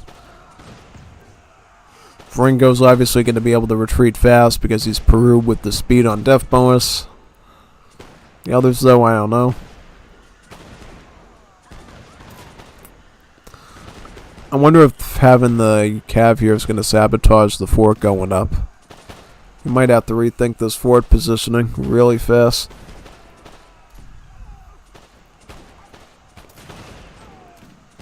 Ah, see, now you're in trouble, because now he's just going to target your fort. You might have to cancel this out. Yep, cancel it out, put it somewhere over here or something, yeah. He does have, Fiero does have some in Patricios as well, which will add a bit of stats onto the field, which is good.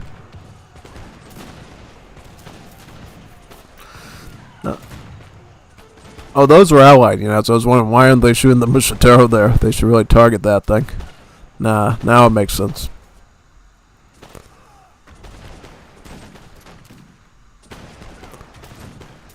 Yeah, I think the fort is probably toast. Texas toast, in fact. Yep, big time.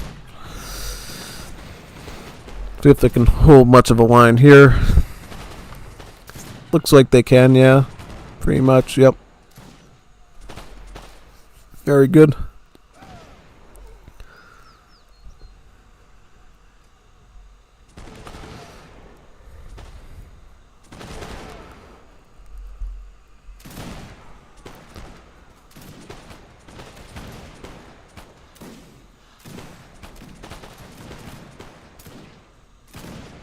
Escoltas, nope.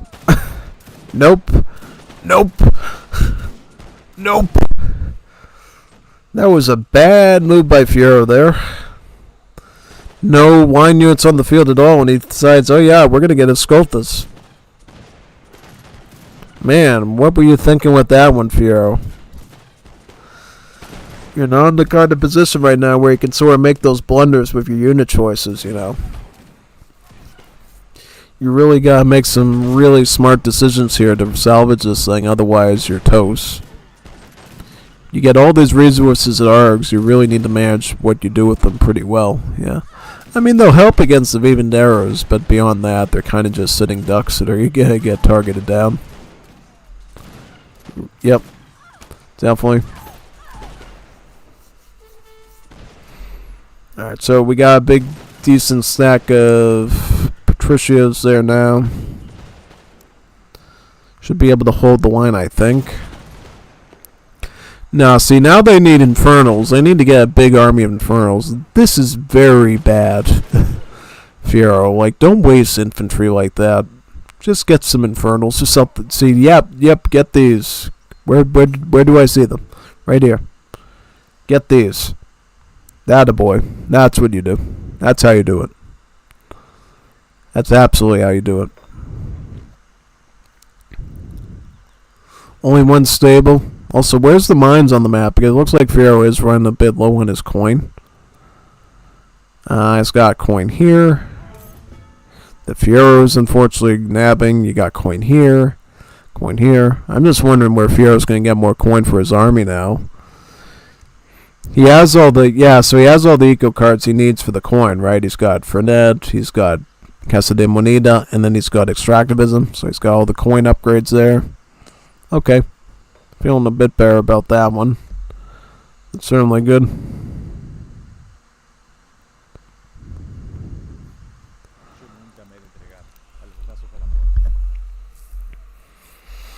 Looks like Fiero will be getting his Estancia, his ultimate building, so he can train horse grenadiers now. Technically, that would be good against the ranged cavalry on the opposing side. Because it is a scout unit, It means that it can basically soak up the range attacks of them pretty well. And in general, technically makes it pretty good for mounted skirms, yeah. To what extent, I don't know.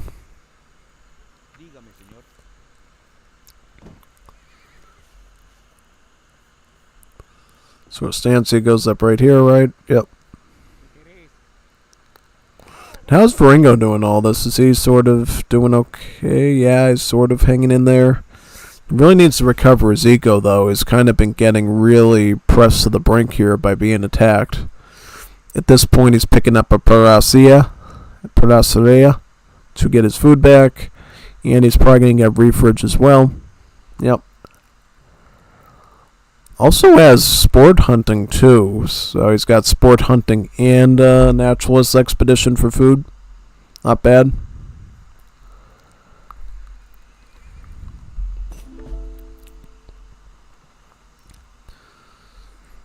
So yeah, Fierro at this point is going to do some sort of scouting, figuring out what they're doing. Ideally, they should try to press somewhere soon. At least Fierro should with his Infernals. Yeah, see, these carefully placed towers are going to make it really hard for Fierro to get a raiding done. That was a good, cheeky move by them, actually, to make that immune.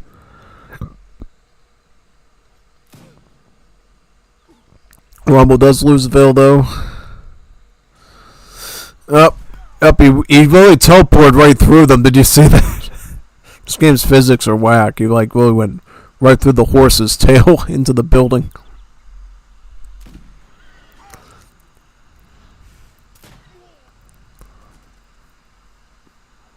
TC over here. Goimasan just doing a really good job with map control and tower placement. Also, these Juanitas Bonitas are going to really heal up Rommel's cavalry, which will be really good.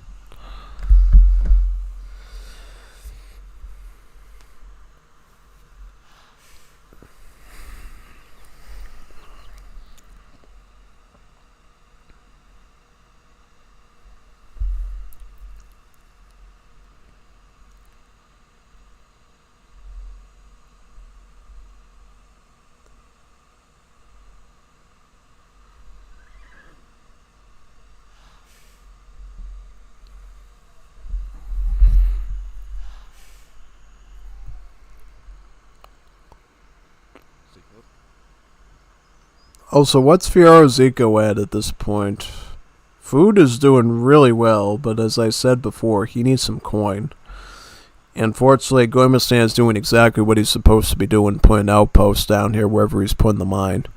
And actually upgrading them too. He's got it up to Watchtower right now, so he's actually doing a really phenomenal job keeping the tower upgrades too within his age. Which means it's going to be virtually impossible for Fierro to come in with a bunch of gauchos and start grabbing money on the map, pretty much, yeah.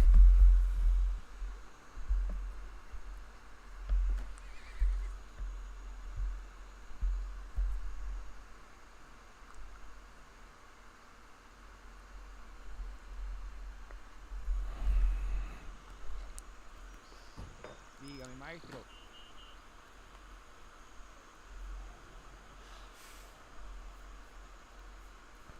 ¿Qué querés?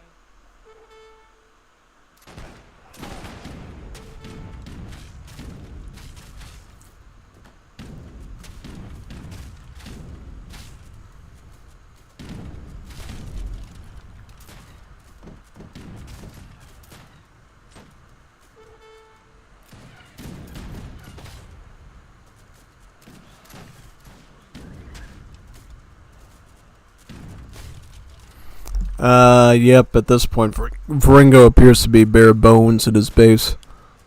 Definitely missing a lot there. 100%.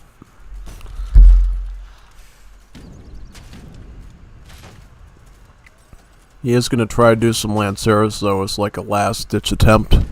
They're veteran, or... Nah, not even veteran. He didn't even have time to get that. It's not much he's even going to provide. Best he can provide to Fierro is keep these Lanceros in the back and just charge them right into the Juanitas here, the Vivanderos. Other than that, there's really not much you're able to actually do tactically here. And then in terms of sieging, it looks like the Rommel and Goimistan group is sieging through the rest of Fringo's base.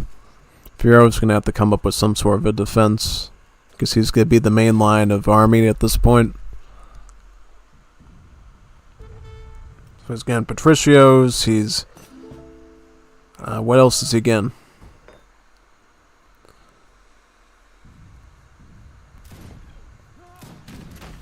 He's got some Escolts there.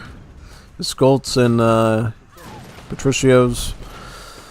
Yeah, that's sort of the dilemma you run into with the ARGs. You just don't have a lot of scout options. Though he does have the Instancia, he should be getting some of those Granadero Caballos for a bit of scout to throw in the front there and sort of soak up the bullets on those units if you really want to make a huge statistical difference on there. Yeah, absolutely insane. Good match. I mean, this is the type of 2v2s you usually look for. Usually, like, really good offensive pushes on both sides. Good trades, good blunders from certain players to laugh at. Then they come back and still win anyways, yeah. I knew from the start that as soon as you put Goimistan on the team, he's got that level of ELO, both in DE and in Wars of Liberty, that he can salvage most games, even in situations like that, and like pull the whole team through, pretty much. Goimistan is indeed a tough opponent to deal with, you know, kind of similar to Cap. Cap, Goimistan, Ungers, those are some very big names that you don't want to deal with in a 1v1, definitely. Even in this team game, they like carry the team on their backs, pretty much.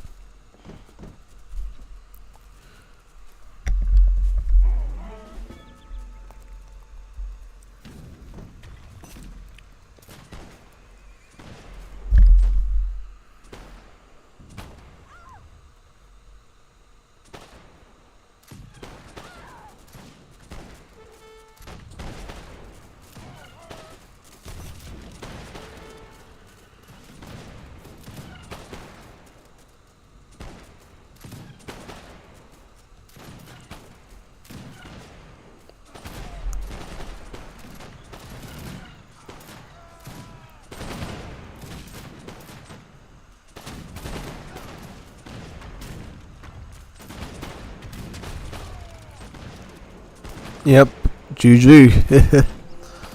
And well played, too. That was a well played one. Big time. Definitely enjoyed that one. 100%. Yep. So, let's go on to the next one now.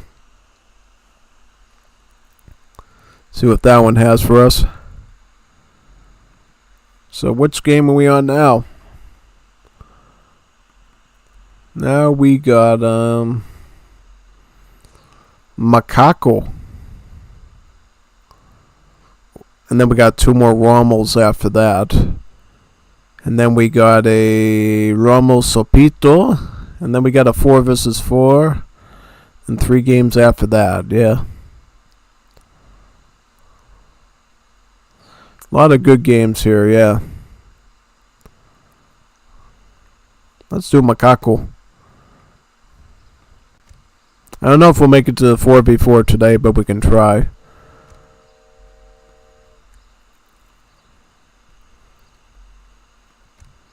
Macaco.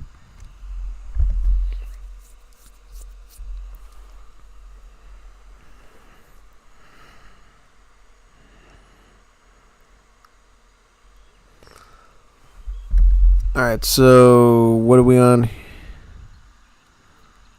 So this is a non-ESOC map, right? Or at least I think it is. I can't remember. Yeah, I'm going to assume it's not. I'll just leave the music off. It's fine. So we got Guavon Generico versus Rommel. Guavon Generico is Mandalore, by the way. So pretty well seasoned Wars of Liberty player. two Venezuelan players actually, Rommel and Mandalore. So it's Venezuelan versus Venezuelan. Lately, Mandalore has picked up the Uruguayan Civ and has done a pretty good job with it. So should be a pretty fun one overall, I would say. Yeah, definitely. We'll see. We haven't seen Uruguay all night, so this will be a fun one to cover pretty much. Uruguay is considered to be like the immigrant civ, you know? They're really good with immigrant stuff. They get access to every immigrant in the game just through certain processes, right? Like, basically, with their immigrant age ups, if you don't pick an immigrant when it appears, it gets replaced with another one in the next age. So, you really depend on which ones you choose and don't choose. You can get any immigrant you want. I mean, you can't get all the possible techs, obviously, but, some of them are pushed towards age 4, some of them age 3, and some of them at age 2, so. Yeah, and it also means you can only technically get an ultimate power for Germany, Arabs, and Polish. Yeah, so a little bit limited in that front, but it's alright. The main thing you gotta understand about Uruguay is that they give you the unique option of training immigrant units from your military buildings for resources. And that's kind of huge because that means you don't actually need to ship those battalions in to get the unit, but you can still do it, right?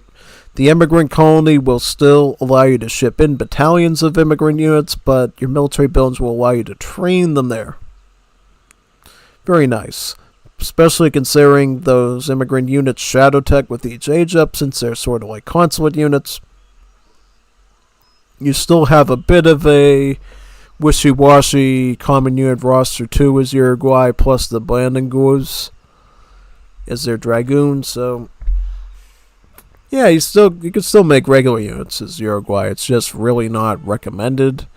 They do have a lot of cards to boost them up. It's just, when you compare it to units you don't have to upgrade, then I think you'd rather do that, right?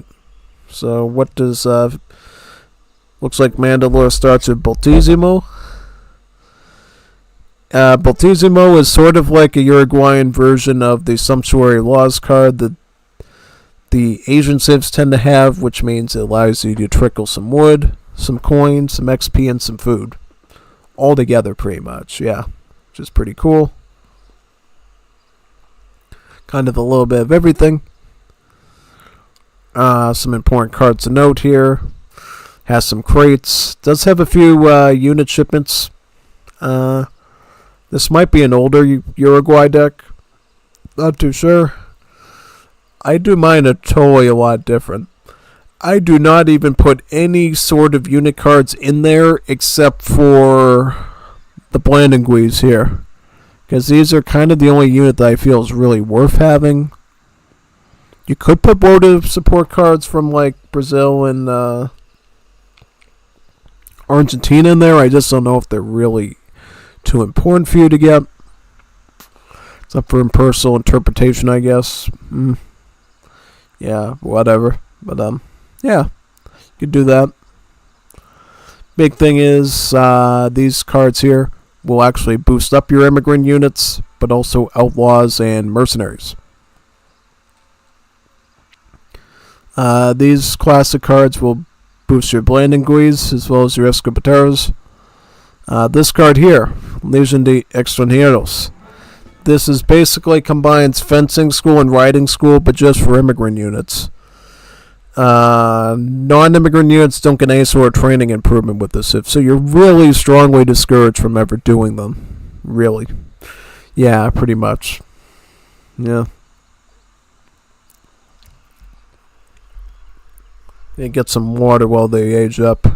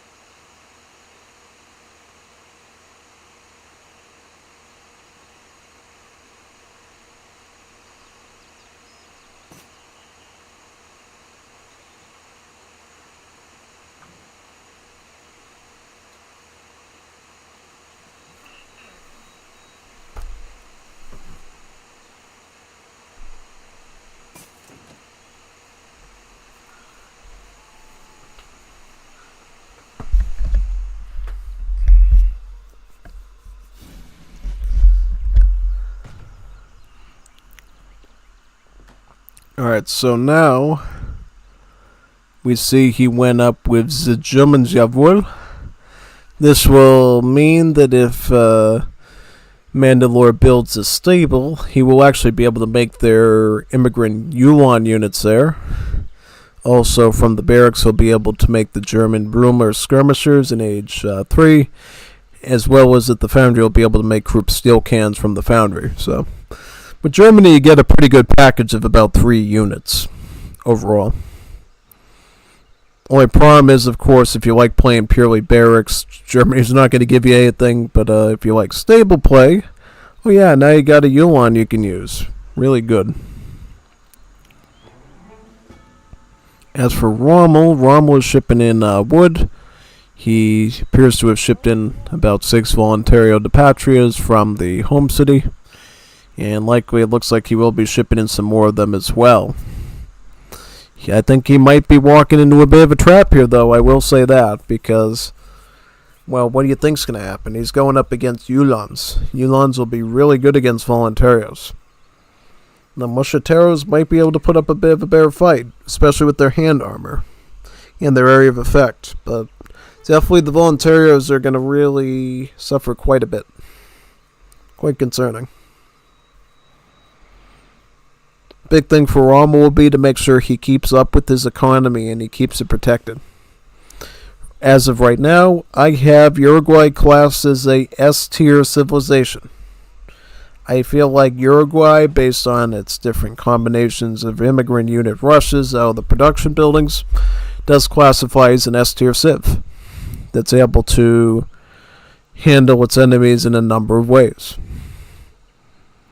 From what I've seen with Mandalore, he has actually uncovered a number of different builds you can do to essentially get some really solid pushes, I would say, through unconventional means. Because the way I've set it up before is that Arab Gallegos were always the best rush to do with Uruguay. But from what I saw at Mandalore, he's just as capable as rushing with the Polish Danube-Legion Grenadiers. So he can be a bit flexible in that sense with it, right? So yeah. Looks like the Uhlans here will be chasing down the Mosquiteros now, pretty much.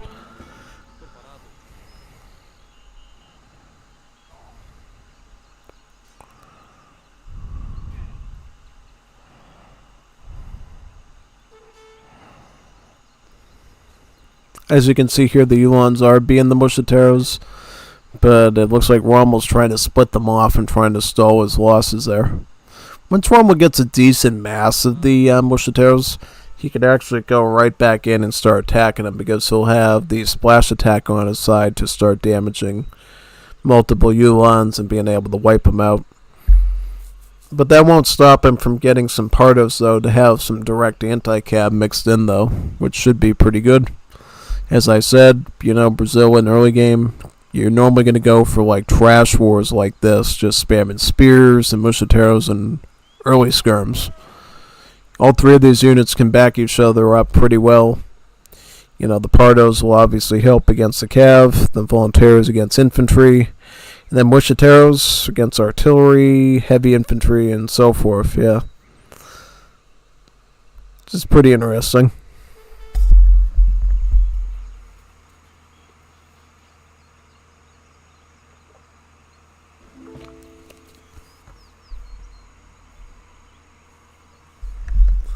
So the raiding begins with the Uhlans.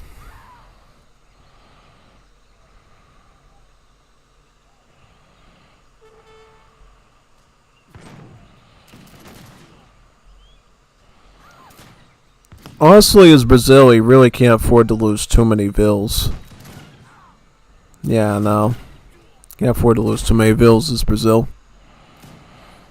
Because, see, he has to spend like a lot of coin to get those back.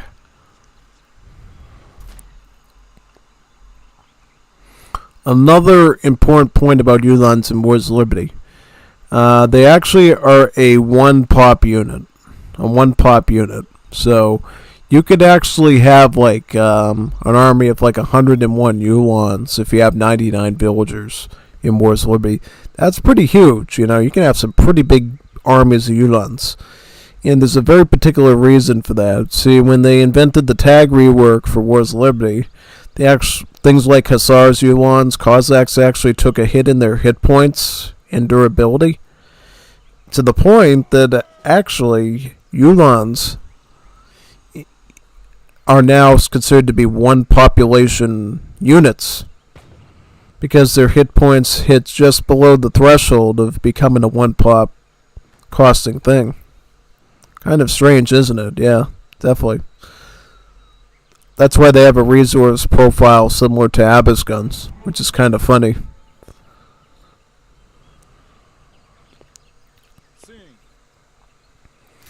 It's like Mandalore was planning on doing some Escopeteros, but he completely set them up to fail there by getting too far away from the outposts. I would just keep stalling them time, you know? Keep stalling time, letting the tower do its work. Yeah. I don't know what Mandalore is doing. He's kind of giving Rommel a pretty good advantage there to reposition his Pardos and defend the other infantry very well. Might want to consider changing up his... Mandalore, that is, might want to consider changing up his attack patterns here, because clearly he's giving Rommel way too much ground now. A couple of firemen coming out of the German colony to try and defend. It's not going to do a whole lot.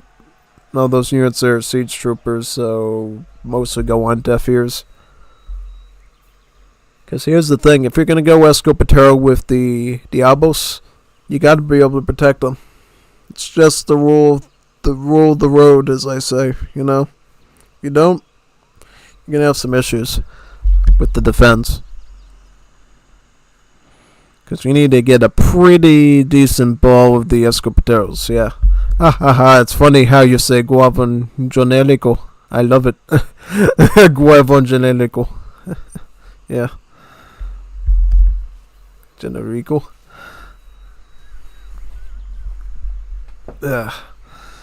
Alright, so Voluntario's doing some scouting. Rommel will add a priest in, because apparently one of the only Latam civs in the universe that does not have Juanitas Muy Bonitas in their roster to heal. So Brazil unfortunately has to use priests for that sort of thing. The other civs that have to use priests to heal would be Uruguay and Paraguay. Yeah, and Colombia, because Colombia has Voltageros instead of Vivanderos. That's the other one. Yeah. Yeah, most Latam civs have Juanitas Muy Bonitas to use, but there's a few that don't. Yeah, the ones I just mentioned, the 4 of them.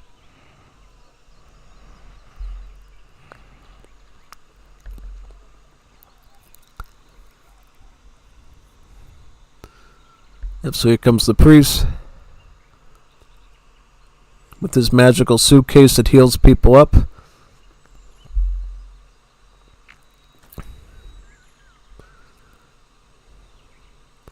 How is he actually healing people's wounds doing that? Like opening up the suitcase in the middle of the swamp? Very weird.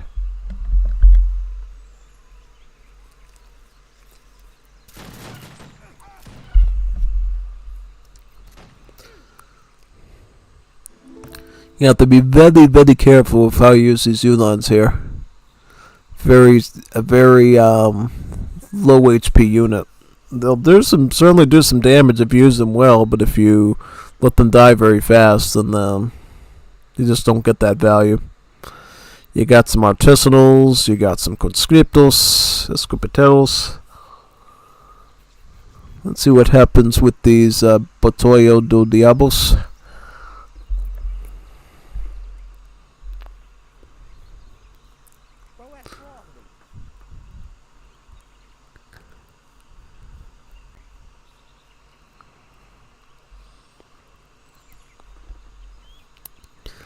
Okay, just looking for advancements, I think, in this army. At the moment, Rommel's just healing up, getting ready for the next leg of the journey. Oh, interesting. You got a bigger score than Rommel's aging up right now. Yep. Use your coin up, so you can't use that. You're going to just have to wait for your stuff to catch up there. Let's see if you can lure out all the hand units. You might be able to make this work, but Rommel isn't going to fall for that so easily. Yeah, because if Rommel was, not thinking, he would just run forward with all his hand units. You'd pick him up with all this, and then let the Yulons shred the rest of them. Rommel's still in a pretty critical state where he really can't afford to take a bad fight right now. He's not quite in the advanced sort of Brazil state where they can really pump out some good late game food and coin stuff like Escolts and Montados. So all this trash war stuff you're doing needs to sort of stay if you want to survive as Rommel.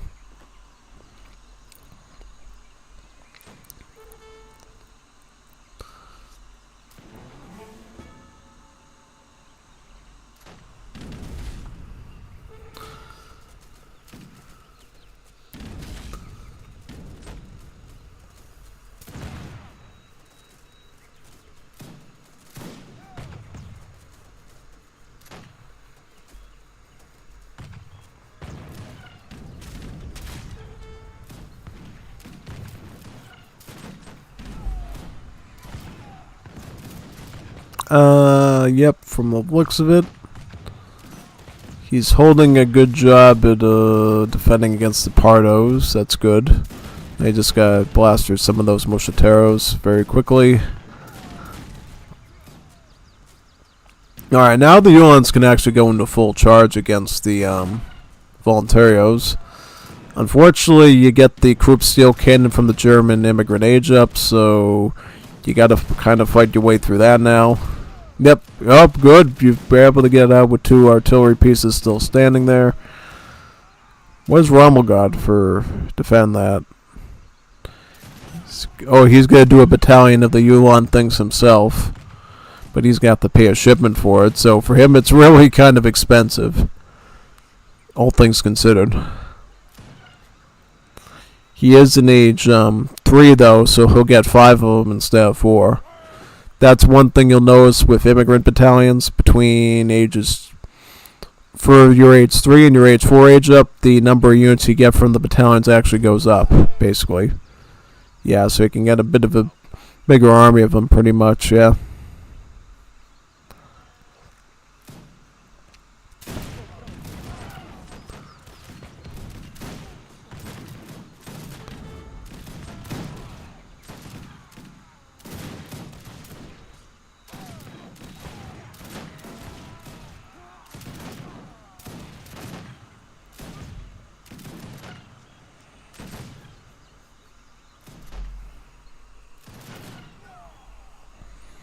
Now we got Cazador Montados. Cazador Montados will basically probably force Uruguay into age 3, which they seem to already be doing. Second German wave. Very strange move. Usually with Uruguay, you probably want to stay away from the same immigrant. You want to kind of branch off into other areas. But to be fair, Germany does give you about 3 different unit options, so I mean, I guess they kind of keep you kind of packed with stuff, but yeah.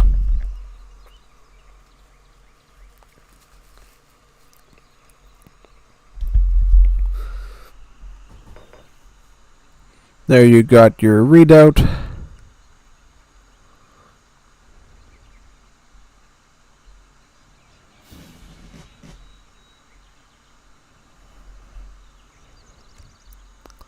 What do you get now exactly? Blending Guiz? Sounds good. These will be really good against assault if Rommel continues with Mosquitero at all, which he has a few of. In the Puerto Mayor, this gives you a Postadero. This is where you can train mercenaries, so it's almost like a saloon. But it also waits behind experience crates and also lets you make your special sort of daimyo that can train immigrant units. Yeah. A few patches ago, before they really buffed up Uruguay's capabilities with the training immigrants at the production building thing, the Apostador was like a really important late game building. Nowadays, it's totally up for grabs, whether you want it or not. It's totally up to you. It's optional. It really isn't too important. But I guess to some, they still prefer it. Basically, yeah.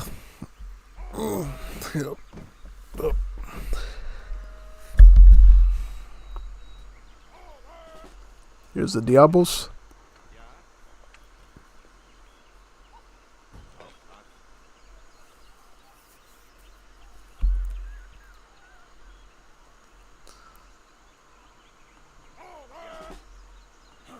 Here's some Tiger Claws.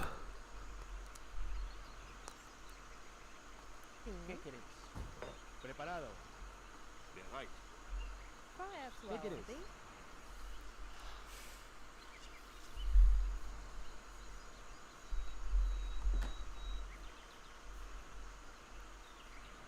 Auftrag. Ja.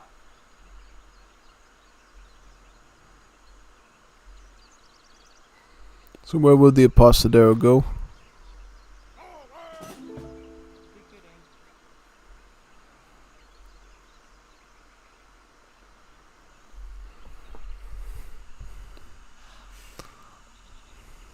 Preparado.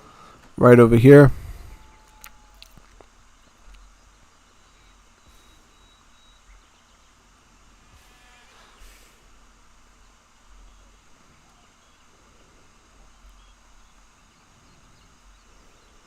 Dígame, señor. Where is Rommel's army right now?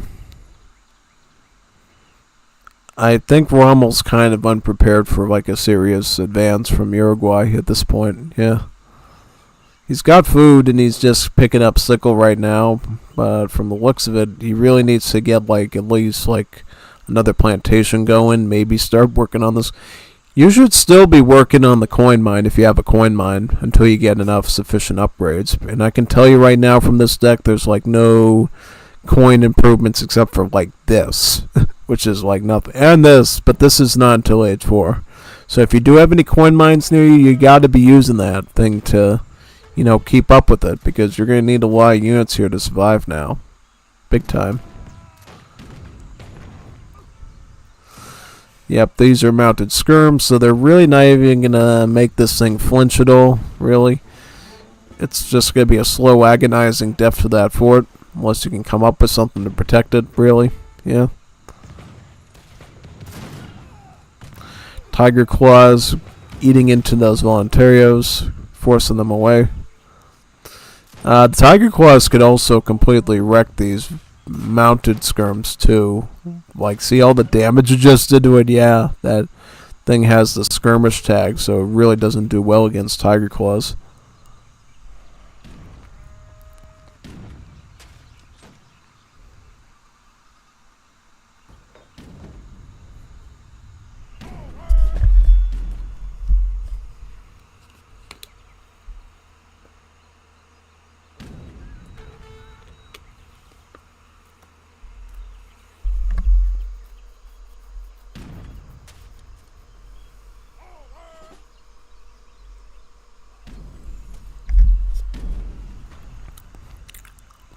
Yuan's here as well. Oh, Volantes. Volantes. That'd be good against any artillery that might appear.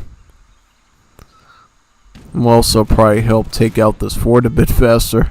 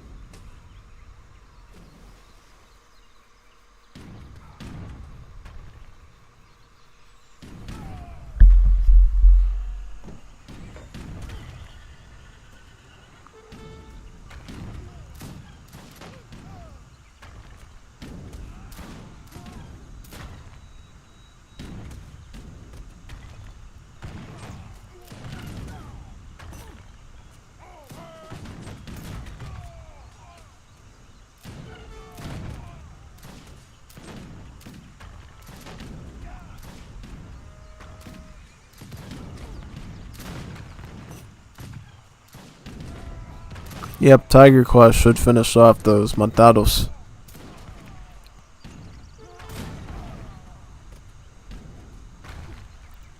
There you go. GG. GG, well played. And the Bloomers. Pretty high HP skirm.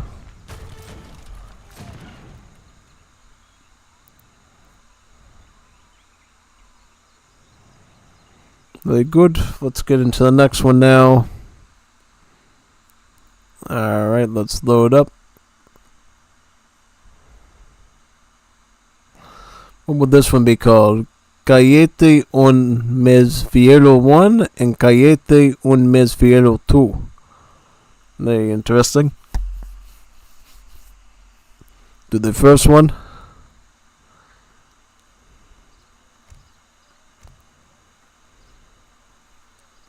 And then I'll do the second one after that.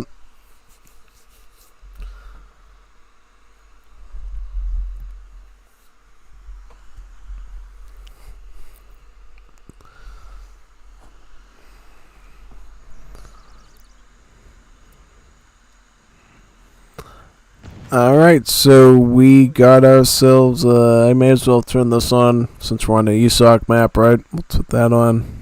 There we go. Awesome. So we got Fiero teamed up with Guavon Genetico and versus me and Rommel. Oh, wait a second. Oh yeah, I did this gameplay. I'm not going to waste my time with that. Yeah. What about the other one? I usually don't try to cast the ones that I'm in because I feel like it's kind of a, you know, I'd rather have Jeff do it so it's not a biased opinion as much about the match or anything. This one, is it, am I in this one too? Oh, I'm not in that one, so we'll do that one next, okay. Yeah, I just figured I'd check that out, alright. Alright, let's do that one. Let's do number 2. The number 2 one looks pretty interesting. I want to check that one out.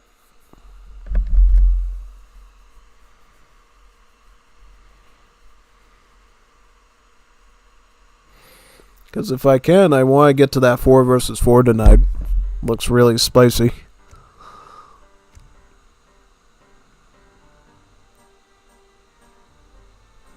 What was that called again? Cayete.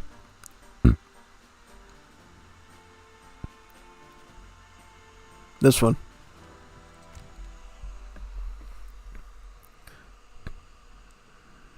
What's the map on it, by the way, too? I want to check that.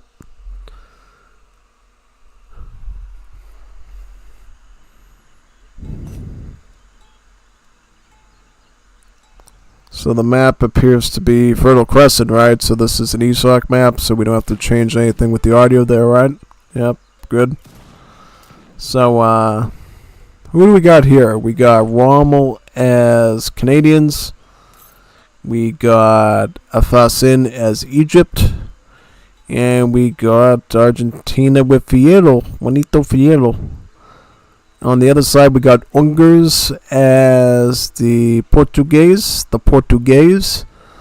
and Hishe as Romania, and Nick as Canada. So we got a Canadian on both sides of the aisle here. Very, very interesting. All right. Well, you can tell right away who's going to win this game, right? Whenever you have Ungers on the team, it's automatic GG. GG, well played. All things considered, yeah. I'm sorry, but we know who's gonna win if Ungers is on the team. He's gonna be like a madman and just mega boom this thing. Alphasin, Rommel, and Fiero are gonna have some pretty surprising build, I think, to make that happen. But we'll see. We'll see. Yeah. Building an obelisk. Wow. Very interesting. So how much line of sight does it actually give Alphasin in his area? Ah, okay. So that way he can move his caravans around and still see the area. Yeah. Yeah, this is one of the neat things you can do with Egypt. You can actually build these very cheap structures to get line of sight on the map. And you can actually build a wall of them too. It's just really time consuming and makes you want to fall asleep and snore while doing it. Takes like forever. Yeah, big time. From what I understand, Alphason plays a more Age 2 based Egypt, going for a Garrison Caravan and Fellahin or Spearman or Bowman or something. So he's going to be playing this out in Age 2. He's going to not be doing any sort of fast industrial shenanigans stuff like I do or somebody else does, but yeah. He plays it more of like Egypt out of the box for somebody first playing the Civ. Like, oh yeah, that's how I play Egypt. I just move around with my Garrison Caravan and attack at different positions. More actually, it's just... Well, I think the problem with Egypt was, it's number one, the African age-up system and tech tree system kind of ruined Egypt. And number two, the roster. Yeah, the roster's kind of underwhelming. Yeah, definitely when you play another caravan civ, the Saudis, you're probably going to see like a pretty drastic improvement because they got like more strong stuff, I would say. You know, like they got their own version of Infernals, they got a musket, they got like a more spammable skirmisher, sort of like a Strellet almost. So they got a lot more stuff going on there that you could probably use to a greater extent. Yeah, just saying. And obviously not the African age-up system either, so something a lot more stable and doable, yeah.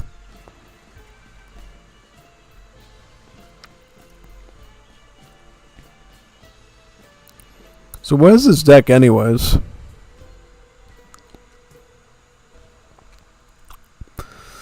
Sham El Nissim. This is a good team card to improve everybody's gather rate on berries and wood. This card here, Regulares, helps you with infantry training. Varshoda Syndrome, villagers train 20% faster. Andalusian Architecture, trading posts are cheaper, have an attack, and have more hit points. Advanced trading posts, but for Egypt. 6 villagers. Rule of the Sword.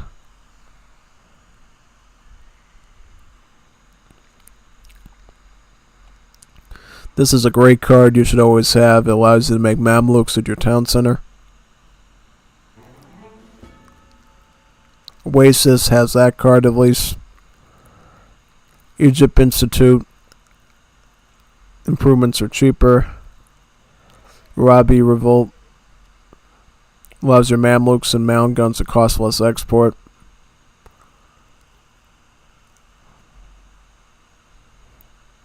Al Nanda. Library improvements research instantly.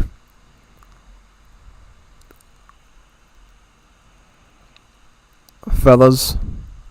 Alright. So what is Rommel going to do? Rommel will do... He's still aging up. And Fierro, similar, right? Yep, Fierro's also aging up. Advanced Mill? Advanced Mill. Advanced Mill. Is that Advanced Mill? That's such a waste of a card. Advanced Mill. Why you getting Advanced Mill for? You know the building only costs like 200 wood, right? Why do you need to build that many pastures? You don't need that many pastures early on. Because here's the problem. You do that. We got Simonones. You're like double dipping the chip. Like, you don't need more pastures. You just need the cows to be fattened quicker so you can eat them. And then you need butchers to be able to eat them fast. You don't need the pastures to be 100 wood. Then you're really walking over like 100 of them on the map. And then you can't put down any production buildings. Cow poop and hay and gaucho poop and you name it. All over the place. Big time, yeah. Oh yeah, 100%. Oh boy, yeah. Rommel sends Red River Rebellion. This gives everybody on the team 4 Metis Rebel Skirmishers, It's one of the best team cards in the world, just because it gives you such a good unit to everybody on the team. Because now you can go in with like 12 skirmishers right from the get-go and start pushing them. So hilarious.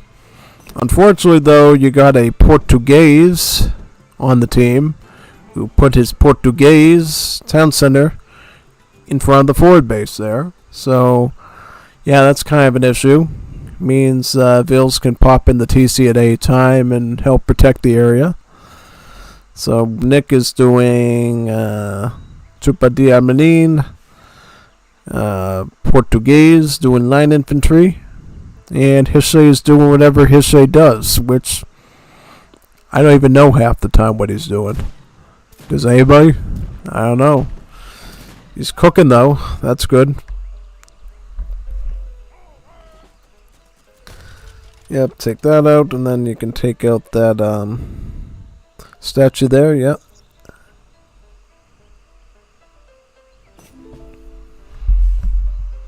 Very good.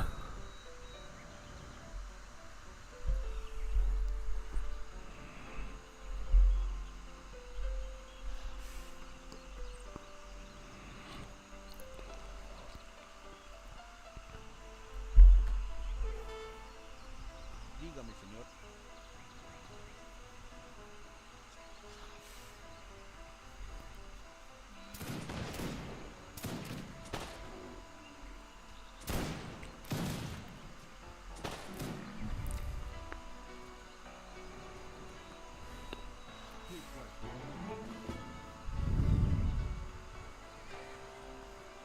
That's a lot of XP there for the Portuguese player. As if they didn't need enough shipments already. Yeah, I mean, what? Look at the conga line of crates coming in. This is like fatal. Yeah. Town martial law. This is the same as colonial militia card, basically. So wise to call Minutemen in again, and town center gets more damage. Yeah. They changed the Minutemen to the Gendarme for the name. Yeah, basically. It's still called Minuteman for the Anglophones, though, since it's very America-themed, yeah.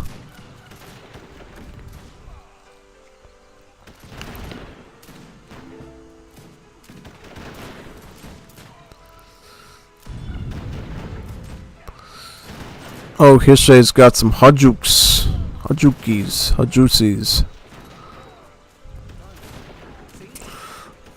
Yep. Good old Ungers.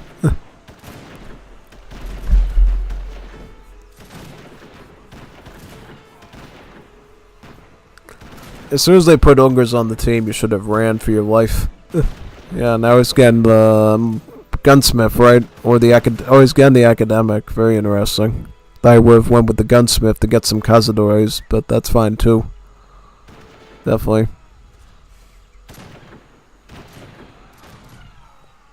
Should be I think once Ungers gets the cazadores, though, then Rommel's gonna probably run for the hills with Firo and Afisin behind. 3 garrison caravans. What are you doing with that, son? I don't know. I'm not trying anything today. Yeah, you should make something out of them at least. You know how much these cost? These cost about 100 food and 250 wood. That's a lot of resources. Yeah.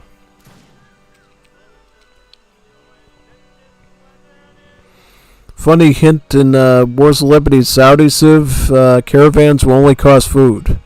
No wood costs, no coin costs. So it's just one straight up resource. Makes it a bit easier to macro, honestly. Granted, you're going to need to spend a lot of food to build a caravan, but I guess that's the way it works. Yeah, so you don't spam too many caravans, I guess. How many caravans is too many? Who knows? At this point, yeah.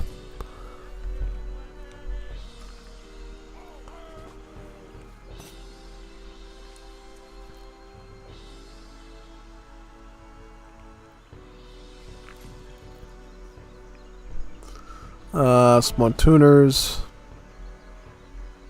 One infernal. Why do you have just oh, two more? Alright. I was wondering, like, why do you have just one of these? What are you gonna do with one? That's really weird.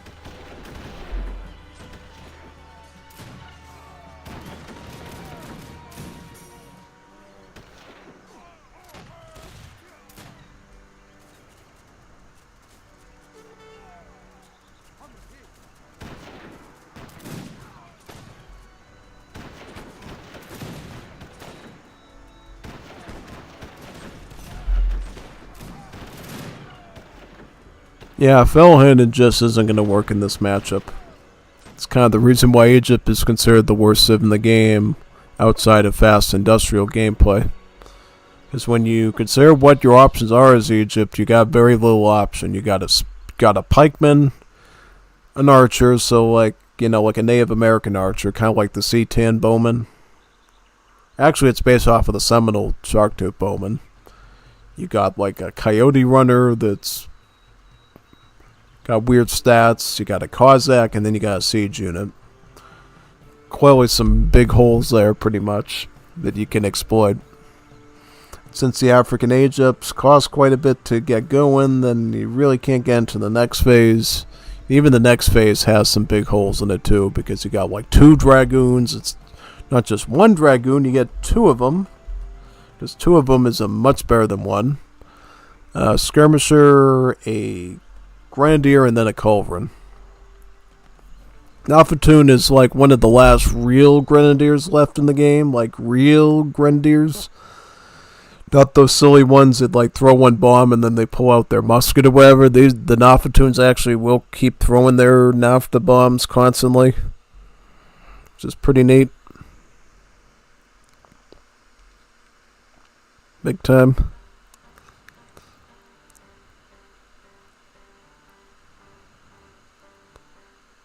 That silly Juanito Fierro's pinging me to go play Wool while I'm trying to cast Wool. That doesn't make a lot of sense. Big time. Well, at least he's submitting some more games, which is good. It's awesome. So now we're going to do Ramos Sapito. Ramos Sapito? What's Ramos Sapito? Ramos Sapito. Let's see here. There we go.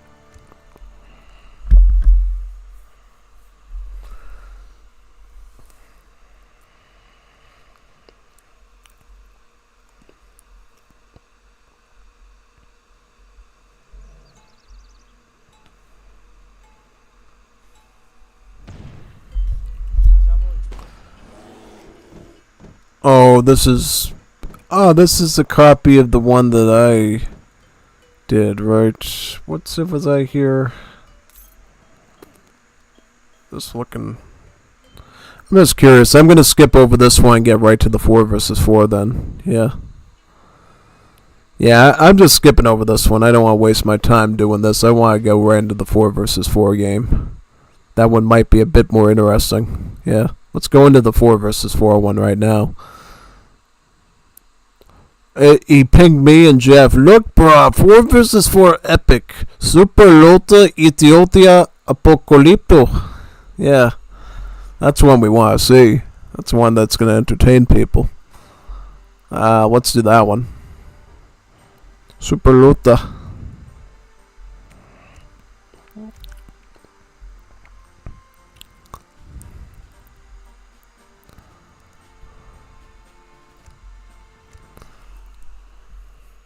A 4 versus 4.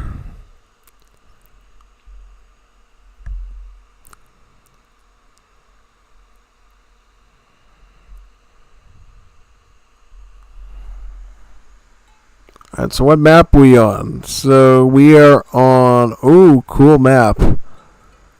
Wow, look at this. We got Bondar, Gilder, Omar, and Aladdin versus Fierro, Kevin Arquet, Eternity, and Verlingo. Wow, that's a big match. That's a big match right there, yeah. A big match. Big match. Alright, so let's just start now. We'll go over the civs. So Kevin using USA, of course. Fierro's using ARGs, of course. Eternity loves the Ethiopians. He's using an OP civ, of course. And then Ringo's using Peru, of course. Totally predictable. You could have put a blindfold on my head and I could tell you exactly what they're going to play. Bondar's doing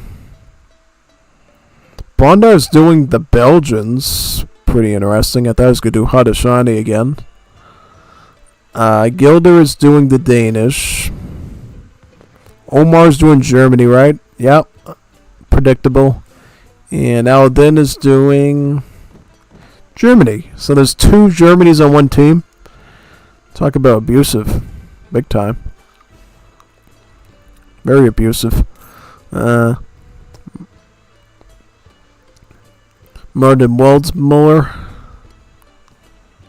So from purely a civilizational standpoint, you got 2 Germanys, those are like high S tier civs. Belgium, I can't remember if I put them as an A tier or a S tier. Definitely a high tier civ. And then Danish, kind of poop. I think they're like C or D or something. Kind of on the lower echelon of civs. Definitely not that great, but yeah, they're reasonable. It depends on how you use them. I think in a game like this, I think Danish is going to be great, depending on how they construct the deck. Because, see, here's the thing. If Gilder puts in a number of reasonable cards for team stuff, then everybody's going to be happy. If he did not, everybody's going to be sad. And they're going to cry. They're going to say, why? Yeah, exactly. But right away, what we see is a mercenary deck. We got the Hausa, the Fenric, the Bosniak, the Schwarzen, and the Black Brunswicker. So this is a mercenary deck. We don't see a lot of these from Danish anymore, but they are very effective. In a 4 versus 4, these people are going to have to work like crazy to help out Gilder to get this to work. Because if they're not working with Gilder, their whole operation could fall apart right at the seams there. So they really need to work together there. But on this side of the front, you got an Ethiopia teamed up with an ARG, a Ringo, and a USA. I think the team with Eternity's Ethiopia is definitely looking very dangerous, and I would be very, very cautious and careful about them. Big time, seriously. 100%. Like, yeah, if you got Eternity's Ethiopia on your team, you're looking really sharp. I think Gilder sort of put his team into a bad situation going for a Danish mercenary deck in the 4 versus 4. Yeah, that's something you usually want to reserve for 2 versus 2 and sometimes 3 versus 3 with good coordination. Because what's going to happen is Eternity's going to be ready for the late game. Ringo's going to be ready for the late game, and Fierro is somewhat. So, yeah, USA, I don't really care for what they do. They're just, I don't know how USA does in the late game, but definitely Ethiopia is going to be like the shining star of the game. So this is how Eternity sets up his Ethiopia. He starts with this in H2, the Degradados card. So This is essentially a shipment that gives you about 6 pistoleros and improves their stats by 35%, turn them into like a monster sniping unit. Very scary indeed, yeah.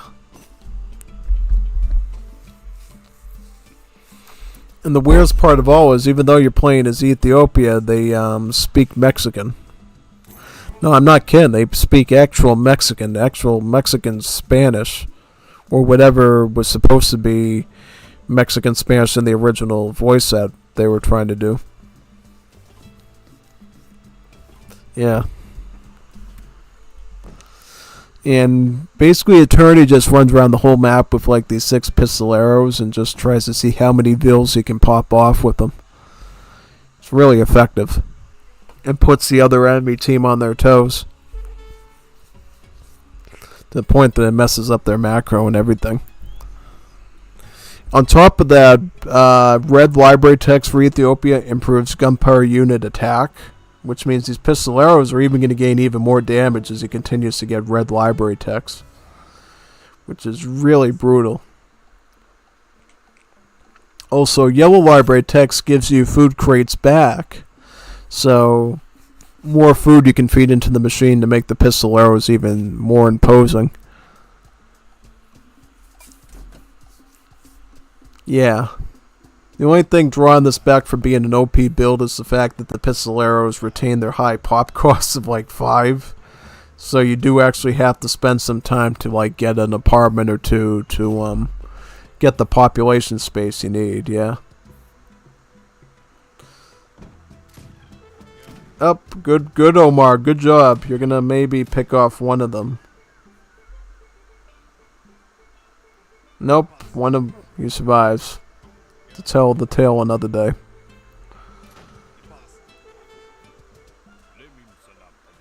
Oh, this is Eternity's group here. Yep. Oh, wow, that's scary. Did the lion roar on top of all the gazelles.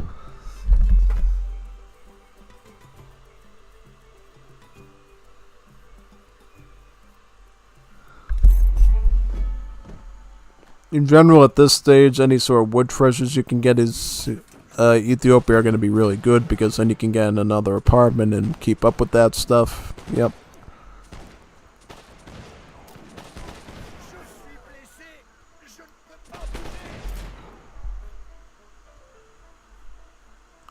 Yep, getting blue number 2 now, Urban Control. Urban Crowd. Why am I saying Urban Control? Urban Crowd. This... Basically, every blue library tech you get will improve all your buildings' hit points, and it will also add 5 population space to your apartment houses. To the point, eventually, your population of your apartment houses in Imperial Age will be 35 once you get all 6 of the techs, yeah. Quite powerful, actually. Puts them on a similar pedestal as like Chinese villages almost, in terms of that. We haven't really seen the pistoleros get any sort of success yet, but let's see if they can find something to target. Belgian volunteers. Hopefully the pistoleros don't find their way there. That could be pretty bad. It's following along. Also, let's see what Gilder's up to, too. He's aging up to get mercenaries, right? So he's going to be going up with the Enlightened Existentialist, or, yeah. Why can't I say that? What's wrong with my, mouth? I don't know, I'm still doing it. Like, my brain just fries when I try to say it. I don't know. Existentialist, yeah. There you go. I don't know. It's been a long night. A long night. Oh, and it's been a long night for Bondar, definitely after this. I mean, look at all the vills he just lost. Thankfully, he's got, like, a skirmish unit, though, to, like, sort of hunt them down a bit. And now, unfortunately, the pistoleros have a better movement speed, so they can just sort of run away from the fight.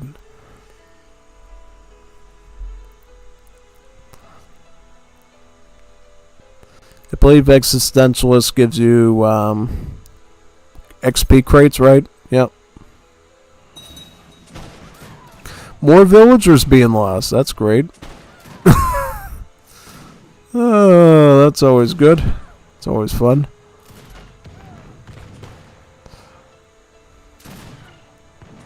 Oh, what's another Vill? How many Vills is Bondar on now after that?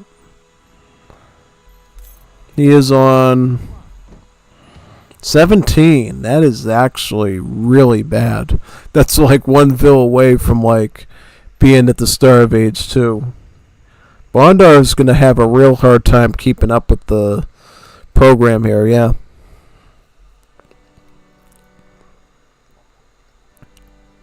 Going up with the city planner, thankfully, that's going to give him a covered wagon. He can get another town center going.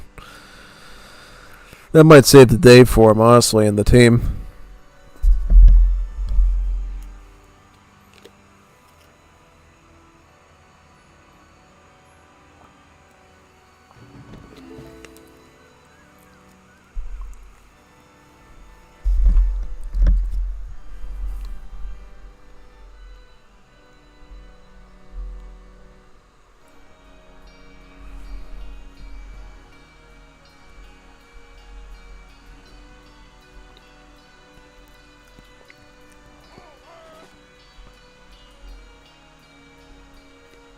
Here's some red shirts.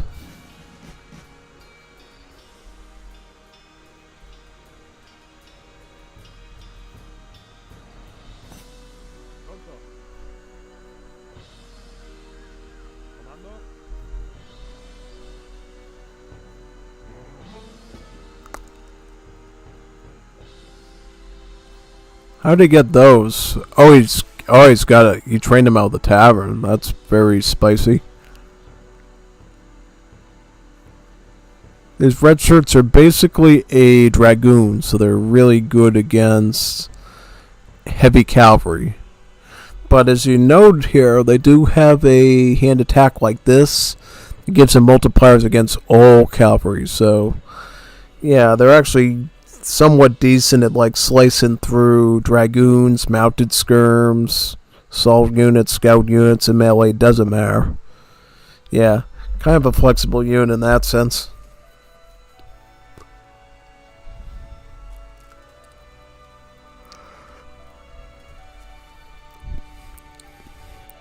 Steam machinery, where's that coming from? Oh yeah, that's the market. Oh yeah, that's one of the new market techs. Steam machinery. I believe it replaces placer mines or amalgamation. Yeah.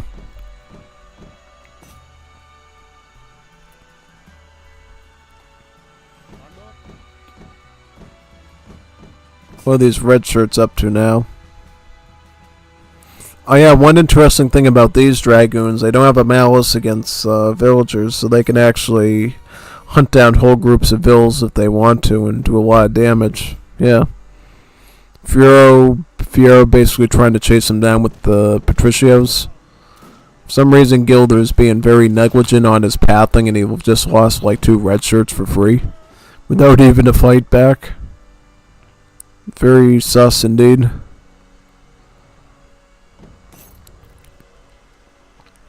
Ships in the houses now. Here comes the houses.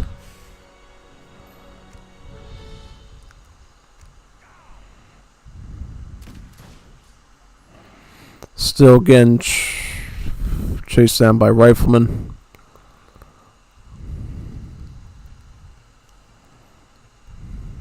Didn't even get anything done with these red shirts. I'm pretty shocked. Big time.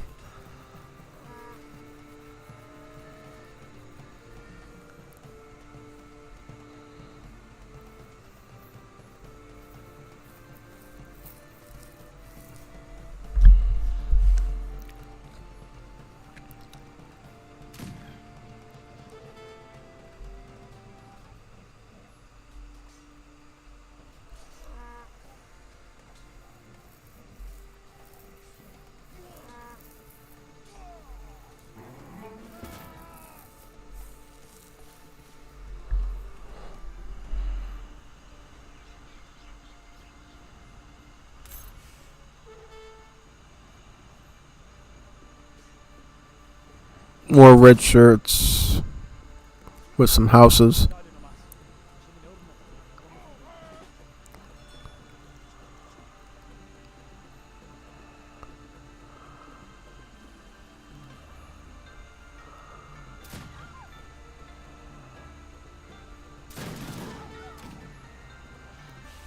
Got rid of one villager. One villager.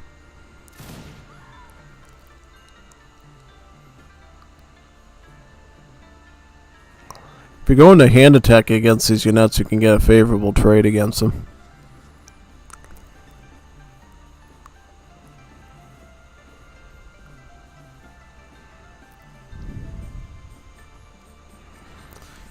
Ethiopia at this point is preparing probably for Age 4. Getting even more economic upgrades. Postal office, I believe, would be yellow number 4. Is that right? Yep.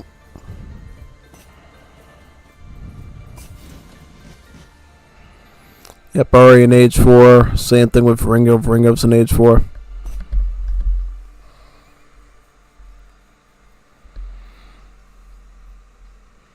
Still making sure he remembers to build the spice stalls at the spice shop building so the tradesmen can gather more export from it.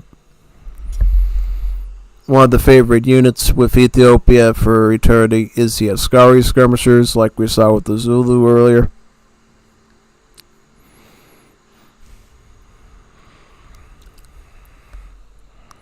So what we got here, we got riflemen, patricios, the Cacciatori Maltese, Hausa, skirms. So a number of things, yep.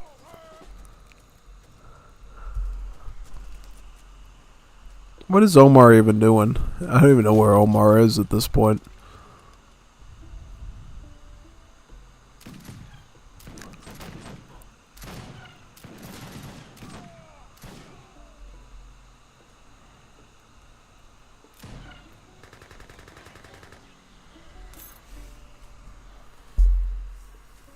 So what are these, like mercenary cazadors or something? I guess. Oh boy, look at all those assault units. It's the last place you want to see them, probably. Fortunately, though, Gilder has some maneuver units there, so that'll be a bit of a risk. Oh boy. Yep, also we'll see Gilder trying to reposition to target the Escoltas, probably, which is the main driving force there. Riflemen in the back trying to blast through things. Same thing with USA's Whitworths.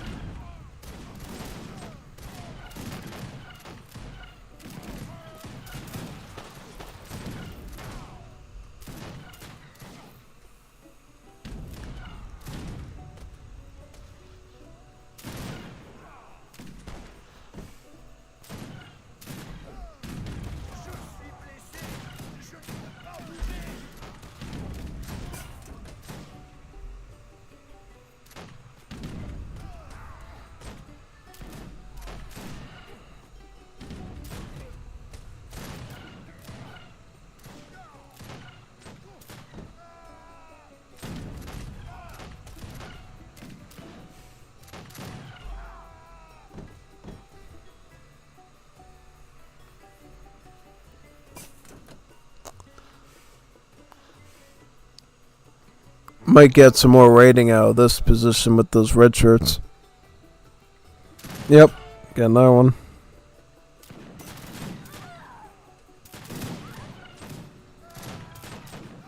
Unfortunately, Eternity has his Ascaris there to counteract them. And then the Escoltas will be driving in from Fiero as well.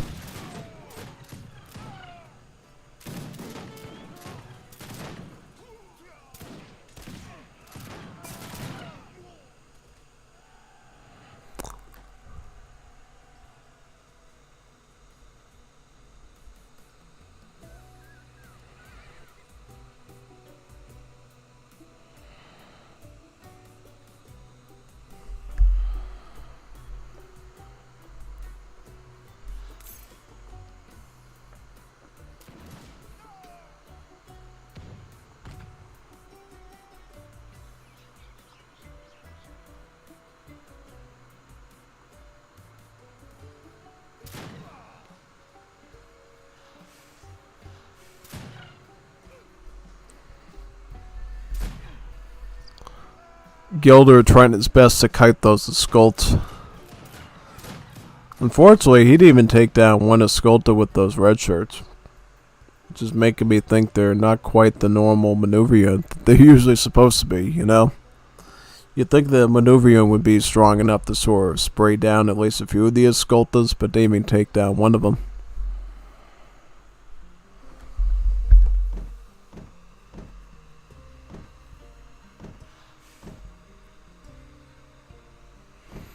Trinity picking up his factory now is Ethiopia. Ethiopia is the only African civ currently that can access a factory. So it makes him feel a bit unique in that sense.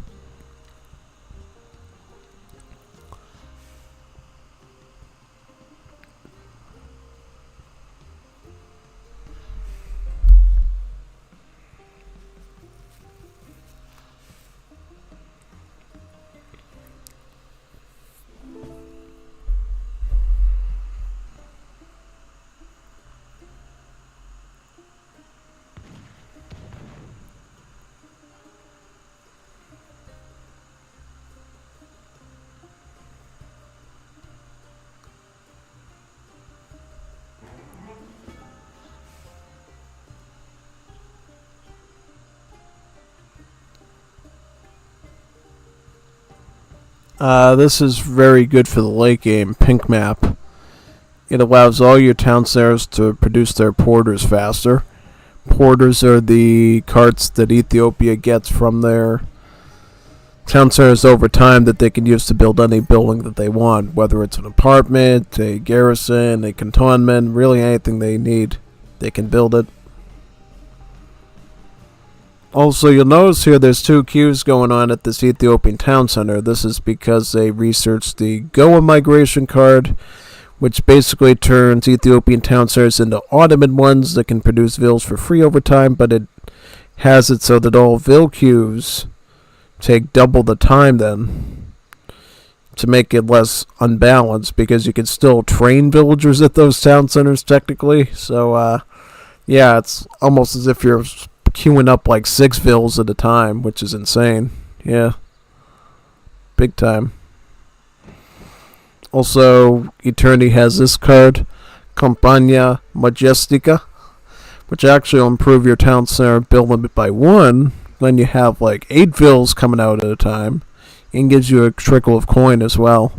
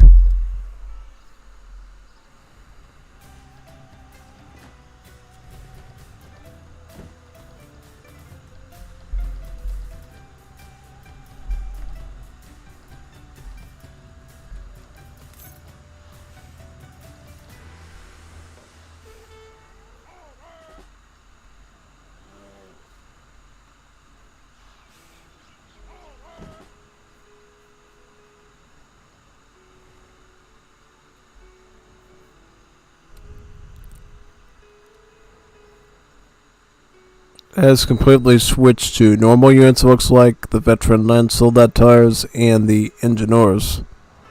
The engineers are a special musketeer that the Danish have that can repair artillery, and they have a hammer to help beat artillery units as well in melee, as well as range.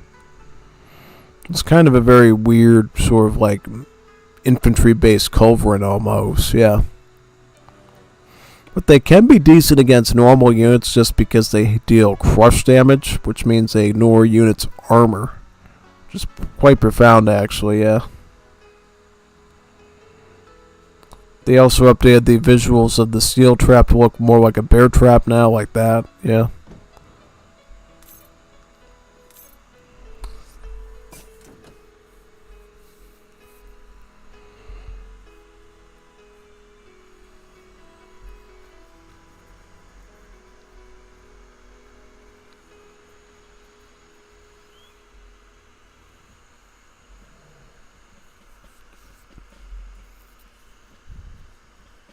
Looks like they're all setting up their forts in the same area. You got Fiero's fort there. Oh, he's building 2 forts. Those are actually both of his forts. So Fiero's like going with a massive forward area there, pretty much, for them too. Yep. I would assume that Eternity probably can put a palace there as well, or 2, since he's Ethiopia. You can get palaces. And you don't need cards for them either. You can always make them as part of your normal building set.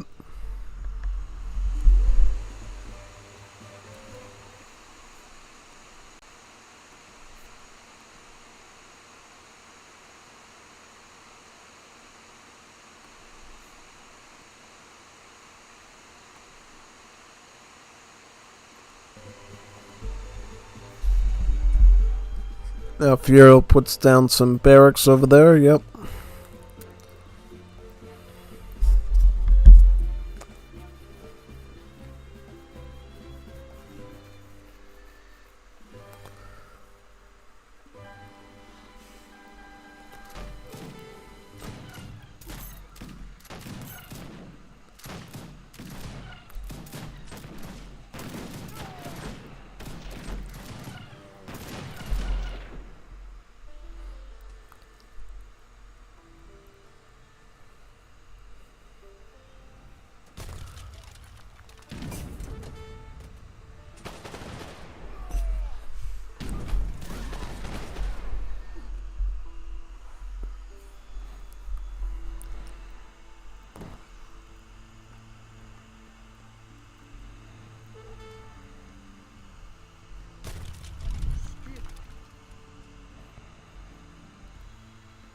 Here's some artisanal cannons from Sino Verlingo, Juanito Verlingo.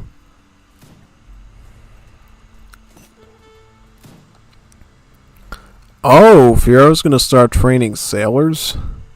Oh yeah, because he's got a fort. See, forts can actually train sailors, which I don't think too many people actually knew, but you can actually do it. You can train sailors from forts as well as other marine infantry. And since you need a dock to upgrade marine infantry, Fiero actually put a dock there so he could actually get the veteran and guard upgrades on the sailors, pretty much, yeah. Interesting choice. It'll basically make their army more immune to artillery, because a lot like the engineers, sailors have anti-crush armor, and they have multipliers against artillery. But they also have multipliers against siege troopers too, so things like grenadiers, battering rams, madlets, they can actually do very well against those, or flamethrowers.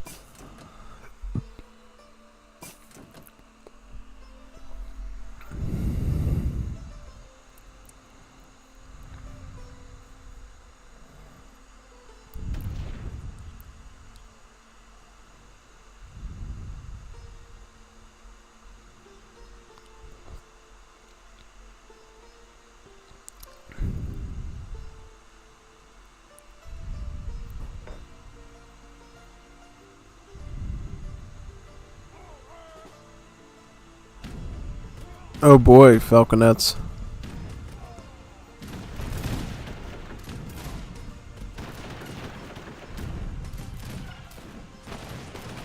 Here comes the Escolta Libertads. Yeah.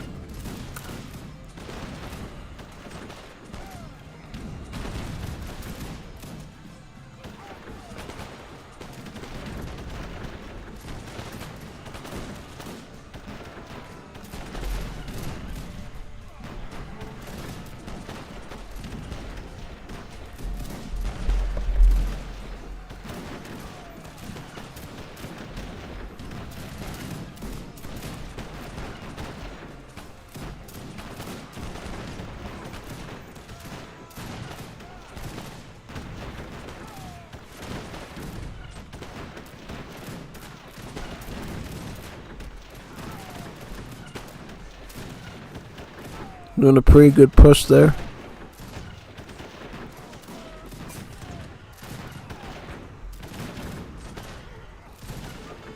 Sticking the nets on melee was very smart to deal with the Falks.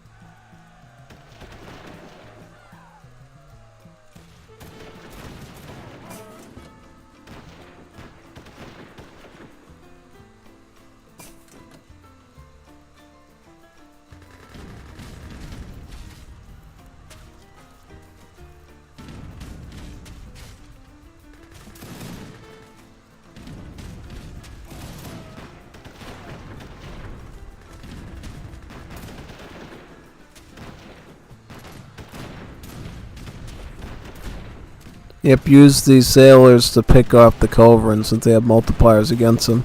So the artisanal cans can aid in the siege a bit better. Oh, USA even got Gatling guns. Very smart. Very powerful.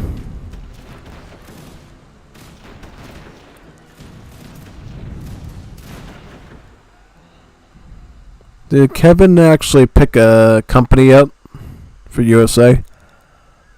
Because you can pick a great company and get some really good technologies with them. I don't think he's picked that yet. Yeah, I guess not. Looks like Omar is the only reason they can push back now, because Omar has a huge army of steel cans that he's spammed up. Pretty much, yeah.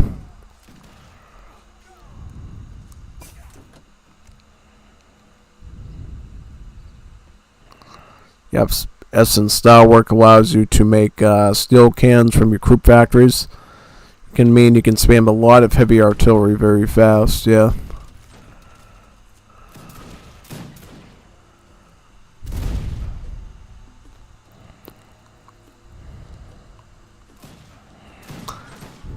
Depending on how much resources Eternity can pile up, he might be able to go to Great War Age and start getting tanks and planes and stuff and really fighting them really well. Yeah.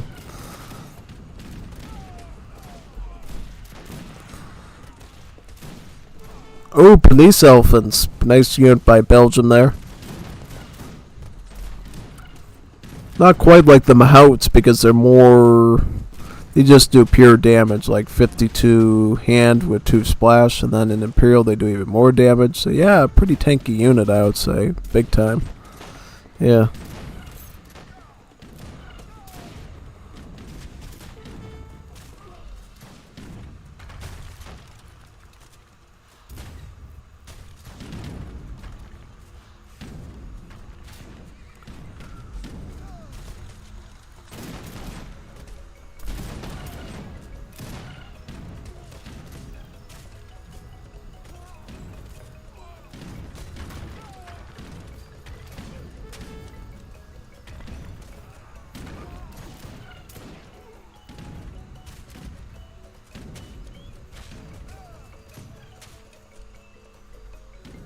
What is Eternity even doing? Oh, he's pushing from over here, it looks like. Yep. He's going to put a palace right there to make his ultimate unit as well as heavy artillery.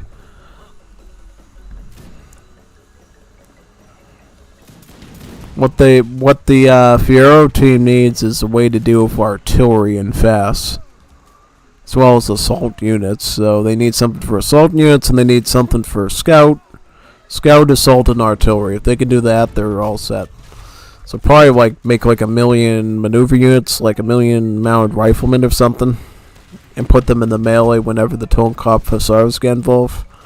Probably be a pretty good idea at this point. Yeah, pretty much.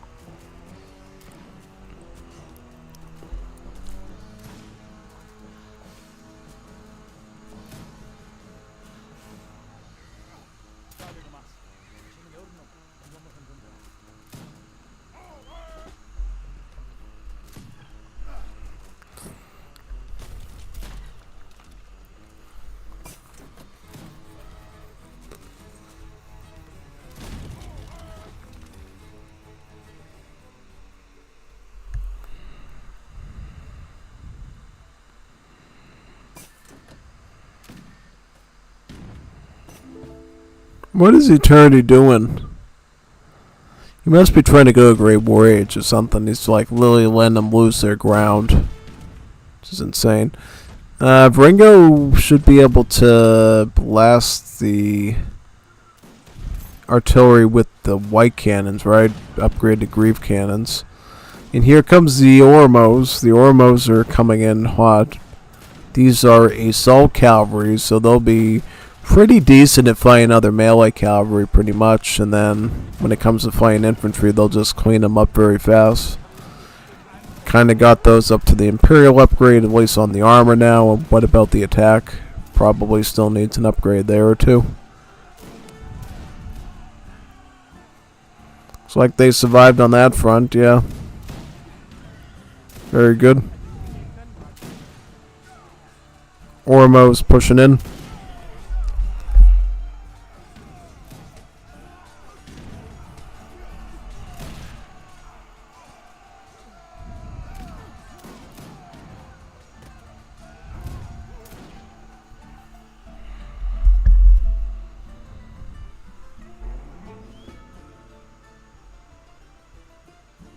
Siamo team al barbaro.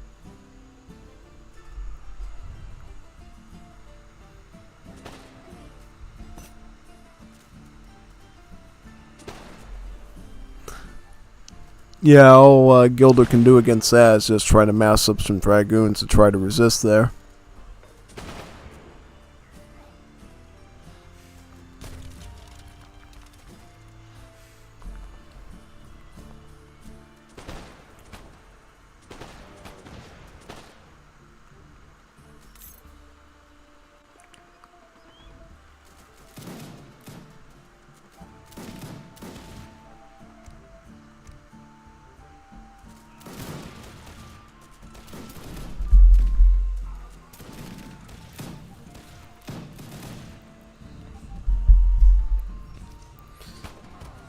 Yep, they all have to pivot to Dragoon if they're going to beat them back now.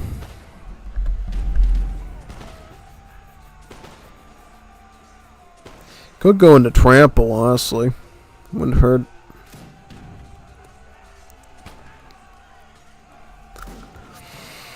Definitely not.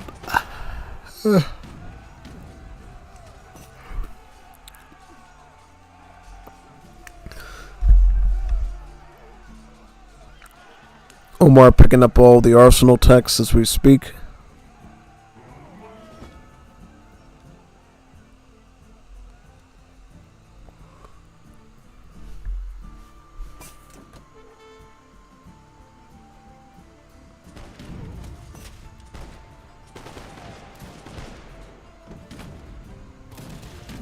Yeah, now if Ringo can push him with the Pardos against all that cav they had to generate for the Ormos. These Imperial pikemen should do a great job for Peru.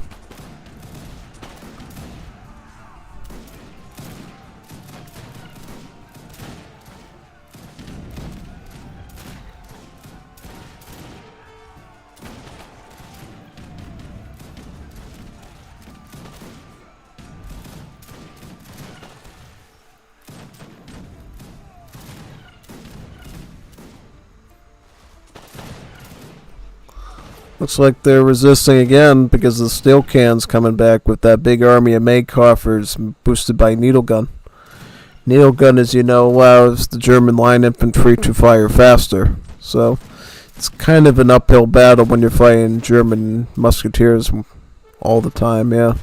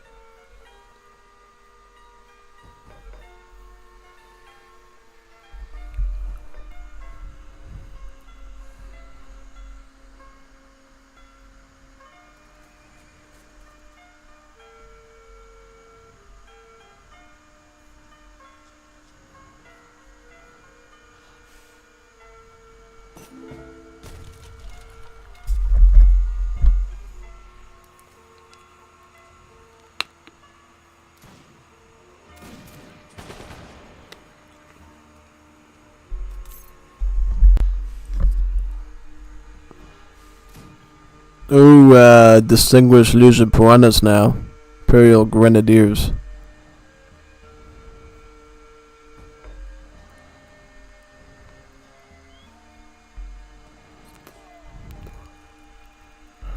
It's almost as if Eternity's toying with them at this point, just putting down like 1,000,000 buildings. And then it's probably just gonna push in from here with Ringo. Yeah, seems like it.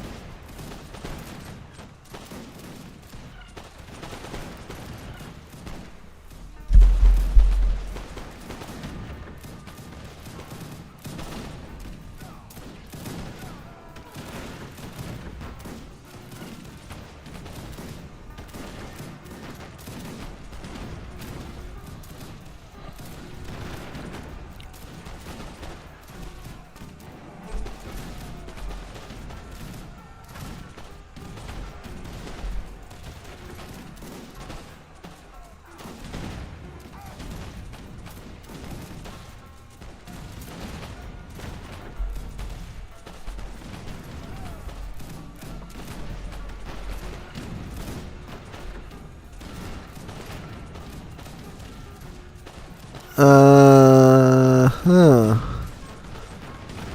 Ooh, Great Voyage. Here we go. This is what we wanted. I kept watching Eternity the whole game. I was like, wait a second. He's going to get Great Voyage. This is going to be great. Great. How many minutes in the match we have left? Like, probably like another 5 to 10 or something. Yeah. This is going to be great. This is going to turn the tide of the whole war. 100%. Eternity just playing around with his food, and he's just gonna come in with like tanks and dispatch. He could go full dispatch rider on them and just snipe their artillery and everything. That'd be insane. Yeah. You can get a Zeppelin and start mustard gassing their stuff there. Yeah.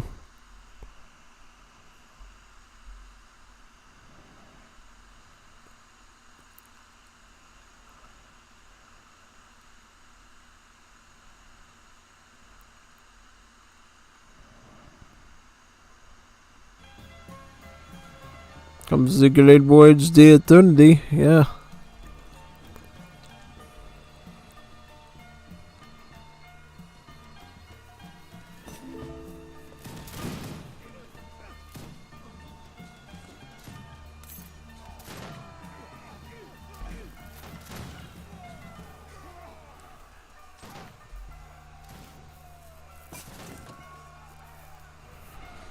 Here comes the Great Voyage. Here comes the Trekkies.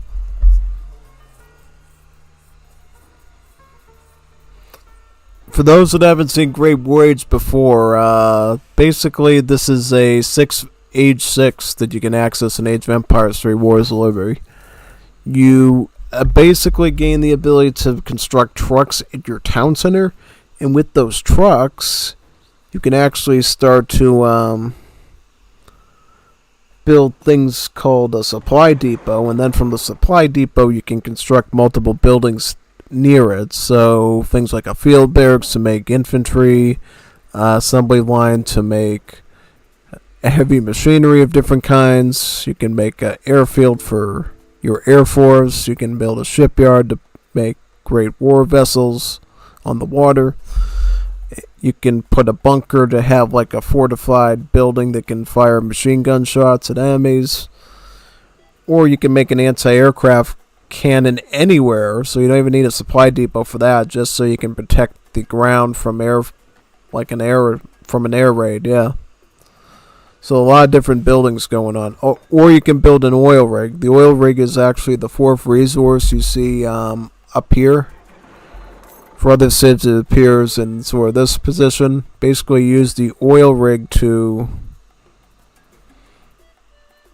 use the oil from the oil rig to basically build all your pretty big stuff. So your big warships, your tanks, your armored cars, your zeppelins, your planes, that's all going to cost oil. So it doesn't just cost gold anymore and wood. You need oil for that too.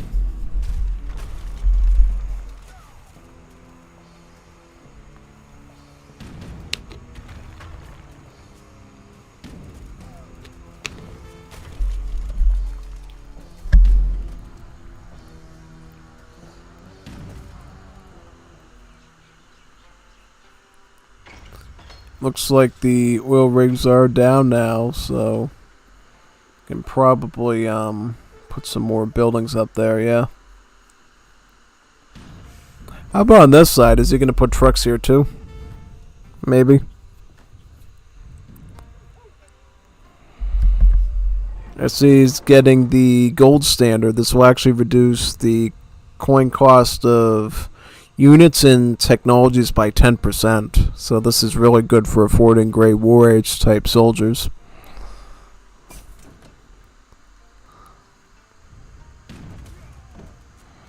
Now they're going to start pushing in hardcore to try to avoid whatever sort of tanks and planes stuff that Eternity has in store for them, yeah.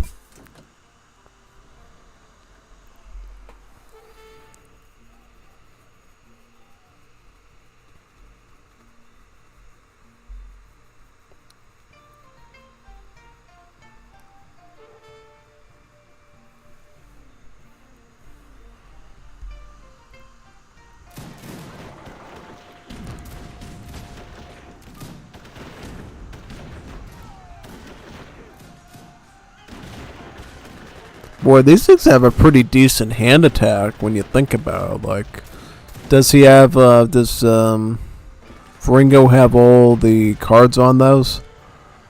Yes, he does. So that's pretty brutal, actually, that they can get a hand attack it's that solid. Like 38 hand.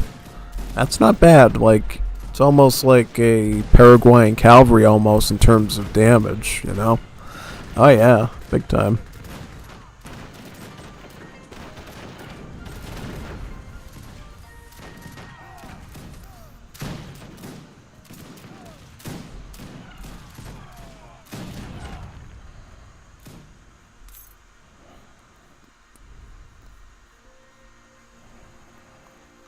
Oh, looks like Eternity's gonna set everything up over here now, yeah.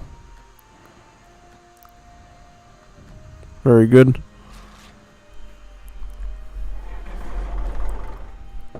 Here comes the soldiers. Boots are gonna land on the ground real soon, yeah.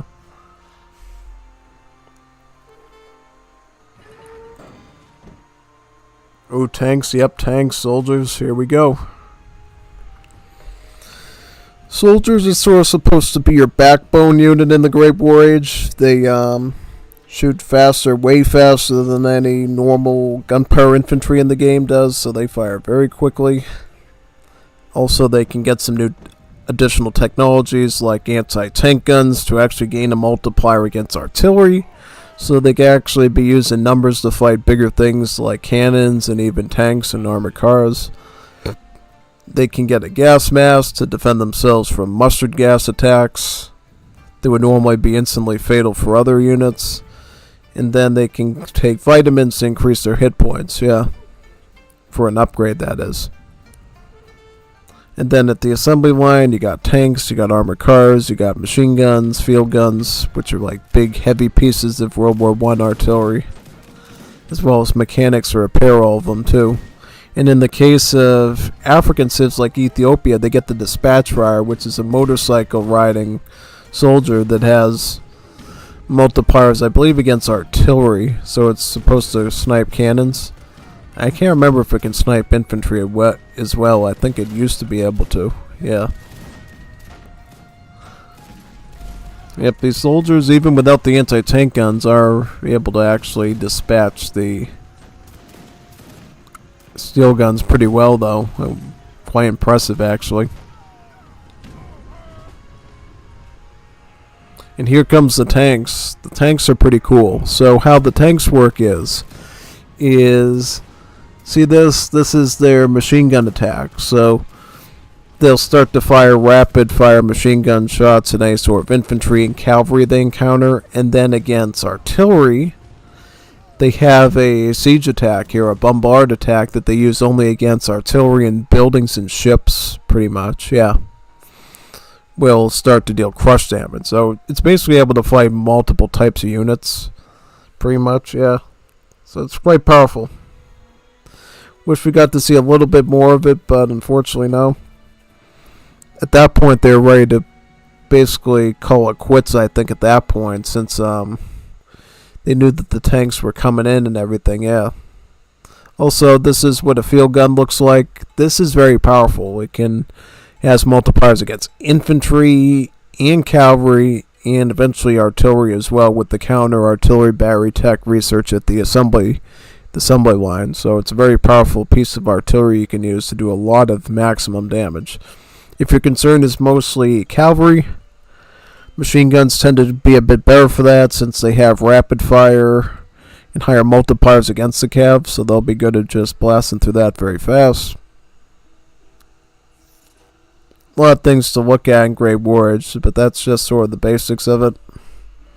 Yeah, definitely.